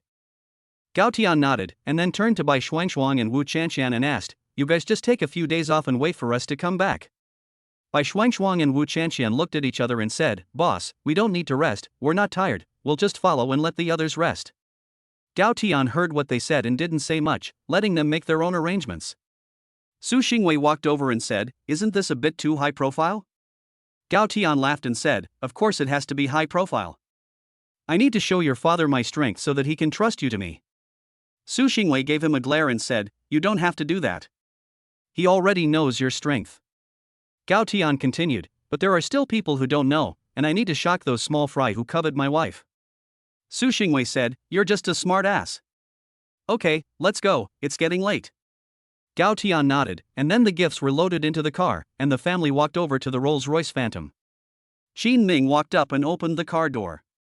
After Gao Tian and his family got into the car, Qin Ming gave a few instructions to the convoy, and then told it to start moving.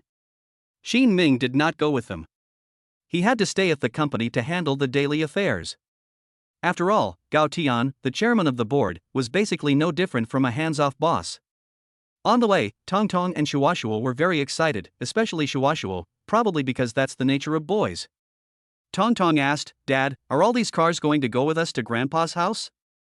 Gao Tian smiled and said, "Yes, all of them." Shuashuo excitedly said, "So cool." Tong Tong said, "Yes, so cool, and Grandpa will definitely be shocked when we get back." Su Xingwei remembered something at this time and hurriedly asked, "Right, where is Wanner?" "I haven't told them yet." Gao Tian smiled and said, "Don't worry, I've already sent a message to Qin Mo, asking him to take care of Lin Wanner these past 2 days.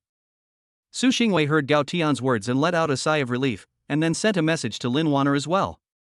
This was a good thing, for whatever reason, at least it would allow the two to clear up any misunderstandings. But what they didn't know was that at this very moment, in a hotel in Los Angeles, in the presidential suite, a man and a woman were naked in bed, sleeping soundly together.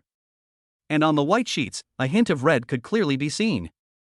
These two people were Chin Mo and Lin Warner, who had bet on going out for a drink last night. Lin Warner frowned slightly at this moment. She seemed to feel that she was sleeping in a warm embrace. Then she slowly opened her eyes, and what entered her eyes was a very handsome face. Her eyes, which had been dazed, immediately widened. She sat up abruptly, and an exclamation of awe echoed through the room. Chin Mo was awakened by Lin Warner's scream. He quickly opened his eyes and said in a panic, "What's wrong? What's wrong? What happened?" He subconsciously jumped up directly. He was completely unaware that he was not wearing anything, and he had also drunk short videos, so he had no idea what had happened last night. Lin Warner saw Chin Mo's appearance and directly covered her eyes and shouted, You need to find something to cover yourself with." Chin Mo's brain was just starting to turn on at this time, looking at Lin Warner in the bed with her hands covering her eyes. He swallowed hard, muttered, "So white, so big." Lin Warner heard Chin Mo seem to say something, then moved her hands away from her eyes and looked at him. She saw Chin Mo staring at her with wide eyes, dumbfounded. She looked down at herself along with Chin Mo's eyes and realized that she was also naked. So the scream that could pierce eardrums sounded again. Chin Mo heard the scream and quickly picked up the scattered bath towels and wrapped them around his body. Lin Warner also quickly got into the quilt. Chapter 129 Sleeping Together? Inside the Los Angeles hotel. After Chin Mo wrapped the towel around her, she tried to remember what had happened last night. But it seemed that she only had the memory of the two of them drinking, and she really couldn't remember the rest. Lin Warner in the quilt had also been trying to recall, and it seemed that she had remembered a little. It seemed that she had taken the initiative herself. Just now, it had been so sudden that she hadn't noticed. Now that she had calmed down a little, she noticed the discomfort below her. So she poked her head out and said to Chin Mo, "Bring me my clothes." At this time, Chin Mo also calmed down. After hearing Lin Warner's words, he looked around. On the floor of the room, his clothes and Lin Warner's clothes were scattered everywhere. Chin Mo picked up Lin Warner's clothes and threw them on the bed. Lin Warner, only showing a head outside, then said, "Turn around." Chin Mo smiled and thought, "I haven't seen you this shy all day yesterday." Lin Warner looked at Chin Mo's smiling face, so embarrassed that she wanted to find a crack in the floor and hide in it. She didn't know why herself, but last night she was so proactive. And it seemed like she had been in control last night. After Chin Mo had finished taking her clothes, he left the room. They were staying in a suite, so there were other rooms outside. But as soon as he had gone out and closed the door, preparing to find a room to get dressed, he saw Lin Warner's clothes on the floor in the living room. So Chin Mo picked up the clothes and turned around and went back. Lin Warner in the room had just come out of the covers. She saw the room door open, and Chin Mo, holding up her skirt in his hand, stood in the doorway. Lin Warner let out a scream of awe, her face turning red, and quickly she dove back under the covers. Chin Mo then remembered that he had seemed to have come in without knocking. He said awkwardly, "Your skirt is just lying there outside." Then he put down the skirt and quickly fled the scene. Lin Warner didn't say a word the whole time, her heart pounding wildly. Chin Mo wasn't much better off, and after coming out, he quickly grabbed his clothes and found a room to go in. Soon he came out dressed and sat on the sofa in the living room waiting. Just as he was thinking about how to explain to Lin Warner what happened last night, there was a sudden sound of thud from inside the house, followed by Lin Warner's cry of pain. Chin Mo subconsciously stood up immediately and rushed into the room. After he pushed open the door, he saw Lin Warner sitting on the ground, covering her ankle with a painful expression. Chin Mo hurriedly went up and asked, "What's wrong? Are you okay?" Lin Warner was about to cry in pain, her tears rolling around in her eyes. She said with a grievance, "I twisted my ankle." After hearing this, Chin Mo directly grabbed Lin Warner's ankle and examined it. Lin Warner felt a strange feeling in her heart when Chin Mo touched her ankle. She looked at Chin Mo's nervous expression, and slowly, she didn't feel any pain. Chin Mo looked at it and said, "It shouldn't be serious, it's not swollen. I'll go buy some medicine and apply it for you." After he finished speaking, without waiting for Lin Warner to say anything, Chin Mo directly picked her up in his arms. Lin Warner didn't expect Chin Mo to pick her up directly. She was so nervous that she directly put her arms around Chin Mo's neck and rested her head in his arms. Chin Mo looked down at her and wanted to laugh inside. Usually, she seemed carefree and easygoing, but she was actually so timid. Chin Mo put her on the bed and naturally saw the hint of red on the white bed sheet. Then, Chi Nemo said, wait here, I'll go buy medicine. After saying that, Chi Nemo went out to buy medicine. From beginning to end, Lin Wanner never spoke again. Until Chi Nemo left the room, she sat on the bed staring blankly at the door. At this time, the Gao family on the highway still had no idea what had happened in Los Angeles. In the Rolls-Royce, Tong Tong said, Dad, don't worry, Grandpa will definitely like you. Dad is so handsome and so awesome. Shu also said, yes, and Dad can cook. Gao Tian smiled and said, thank you, my two little treasures, and I will also do well. Su Xingwei reached out and shook Gao Tian's hand, reassuring him, don't worry, I'm here. My mother is so satisfied with you, my father can't make a ripple. Gao Tian was a little speechless, and said, what do you mean you can't make a ripple? Is that how you talk about your father? Su Xingwei shrugged nonchalantly and said, that's right. In our family, my mother is the one who says what's what. Tong Tong said from the side, yes, I know. Once, Grandpa didn't know what mistake he made, and Grandma scolded him for a long time, tugging on his ear. Hearing Tong Tong's words, everyone laughed heartily. Su Jianhua's dark secrets were directly revealed by his own precious granddaughter in front of his own son-in-law he had not yet met. At this time in the Su family, Su Jianhua was no better than Gao Tian. Since the morning, Su Jianhua had been there picking out clothes. She was so annoyed that she couldn't help but say, what are you so nervous about? Xiao Tian is a very nice boy. This suit is quite good. Su's father immediately retorted, what am I nervous about? What do I have to be nervous about? Before he could finish, Su's mother impatiently said, yes. You're not nervous, but I am, okay?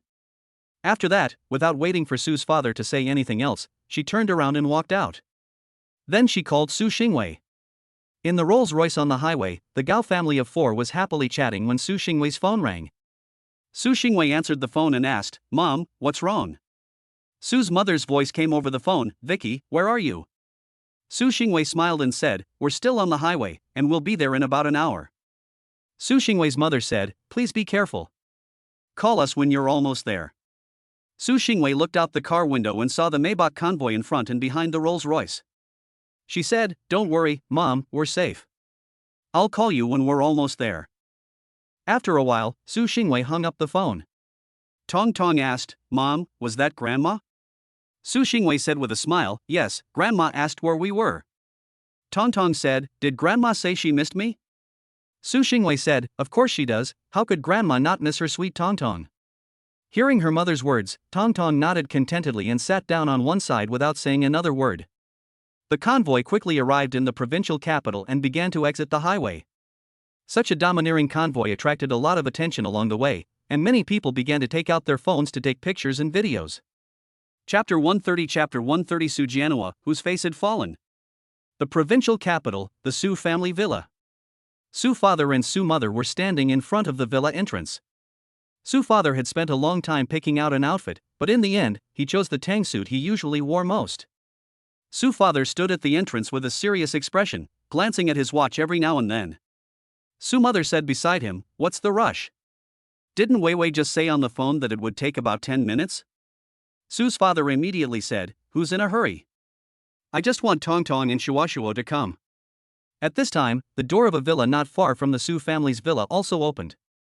A young man walked out and saw Su's father and mother standing in the doorway and paused. Su's father and mother heard the sound and also turned to look, and discovered that it was their next-door neighbor. Su's father said with a smile, oh, it's Wei, it's not Wei. We'll wait here for a while. The person called Xiao Wei by Su's father is Meng Hongwei. After hearing Su's father's words, his eyes lit up. He remembered Su Xingwei. They had been classmates from junior high school to high school. When it came time to go to university, he didn't do well academically, so his family arranged for him to study abroad. He had always remembered Su Xingwei's beauty. It can be said that no matter whether he is in China or abroad, the women he has seen are not as good-looking as Su Xingwei. In particular, he also chased after Su Xingwei in high school, although it is possible that Su Xingwei does not remember him. Su Xingwei was particularly lonely when she was at school, so the possibility that she does not remember is very high. Su's mother knew what he was thinking when she saw Meng Hongwei's reaction. Su's mother smiled and said, yes, Wei and her husband will be here in a while. Did Xiao Wei just return from abroad recently? Meng Hongwei showed a momentary sense of loss when he heard what Su's mother said. But he quickly recovered and said, "Yes, Auntie. I just got back a few days ago. By the way, we're organizing a reunion for high school classmates, but since Wei doesn't keep in touch with everyone, she might not know about it. So when Wei gets back, could you please let her know? I'll go now." After saying this, Meng Hongwei left first. Su's mother said to Su's father, "Just by looking at this guy, I can tell that he covets our Weiwei's beauty." Su's father didn't see it that way, and said, "Really? I don't see it." Su's mother rolled her eyes and said, "What can you see?" Su's father was about to argue back, but seeing Su's mother's look, he obediently shut up. Soon Su's father and Su's mother saw the convoy approaching from afar. At this time, Su's mother understood why Su Xingwei had said on the phone that they were safe. This really is a very safe situation. Su's father was a little shocked as he watched the convoy approaching them. Su's mother saw Su's father's expression and said with contempt, "Still the chairman of the Su group, look at you, you've never seen the world." Cough cough, I just didn't expect it, why did this kid make such a big deal? Su's father coughed twice and said. Soon the car slowly drove up to the two old people. After all the bodyguards got out of the car, they quickly spread out and stood around. The bodyguards in front of Su's house were shocked. These people looked together and were clearly professionally trained. After the car door opened, Su Xingwei and Gao Tian had not yet gotten out of the car, but Tong Tong and Shuo Shuo could not wait and got out first. Then, they quickly ran towards Su's mother and father. When Su's mother and father saw their children, they instantly beamed with joy. Su's father hurriedly went up to them and said with a smile, "Ouch, slow down, Grandpa misses you all so much." But just as he opened his arms to embrace them, Tong Tong made a silky little turn, bypassed Su's father, and threw herself into Su's mother's arms. Su's father's smile instantly froze on his face. Shuo Shuo stopped in front of Su's father and said, "Grandpa, we missed you too." It was only when Su heard Shuo Shuo's words that he regained his smile.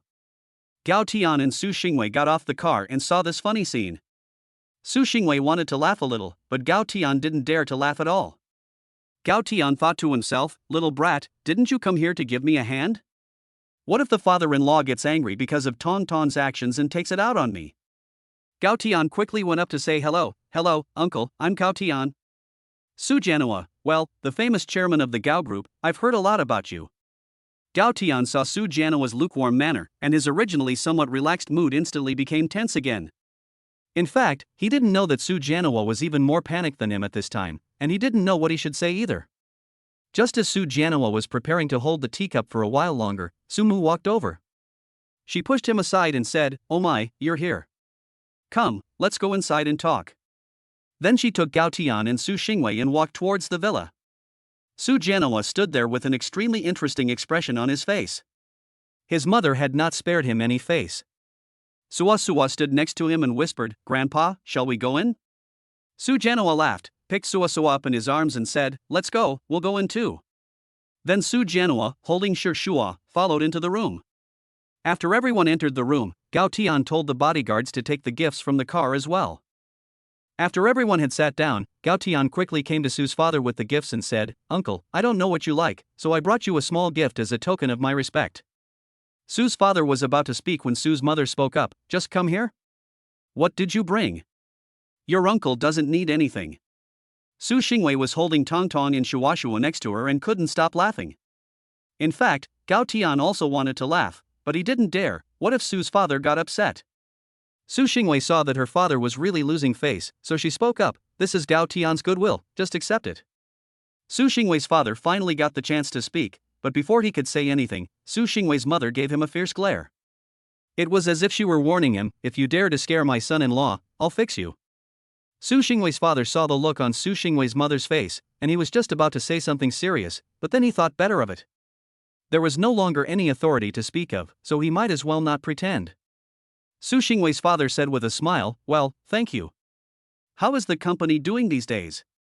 Gao Tian quickly replied, "The company is fine, very good, thank you for asking about me, uncle." Su's mother said, "What are you doing? Can't we talk about anything else? You have to talk about this. Just take a break and rest, what's there to talk about at the company?" Su's father looked helpless. There was no other way. If they didn't talk about this, he didn't know what else to talk about. Su's mother looked at Gao Tian and said, "Xiao Tian, don't be nervous, just make yourself at home. Gao Tian still said a little nervously, "Okay, Mom, I got it." Su's father immediately widened his eyes when he heard Gao Tian's address to Su's mother. "It's been a while since I've heard him call her mom, and I didn't know about it. Why am I just an uncle?" Su's father looked at Gao Tian with the same expression as a resentful woman. This made Gao Tian a little confused. Chapter 131 Complete the task and reward the technology company. Provincial capital, Su family villa. Su father coughed, and without pretending, he directly asked, "Mom? When did you call Mom?" Su mother immediately said, "What's wrong? Is there a problem with my son-in-law calling me Mom?" Su father did not dare to say much to Su mother, but turned to Gao Tian and said, "You called Mom, so what about me?" Gao Tian became instantly excited when he heard Su's father's words. If at this point he still didn't understand what Su's father meant, then he might as well just headbutt himself to death. Then Gao Tian, overjoyed, called out, "Dad!" Su's father's depression from earlier was swept away when he heard Gao Tian's dad. Then he laughed and said, "Hey, that's right. Don't be nervous, just treat it like your own home." Su's mother corrected him, "What do you mean, just treat it like your own home? It is your own home." Su's father quickly said, yes, your mother is right, it is your own home." At this time, a system prompt suddenly sounded in Gao Tian's mind. Ding, congratulations to the host for completing the task. Reward being distributed. Reward successfully distributed, rewarding the host Longsun Technology Company 100% of the shares. Gao Tian was finally relieved when he heard the system's prompt. In fact, after Gao Tian's recent performance, and after Sumu returned and told him about it, plus the information collected from other places, Su Fu had long been very satisfied with Gao Tian. He didn't care about the system's reward. To be honest, at his current wealth, he himself didn't know how much it was. Many people wouldn't necessarily earn as much as him even if they lived for several lifetimes. Tong Tong saw that both his father and grandfather were smiling and said, "Does Grandpa like Dad?" Su's father smiled and said, "Of course I like him. Your father is so outstanding, how could I not like him?" Tong Tong looked at Gao Tian with a smile and said, "See, Dad, I told you, your father is so amazing, how could Grandpa not like him?" Then Tong Tong turned to Su's father and said, "On the way here, Dad was so nervous, he kept telling Mom that he was afraid Grandpa wouldn't like him."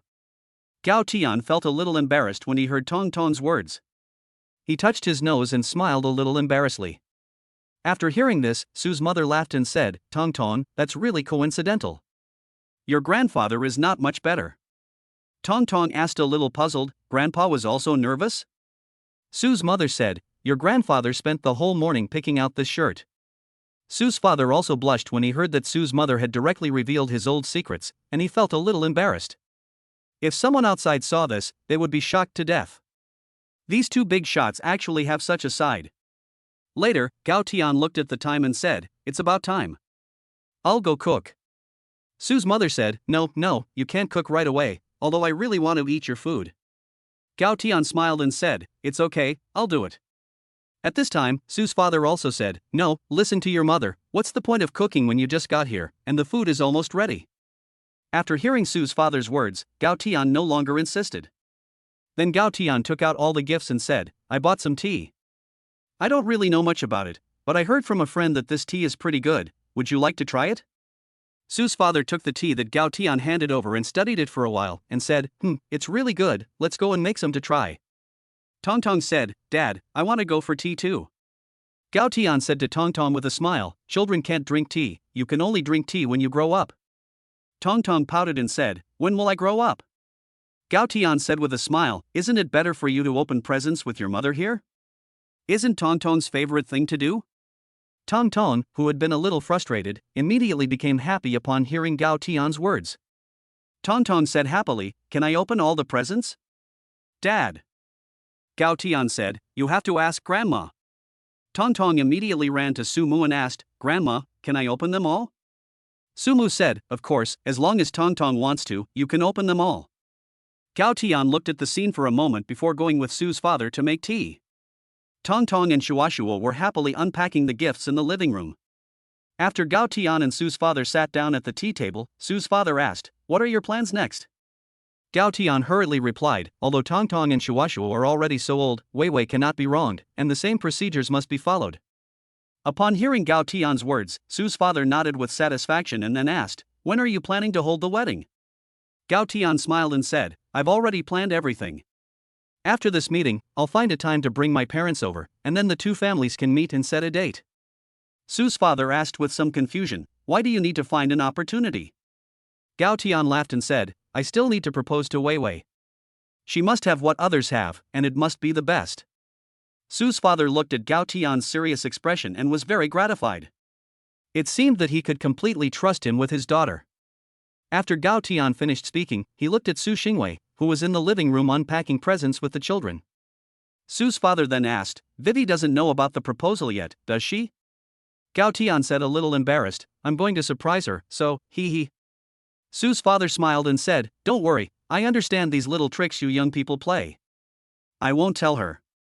Gao Tian smiled and continued, maybe by then, both of you will need to be there to witness it. Su's father smiled and said, okay, no problem. When are you going to start? Gao Tian thought for a moment and said, the exact date hasn't been decided yet, I'll let you know when it's set. The two then chatted while drinking tea for about an hour, when the family servant came and called for dinner. The family sat down at the table, and Mrs. Su said, oh my, why did you come and buy so many things? When Gao Tian first arrived, no one noticed that he had brought so many things.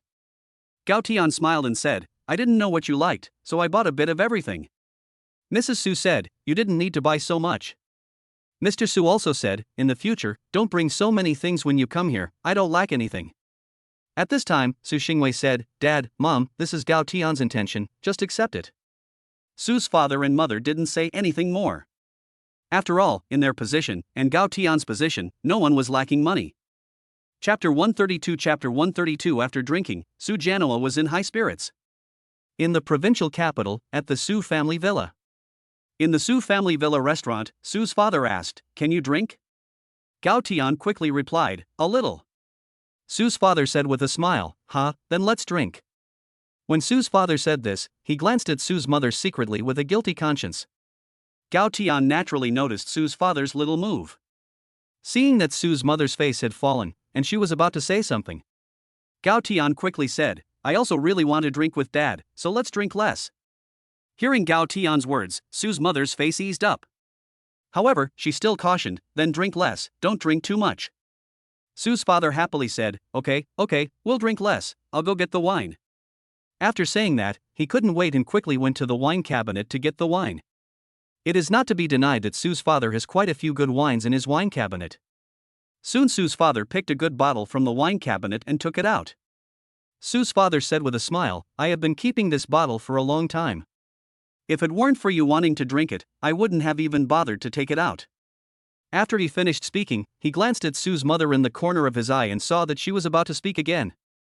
Su's father coughed twice quickly and gave Su's mother a wink. After seeing this, Su Mu's mouth moved but she didn't say anything. Su Mu was thinking, you're obviously the one who's been wanting to drink it for a long time, but I've been keeping it from you. You're so good at talking. Gao Tian and Su Xingwei naturally also noticed this little action. Gao Tian was a little puzzled and didn't know what it meant.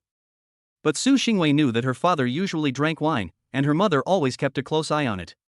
She guessed that if Gao Tian hadn't come today, it would be a long time before he could drink another sip. Su Xingwei smiled secretly, but she didn't want to expose her father. Su Xingwei's father sat down with a drink in his hand, and the servant quickly brought a few wine glasses. Gao Tian quickly stood up, took the wine in Su Xingwei's father's hand, and poured the wine in the glass. Su Xingwei's father couldn't wait, quickly raised his glass and took a sip. Su Xingwei's mother said at this time, what are you doing? You just sat down, you haven't even eaten a bite of food yet, and you want to drink. Su's father angrily put down the wine glass and said, yes, eat first, eat some food before drinking. Gao Tian really wanted to laugh. He never expected that Su's father's status in the family was not as high as his own father's. He was completely suppressed by Su's mother. After dinner started, Su's mother kept on serving Gao Tian. This time, not only did Su Xingwei feel jealous, even Tong Tong was unhappy. Tong Tong pouted and said, Grandma, so love can disappear, right? Hearing Tong Tong's words, Su Xingwei, who had also been a little jealous, spat out the rice in her mouth with a puff. Gao Tian quickly pulled out 2 tissues and handed them to Su Xingwei. Su's father and mother were both laughing heartily. Just as Su's mother was about to speak, Shu Shua, who was caught off guard, said in a very calm tone, "Love doesn't disappear, sister. It just shifts." Everyone started laughing out loud. These two little ones are really cute. Since YN started to quickly become popular on the internet, Su Xingwei didn't know what videos these two little ones were watching every day. Sumu laughed out loud, and quickly ordered some dishes for Tong Tong and Shu Shua. After this little episode with the two little ones, the atmosphere at the table became significantly more relaxed and harmonious. At this time, Su's father saw that everyone had been eating for a while, so he gave Gao Tian a discreet wink. Gao Tian quickly picked up on the signal. He quickly picked up his glass and said, "Dad, I'd like to toast you." Su's father then raised his glass with a smile, saying, "Come on, Dad has a lot of good wine here, so drink up." After saying that, without waiting for Gao Tian to react, Su's father gulped down the wine in his hand. Gao Tian saw this and also shook his head helplessly and laughed, then he also gulped it down. Gao Tian knew for himself that he could drink 1,000 cups without getting drunk, and judging from the way his father-in-law was drinking, he estimated that he would soon be able to go to bed upstairs. Sure enough, in a moment, the two of them hadn't been drinking for long. Su's father suddenly said, "Brother, let me tell you, from now on, I will leave my daughter in your hands." Hearing his father's words, Gao Tian's eyes widened, and he looked a little embarrassed at Su Xingwei and then at Su Xingwei's mother. Su Xingwei's mother covered her forehead, too embarrassed to look. Su Xingwei was also a little at a loss for words, and she didn't know what to say. Gao Tian said a little awkwardly, "Dad, you've had too much to drink, so I'll take you upstairs to rest." Su Xingwei's father sat there, his speech beginning to slur. "Who says I'm drunk? This is just the beginning." While saying this, he picked up his wine glass, clinked it with Gao Tian's, and then gulped it down. Gao Tian had no choice but to follow suit and drink another glass. Tong Tong and Shu Shua watched their grandfather stagger from side to side, laughing heartily. Then Tong Tong said to Shu Shua, "Brother, Dad and Grandpa are drinking, what should we drink?" Shu Shua said calmly, "Sister, we can drink some boiled water." Tong Tong said a little aggrieved, "But I don't want to drink plain water, it has no taste." Shu Shua looked around and said, "There's milk over there, we can drink milk." After Shu Shua finished speaking, he jumped off the chair and walked over to the milk. When Su's mother saw Shu Shua's actions, she asked doubtfully, "Shu Shua baby, what are you going to do?" Shu Shua said as he walked, "My sister doesn't want to drink plain water." Upon hearing this, Su's mother smiled and said, "Our Shu Shua is really a little warm man." The maid next to her saw that Shu Shua seemed to be going to get milk, so she quickly went up to him and got the milk for him. Shu Shua took the milk from the maid, said thank you, and then returned to the table. Su Xingwei took the milk and put it on the table, then picked him up and put him on the stool. After Shu Shua was seated, he poured a glass for Tong Tong, then poured himself another glass. Tong Tong happily lifted up her glass and said in a serious tone, "Cheers." Shu Shua also picked up her glass and clinked it with her sisters. At this time, Gao Tian said, "Dad, why don't we stop here for today?" Upon hearing Gao Tian's words, Su Xingwei, Sumu, Tong Tong, and Shu Shua all looked over. Just now, Su Fu had also dragged Gao Tian to drink a few more glasses, and he even insisted on having a blood brotherhood with Gao Tian. Su's mother said a little unhappily, "I told you to drink less, but you had to drink so much, look at what a state you're in now." Su's father was a bit of a hard ass at this point. All Su's father said was, "I'm talking to my brother, what's a woman like you butting in for? Go away." Gao Tian and Su Xingwei both widened their eyes and looked at Su's mother. Su's mother looked at Su's father for a while, looking very calm. Just as Su's mother was about to say something, Su's father slammed down on the table. Gao Tian opened his mouth wide and looked at Su's father. He always felt like Su's father was pretending to be drunk. But Su's father had already fallen asleep and was even snoring. Su's mother was also angry, but there was nothing she could do.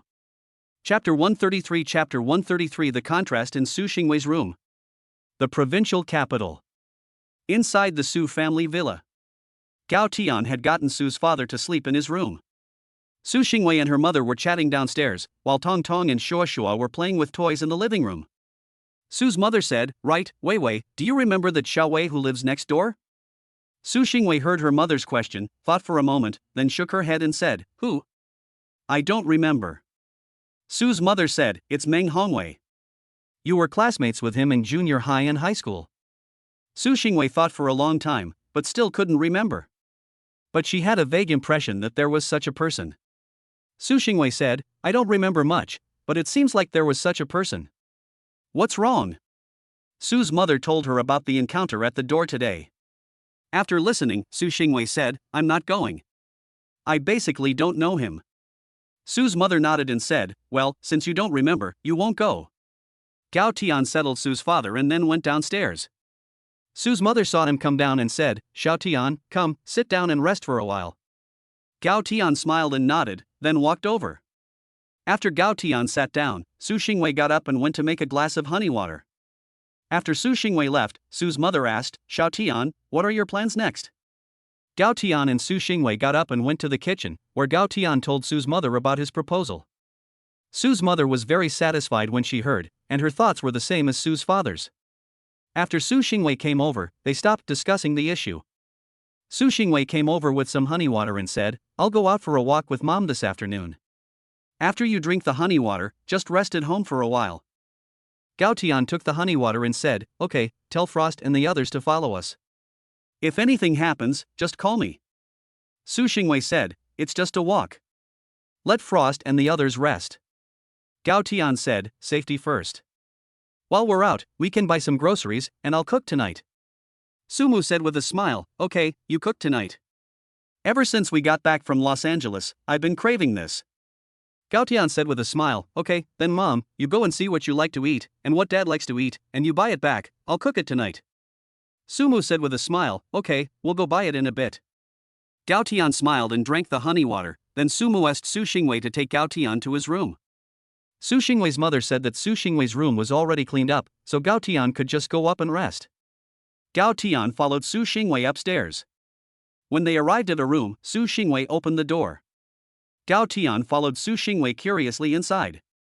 When he entered the room, Gao Tian was stunned. He had never imagined that Su Xingwei's room in the provincial capital would be decorated in such a style. Su Xingwei said a little embarrassed, this was decorated a few years ago, and I haven't lived here for a long time. Gao Tian said, I didn't realize that you had such a cute side.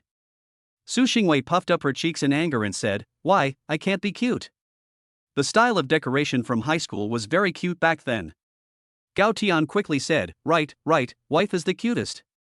After saying that, Gao Tian took advantage of Su Xingwei's inattention to give her a kiss on her tilted lips. Su Xingwei disliked it and wiped her mouth, saying, hey, it smells like alcohol. Gao Tian said a little aggrieved, you actually dislike me. Su Xingwei said, I do dislike you. Hurry up and go to bed. Su Xingwei finished speaking and went out. Gao Tian surveyed the room. He had only drunk a little alcohol, and it was completely as if he hadn't drunk anything. But he couldn't say anything, because there was no way to explain it. Gao Tian looked at the style of decoration in Su Xingwei's room and couldn't imagine what she looked like when she was in high school. The style of decoration in Su Xingwei's room was directly that of a pink princess room. Who would have imagined that the room of the cold and aloof female CEO would have such a style of decoration, which was really quite a contrast. After turning around for a while, Gao Tian found an album on Su Xingwei's desk. He took the album out and flipped through it, and found that it was full of photos of Su Xingwei from junior high school and high school. Su Xingwei in the photos had a young face, with very bright eyes. Even in her school uniform, she couldn't hide her aura, and she would be instantly recognizable in a crowd. After Su Xingwei went downstairs, she and Sumu left with the children. Bai Shuangshuang and Wu Chanqian followed them, while everyone else stayed with the Su family's bodyguards at the Su family villa. In the car, Tong Tong asked, Mom, aren't we going to the mall with Dad? Su Xingwei said, Dad is resting at home after drinking. We'll go buy some of your favorite dishes and let Dad cook for us tonight. Upon hearing that they could eat something delicious that night, Tong Tong said happily, Dad is going to cook something delicious tonight? Su Xingwei smiled and said, yes, later, if you like something, we'll buy it, okay? Tong Tong nodded and happily agreed. Su's mother said, Shushua, Tong Tong, if there's anything you want, we'll buy it when we get to the mall, okay? Shushua thought for a moment and said, I don't really want anything. Tong Tong also said, I don't really want anything either, Dad's already bought me everything. Su's mother smiled and said, then when we get to the mall, we'll buy whatever we like. Su Xingwei said, Mom, it's okay if we don't buy anything. They don't lack anything. Su's mother said, what's the point of lacking anything? If we like something, we should just buy it. Our family doesn't lack money. Su Xingwei shook her head, but there was nothing she could do. In the past, when she was going to school, Su's mother didn't talk to her like this. Maybe this is what people often refer to as cross-generational affection. The car soon arrived at the mall, and Su Xingwei and her mother started to wander around inside. Bai Shuangshuang and Wu Chanqian followed them from a short distance behind. Su Xingwei thought for a moment, then turned around and said, "Do you guys have anything you want to buy? Go ahead and pick it out." Su's mother also said, "Yes, girls, if there's anything you want, go ahead and pick it out. I'll buy it for you. You work hard every day taking care of Wei Wei and the two little ones." Bai Shuangshuang and Wu Chanqian quickly said, "No need. We don't need to buy anything, and this is our job itself." Su Xingwei thought for a moment and just took them shopping. If she asked, they would definitely refuse. When Su Xingwei and the others turned around and started walking, several girls in the distance were observing them. Then they heard one of the girls say, "Do you think that's Su Xingwei?" The other girls looked over and said, "It looks like it." Chapter 134 Su Xingwei's classmates. Provincial capital, shopping mall. Just as Su Xingwei and her friends were shopping, a few women behind them hesitantly walked over. Bai Shuangshuang could not persuade Su Xingwei and Su Mu, and Tong Tong and Shuo Shuo were by her side, adding their voices. So she quietly sent a message to Gao Tian, and they only dared to accept after Gao Tian agreed. So now Su Xingwei and Su Mu are buying clothes for them. Su Xingwei just picked out a dress for her to try on. Coincidentally, at this time, Bai Shuangshuang noticed a few sneaky women walking towards Su Xingwei. It looked like their goal was Su Xingwei. After Bai Shuangshuang noticed them, her eyes instantly became sharp.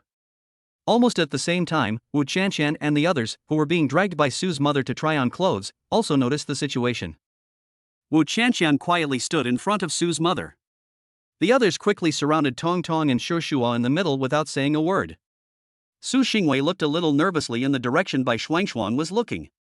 After turning around and seeing that it was just a few women, she let out a small sigh of relief. The women's eyes lit up when Su Xingwei turned around and quickly walked towards her. Just as Bai Shangxiang and the others were about to make a move, the women shouted as they walked towards her, "Su Xingwei? It really is you." After hearing their words, Su Xingwei reached out to stop Bai Shangxiang. She felt that these people looked a little familiar. After they had walked closer, Su Xingwei asked, "Who are you?" The women said happily, "We are, you've forgotten, high school classmates." "And we were in the same class in junior high school," another woman said. Su Xingwei thought for a long time but couldn't remember who they were. At this time, another woman took out her mobile phone and flipped through a few old photos. Look, our graduation photo." Su Xingwei glanced at it and it was indeed her graduation photo from school. Then after a moment's thought, it seemed that she did have a vague impression. They saw that Su Xingwei seemed to have remembered, and then continued to ask, "Are you going to our class reunion tonight?" Su Xingwei smiled politely and said, "I'm not going, I have something to do at home." "Ah, it's a pity that you're not going tonight, when all your classmates are going," the women said. At that moment, Tong Tong and Shuo Shuo walked over and asked, "Mom, are these aunties your friends?" Su Xingwei's classmates looked at each other, as not many people knew that Su Xingwei had children. Many of them didn't even know Su Xingwei's family background. One female classmate asked incredulously, "Vicky, are they, you've already?" Su Xingwei smiled and said, "This is my son and daughter. I'm already married." Hearing Su Xingwei's words, several people were shocked and unable to speak. After a few final words, they parted ways. After parting, the women chattered as they walked. In fact, they had selfish motives for coming over to greet Su Xingwei after seeing her. None of them knew about Su Xingwei's family background. But they knew that one of their classmates came from a wealthy family. Coincidentally, that well-off classmate liked Su Xingwei. That was why they wanted to see if they could get Su Xingwei to come along. Now that they had discovered that Su Xingwei had such a big child, they would have something to gossip about at their class reunion that night. After saying goodbye to them, Su Xingwei continued shopping. After buying things for everyone, she went to the supermarket to buy groceries. Su Xingwei and her mother took Tong Tong and Shuo Shuo to play in the playground in the mall for a while. Tong Tong and Shuo Shuo had a great time playing in the playground in the mall. Su Xingwei and her mother sat in the rest area drinking coffee. Bai Shuangshuang and Wu Chanqian kept an eye on the children. It was almost 4 p.m. when a group of people arrived at the mall. The person who came was Meng Hongwei, and Meng Hongwei was followed by a group of people. They were all classmates of Su Xingwei from high school. The women who were just here couldn't wait until night to share with their classmates about meeting Su Xingwei at the mall. It so happened that Meng Hongwei also received the message and then knew that only Su Xingwei and Su's mother were there, so he came looking for them. Meng Hongwei thought to himself that the reason why she wasn't with her husband was probably because Su Xingwei had found a gigolo. His family background was also very good, but it was a bit inferior compared to the Su family. In the past, he liked Su Xingwei because of her appearance and figure. Now, he not only liked her appearance and figure, but also her family assets. So he thought to himself that it was quite easy to compete with a gigolo for a woman. Even if Su Xingwei already had 2 children, he didn't mind. After they arrived, they quickly found Su Xingwei and the others. Meng Hongwei saw Su Xingwei and her mother sitting there chatting, and smiled as he walked over. "Auntie, Weiwei, have you come to the mall?" Meng Hongwei said with a smile. Su Xingwei and her mother looked up at Meng Hongwei together, and the people behind him. Su Xingwei frowned and thought for a long time without being able to figure out who he was. Su's mother knew what was going on just by looking at Su Xingwei's expression. She whispered to Su Xingwei, reminding her, "This is our neighbor, and also your classmate." Hearing her mother's words, she reacted. Although her voice was very quiet, Meng Hongwei and the people behind him heard it. Meng Hongwei said a little embarrassedly, "Right, I heard that you got married, Weiwei? Your husband didn't come?" Su Xingwei heard his words and glanced back without making a sound. The female classmates she had just bumped into were all standing behind Meng Hongwei. Su Xingwei said, "Yes, I'm married." Meng Hongwei, thinking he was so smart, pulled a stool over and sat down. He asked with a smile, "Where are you working now? Did you go to your own company?" Su Xingwei coldly replied, "I started my own business." He didn't mind hearing Su Xingwei's cold voice. Everyone at school knew that Su Xingwei had this kind of personality. He didn't leave, and sat there chatting with Su Xingwei in a random way. In particular, they talked about work and other things, and he went on and on. Even Su's mother was tired of listening, and she could tell that this guy was trying to show off how outstanding he was. Su's mother quietly sent a message to Gao Tian, and she was going to ask him to come over so that this guy could see what true outstanding was. In the Su family villa, Gao Tian was sitting in the living room talking to Qin Ming on the phone. Since the system rewards the technology company, it was given as a gift in the name of the Gao Group's acquisition. So after receiving the news, Qin Ming immediately called Gao Tian. Gao Tian, who was explaining things to Qin Ming, saw the text message from Su's mother and said a few words before hanging up. Then he got up and went out. Chapter 135 My father doesn't let me play with idiots. In the provincial capital. Inside the shopping mall, Meng Hongwei was chatting away when he suddenly died of embarrassment. Tong Tong and Shuashuo returned from playing, and the children walked over to Su Xingwei.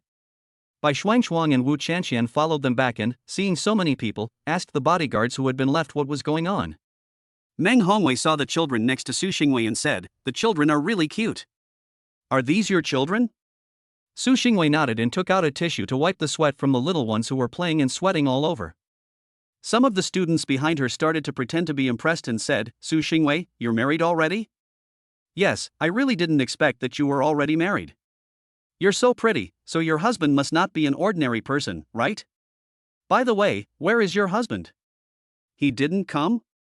People in the group of classmates spoke in a flurry. These people were all called by Meng Hongyu, so naturally they were on Meng Hongyu's side.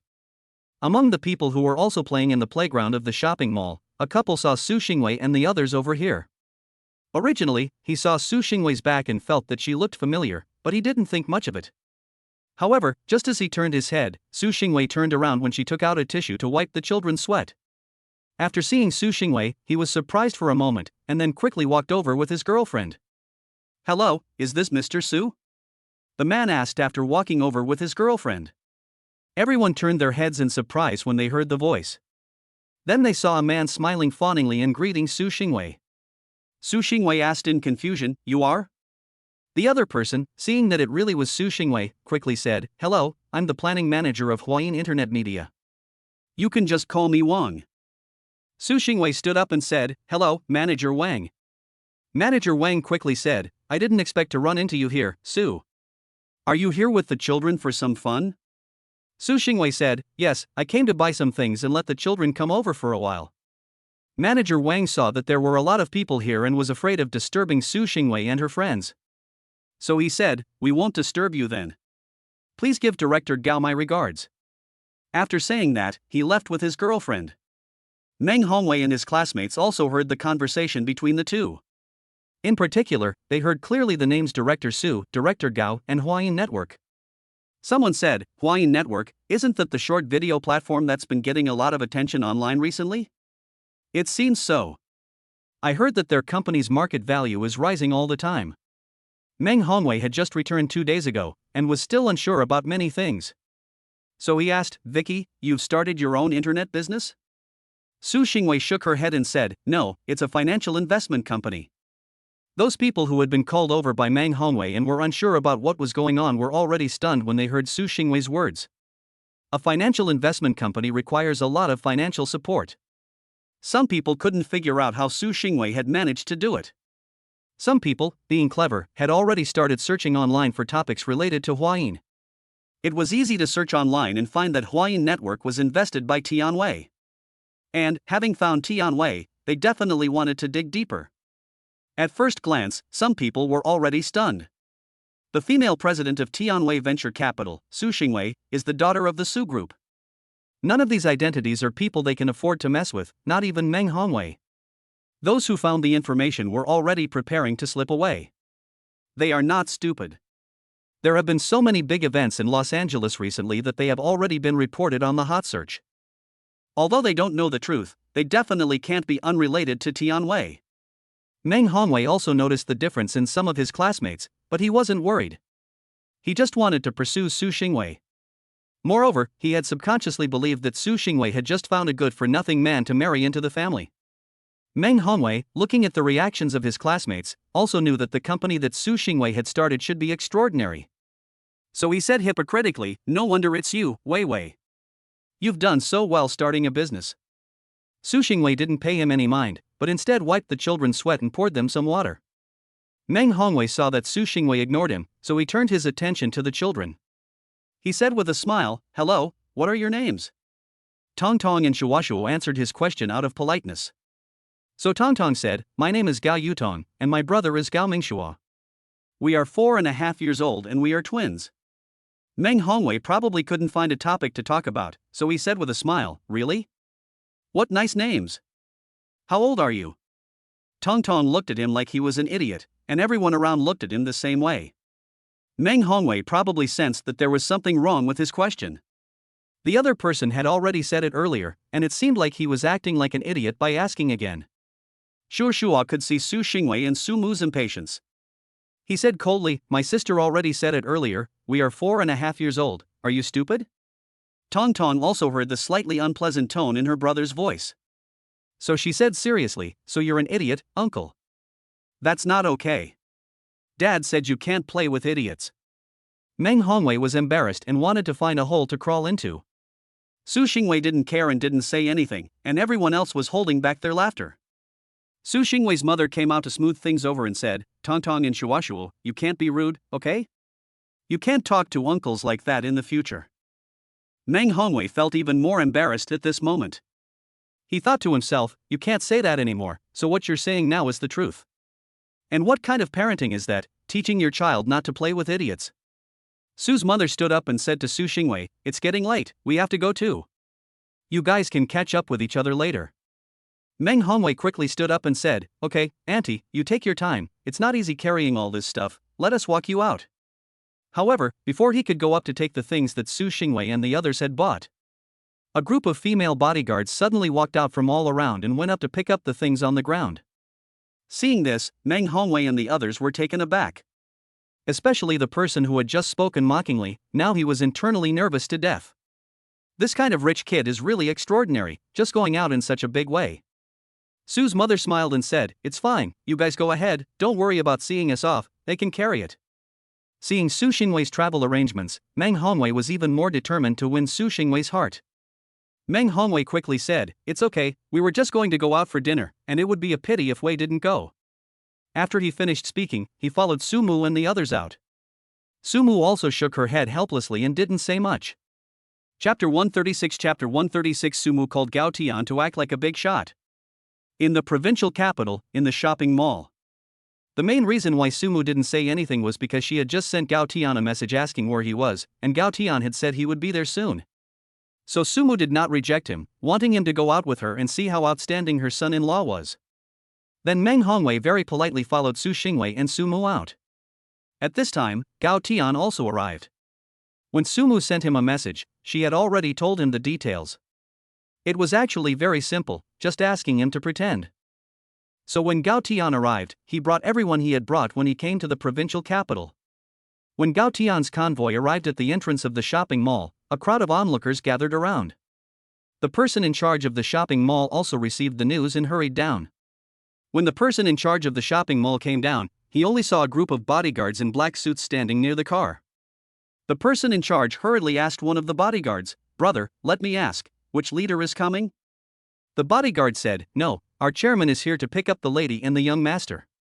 You ladies, you go about your business." The person in charge let out a sigh of relief and then asked, "May I ask, brother, who is this chairman of yours?" The bodyguard said, "Chairman of the Gao Group." "Okay, you go about your business, don't worry about us. We'll leave as soon as the lady comes down." The person in charge hurriedly responded, stepped aside, and then told the staff to get back to work. At this time, Su Xingwei and the others also walked to the entrance of the shopping mall. Then, Meng Hongwei saw the crowd congested at the entrance. He quickly walked up and said politely, "I'll go see what's going on first." After he finished speaking, he didn't wait for Su Xingwei and the others to speak, and he quickened his pace and walked forward. Su Xingwei and the children didn't know that Gao Tian was coming, so they were also very puzzled. However, Sumu had already guessed behind her that Gao Tian should have arrived. Sumu smiled as she looked at Su Xingwei in front of her and her classmates around her. After a while, Meng Hongwei came back and said, "Let's take a detour and go out through the other door." Su Xingwei frowned, a little puzzled. Meng Hongwei saw Su Xingwei frown and hurriedly explained the situation at the door. Upon hearing Meng Hongwei's words, Su Xingwei's expression was a little strange. Su Xingwei turned her head and looked at her mother. When Su's mother saw Su Xingwei looking over, she smiled without saying a word. Su Xingwei saw her mother's smile and understood. It must be Gao Tian. She thought for a moment, then said, "That's fine. It will save us from having to worry about these people spreading the news like they're writing a novel." Meng Hongwei was about to lead Su Xingwei and the others in a different direction. But then he saw Su Xingwei continue walking towards the door. Meng Hongwei thought for a moment, and then agreed. After all, the Su family group was not without power, and they definitely wouldn't care. So he followed behind them and walked towards the door. As soon as Su Xingwei and the others reached the door, Tong Tong and Shu Shua saw the motorcade at the door and the black-clad bodyguards. Tong Tong and Shu Shua shouted in surprise, "Daddy, Daddy!" and ran towards the motorcade. Meng Hongwei and the others were stunned. How could Tong Tong and Shu Shua be shouting "Daddy" towards the motorcade? Meng Hongwei was even more confused. He thought to himself, could it be that Su Xingwei's husband is not a pretty boy, but a second-generation member of some family? When Tong Tong and Shua Shua ran over, the bodyguards also saw them. The bodyguards, all in uniform, bent down and bowed, then shouted in unison, "Young lady, young master." The crowd around them and Su Xingwei's classmates all opened their mouths wide. The crowd was marveling at who this child belonged to, and the grand display. Su Xingwei's classmates, on the other hand, were thinking, so Su Xingwei's husband is also a big shot. Meng Hongwei didn't tell them that. At this moment, some people already hated Meng Hongwei. Just now, many of them had said strange things about Su Xingwei in the mall. If someone were to pursue this, how could they possibly withstand the retaliation of such a big shot? When Tong Tong and Shua Shua ran towards the car, Gao Tian also opened the car door and got out. The crowd watching the scene was shocked again when they saw Gao Tian get out of the car. The person in charge of the shopping mall in particular had never expected the chairman of the Gao Group to be so young. He knew that the Gao Group had changed its name from Tian Dun, but not many people knew about the mysterious chairman. He had never expected to see him today, and he was so young. After Gao Tian got out of the car, he smiled and crouched down to catch the two little ones and hold them in his arms. Then he asked, "Did you have fun today?" Tong Tong happily said, "Very much. My brother and I caught a lot of dolls at the playground, and I also danced." Gao Tian smiled and said, "Really? Our Tong Tong can dance?" Tong Tong said with a smile, "I learned it at kindergarten, and the teacher even praised me." Gao Tian smiled and said, "Our Tong Tong is really amazing, wait until we get home and you can dance for Daddy." Tong Tong nodded and smiled happily and agreed.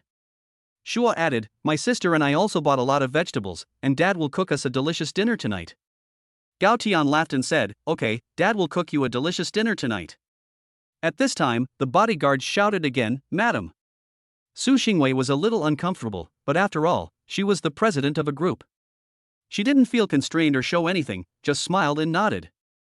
Gao Tian stepped forward and said, let's go home and cook you a delicious meal.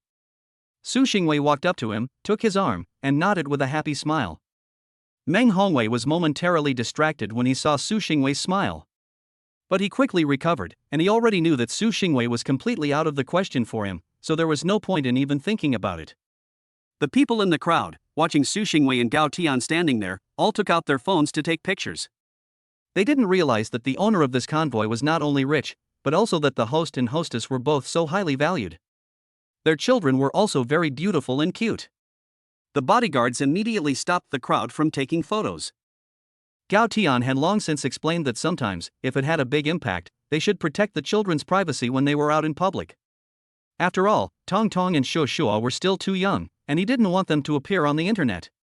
Gao Tian smiled and said to Sumu, Mom, you must be tired after all this time. Sumu smiled and said, it's fine, I'm not tired. How could I feel tired when I see my children having fun? Gao Tian smiled and said, you go ahead and get the children into the car. Sumu nodded and got Tong Tong and Shuo Shuo into the car first. Gao Tian looked at Meng Hongwei and asked with a smile, Vicky, what are these? Meng Hongwei and Su Xingwei's classmates all felt a little jolt when they heard Gao Tian's question. Although Gao Tian was smiling, they all felt a little uneasy. Just by standing there, Gao Tian's aura scared them into not even daring to breathe. Gao Tian had dealt with a lot of things in the past month or so. He had also made several decisions that could have life and death consequences, not to mention the system overhaul. Naturally, he had the temperament of a person in power. Chapter 137 Sudden News. In the provincial capital, in front of the mall. Su Xingwei walked up to them and introduced Meng Hongwei, this is my husband, Gao Tian. Gao Tian smiled and said, hello. Meng Hongwei quickly smiled and said, hello, I'm Meng Hongwei, a classmate of Su Xingwei. Meng Hongwei said, bowing his head, and quickly went up to extend his hand to shake hands with Gao Tian. Gao Tian looked at him for a moment, paused slightly, and then extended his hand to shake hands with him. Meng Hongwei was so nervous that he didn't dare to speak at this time. Su Xingwei's classmates also lowered their heads one after the other, afraid to make eye contact with Gao Tian. Gao Tian glanced at them and then said, let's chat again next time, we'll go first. After saying that, Gao Tian got into the car with Su Xingwei. Meng Hongwei and the group of classmates behind him all let out a sigh of relief. The pressure Gao Tian had just given them was really overwhelming, especially the black convoy and the bodyguards behind them. In the car, Su Xingwei said tenderly, why did you come? You drank so much at lunch, why didn't you rest for a while? Gao Tian smiled and said, I'm fine, I was just bored at home, so I came to find you guys. Tong Tong said, it must be that Daddy misses me. Su Xingwei smiled and said, yes, your father misses you. Afterwards, Su Xingwei looked at her mother and said, Mom, you told Gao Tian to come, didn't you? Her mother smiled and said, that brat was so annoying, and his intentions were so obvious that I had to quickly call my son-in-law. Su Xingwei felt a little helpless. She could handle it herself. Gao Tian smiled and said, even if you hadn't told me, I was going to come anyway. Then Gao Tian looked at Tong Tong and asked, did you buy your favorite food? Tong Tong's eyes lit up when he heard about food, and said, of course, my brother and I even helped Mom pick out the vegetables today. Gao Tian stroked Tong Tong's head and said, really? Our Tong Tong is getting better and better. Shuo Shuo said from the side, Shuo Shuo also helped and carried things. Gao Tian stroked Shuo Shuo's head again and said, our Shuo Shuo is also very good, he's a little man. Hearing their father's praise, Tong Tong and Shuo Shuo were both very happy. Soon, they returned to the Su family villa, and Gao Tian entered the kitchen to prepare dinner. The Su family maid was very frightened and wanted to stop, but Gao Tian explained for a long time, and in the end, it was only after Su Mu spoke that Gao Tian began to get busy in the kitchen. After Gao Tian got busy in the kitchen, Su Mu and Su Xingwei stayed in the living room to play with the children. After about an hour, with the help of the maid, Gao Tian had prepared a table full of delicious food. When the food was all set on the table, Su Mu looked at Su Fu and saw that he had not yet come downstairs. She was a little angry and was about to go upstairs to call him. Just as she got up, Su Fu's voice came from the second floor. Su Fu said as he walked downstairs, it smells good, tonight's meal is very rich. Sumu snorted and said, you're not getting any, so don't get happy. Su's father laughed and said, what's wrong? You're in a bad mood, did someone upset you? Su's mother ignored him, snorted, turned around and walked away. She didn't want to talk to him at all right now. Tong Tong came over and said proudly, Grandpa, Dad made tonight's meal, it's delicious. Su's father was a little surprised and said, Gao Tian's cooking is actually so good? Mrs. Su said, of course. Unlike some people, he can even wash vegetables. Mr. Su smiled awkwardly. Su Xingwei, on the other hand, was laughing secretly. Tong Tong said, Grandpa is so stupid, he can't even cook. Shu Shuan nodded in agreement. Mrs. Su said, you hear that? Your children all think you're stupid. After everyone had taken their seats, Gao Tian also served the last dish. Su's father praised, well, it looks very good, and it smells delicious. Tong Tong quickly said, it's also very tasty. Grandpa, you should try it. Su's father laughed and said, okay, I'll give it a try. After saying that, Su's father picked up the chopsticks and took a bite. Su's father's expression immediately became very surprised after taking a bite. Grandpa Su said, well, when your mother first came back, I thought she was exaggerating, but I never imagined that your cooking skills could be comparable to a hotel chef. Gao Tian was also very happy to hear his father-in-law's praise. Tong Tong said, see, I told you, Dad's cooking is delicious. The family laughed and chatted after dinner for a while in the living room. While Su Xingwei and Gao Tian were playing with the children.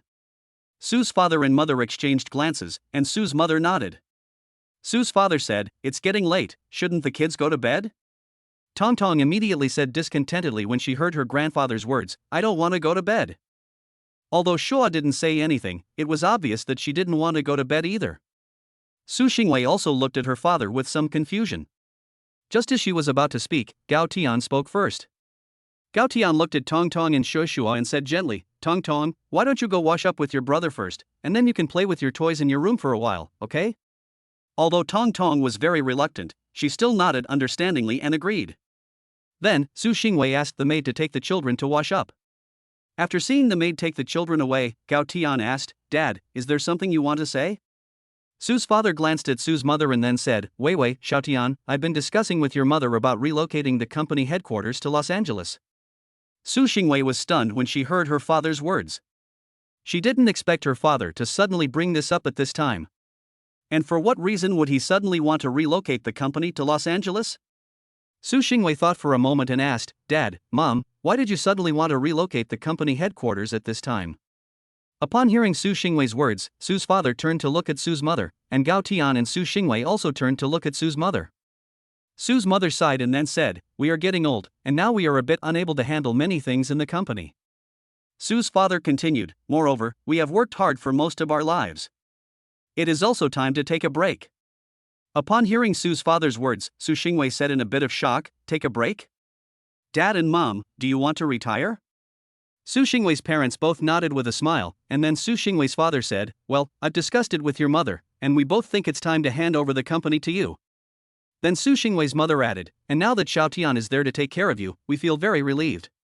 Hearing her parents' words, Su Xingwei was a little taken aback for a moment. Gao Tian said, let Wei take some time to digest this information. We'll talk about it tomorrow. Su Xingwei's parents were very understanding, because this news was indeed a bit sudden. After seeing that Su Xingwei's parents agreed, Gao Tian took Su Xingwei back to her room. Chapter 138 Su Xingwei, who was being spoiled in the morning. Su family villa. Su Xingwei's room. After Gao Tian took Su Xingwei back to her room, he told her to wash up first. He then went to the children's room to see if they were asleep. After looking around and seeing that the children were asleep, Gao Tian returned to the room. When Gao Tian returned, he found Su Xingwei still sitting by the bed. So he asked, what's wrong? Are you still thinking about it? Su Xingwei said, it's so sudden. How did it suddenly occur to you to let me take over the company? Gao Tian put his arms around her and said, don't think about it too much. You should first digest this matter properly, and we'll talk about it tomorrow. Su Xingwei snuggled into Gao Tian's arms, and her heart gradually calmed down. As long as Gao Tian was by her side, she felt at ease. Su Xingwei followed Gao Tian's advice, and after they had washed up, they embraced and fell asleep. Early the next morning, Gao Tian got up early to make Su Xingwei some medicine and then make breakfast. After the servants in the villa got up, they saw Gao Tian already busy in the kitchen. At the beginning, they only heard Auntie Chen say how much the young master and young lady loved each other and how good the young master was to the young lady. At first, they thought it was a bit exaggerated, but now that they have seen it with their own eyes, they feel that what Auntie Chen said was even a bit conservative. After a while, Su's father and mother also got up. After going downstairs, they saw Gao Tian busily working in the kitchen. Moreover, they could smell the strong smell of Chinese medicine. Su's father and mother walked together to the kitchen door and asked in confusion, "Little Tian, what is this medicine?" Gao Tian heard the sound behind him and turned around to see that Su's parents had already finished washing up. Gao Tian assured Su's parents and explained the effects of the Chinese medicine. Su's mother knew how painful her daughter's period was. But after listening to Gao Tian's explanation, and the fact that Su Xingwei had returned without any abnormalities, Su's mother's eyes lit up when she learned of the efficacy of Gao Tian's prescription. Some of the servants behind her also heard what Gao Tian said, and they all listened attentively. Gao Tian said, "After I finish up here, I will write out the prescription. You should boil the medicine regularly in the future, it's still very good for your health." Sumu nodded, then looked at her husband, Su Fu, next to her, and said with disgust, "Listen, and learn well." Su Fu was scolded again by Su Mu, and then looked at Gao Tian with resentful eyes. Gao Tian was a little embarrassed and quickly turned around and continued to get busy. He didn't expect that brewing medicine in the morning would cause his father-in-law to suffer for no reason. Soon, Su Xingwei and the children all woke up and came down from the second floor. Su Xingwei also smelled the strong smell of Chinese medicine as soon as she came downstairs. She frowned and walked to the kitchen, where she saw Gao Tian just finishing brewing the Chinese medicine. Su Xingwei stood in the doorway of the kitchen and said in a slightly coquettish tone, "You still want me to drink it? I'm feeling much better." Gao Tian heard the sound and turned back, saying, "You have to keep taking it. Once you've completely recovered, you won't have to take it every day." After he finished speaking, he carefully picked up the bowl full of Chinese medicine and walked towards the dining table. Reluctantly, Su Xingwei followed behind him with her pouty lips. After Gao Tian put the medicine down, Su Xingwei hugged him from behind and said coquettishly, "But this medicine is so bitter, I really don't want to drink it." Gao Tian laughed and shook his head, then said, "Good medicine tastes bitter. Be good, I'll make you some honey water." Tong Tong also walked over and said, "Mom, you have to listen to Dad. When you're sick, you have to take your medicine." Shuashu also followed up, saying, "Yes, Mom, you have to be good." Gao Tian smiled and said, "You hear that? The kids are all making fun of you." Su Xingwei refused to relent, saying, "I don't care, I don't want to drink it." Su Xingwei's parents, Su and Su, were staring at the scene in the living room with wide eyes. They had never seen their daughter like this before, and the two of them glanced at each other. After the shock, the two of them looked at the warm scene of the four family members in the dining room and both of them wore a relieved smile on their faces. At this moment, Gao Tian also had no way to deal with Su Xingwei. At some point, Su Xingwei had started to become so fond of coquetry. But what people say is really true, a woman who knows how to coquetry has the best life. Every time Su Xingwei pouts, Gao Tian is at his wit's end. Tong Tong and Shuashua are standing on one side, laughing secretly. Their mother is so cute when she pouts. And looking at their father's helpless expression, it's also very cute. Tong Tong said with a smile, "Mom, even if you pout, you still have to take medicine." As soon as Tong Tong finished speaking, Su Xingwei's parents came over. Su Xingwei, who was being spoiled, hadn't seen them yet, but she heard Su's father's voice. She heard him come over, cough lightly, and then say, "Ahem. That Weiwei, Xiaotian is right, a good medicine tastes bitter, be good." Su Xingwei was caught off guard by Su's father's voice and looked up at them blankly. She could only see her father and mother standing behind Tong Tong and Shuashua, smiling at her. Su Xingwei quickly let go of Gao Tian, who was hugging her, and blushed as she said, "Dad, when did you get here?" Su's father smiled and said, "Your mother and I came down a long time ago and were sitting in the living room, but you were so focused on one person that you didn't see us." After hearing her father's words, Su Xingwei wanted to find a crack in the ground and disappear. Gao Tian smiled and said, "Breakfast is ready. I'll go serve it. Everyone, let's eat." Upon hearing Gao Tian's words, Su Xingwei quickly nodded and followed behind Gao Tian to help serve breakfast. Su's father and mother glanced at each other, smiling as they watched Su Xingwei go to the kitchen with Gao Tian, tugging at the latter's sleeve. It was only when they entered the kitchen that Su Xingwei dared to look up, looking at Gao Tian with a bit of resentment and saying, "Did you do that on purpose?" Gao Tian felt wronged. How could he have done it on purpose? Gao Tian quickly said, "How could I?" Su Xingwei said, "I think you did it on purpose, not telling my parents were there, and then letting them laugh at me." Gao Tian smiled and said, "I thought they had gone upstairs, but I didn't expect them to still be in the living room. Besides, who would laugh at you when you're so cute?" Su Xingwei heard what Gao Tian said and blushed, saying, "You still say that?" After saying that, she raised her little fists and pounded Gao Tian's chest.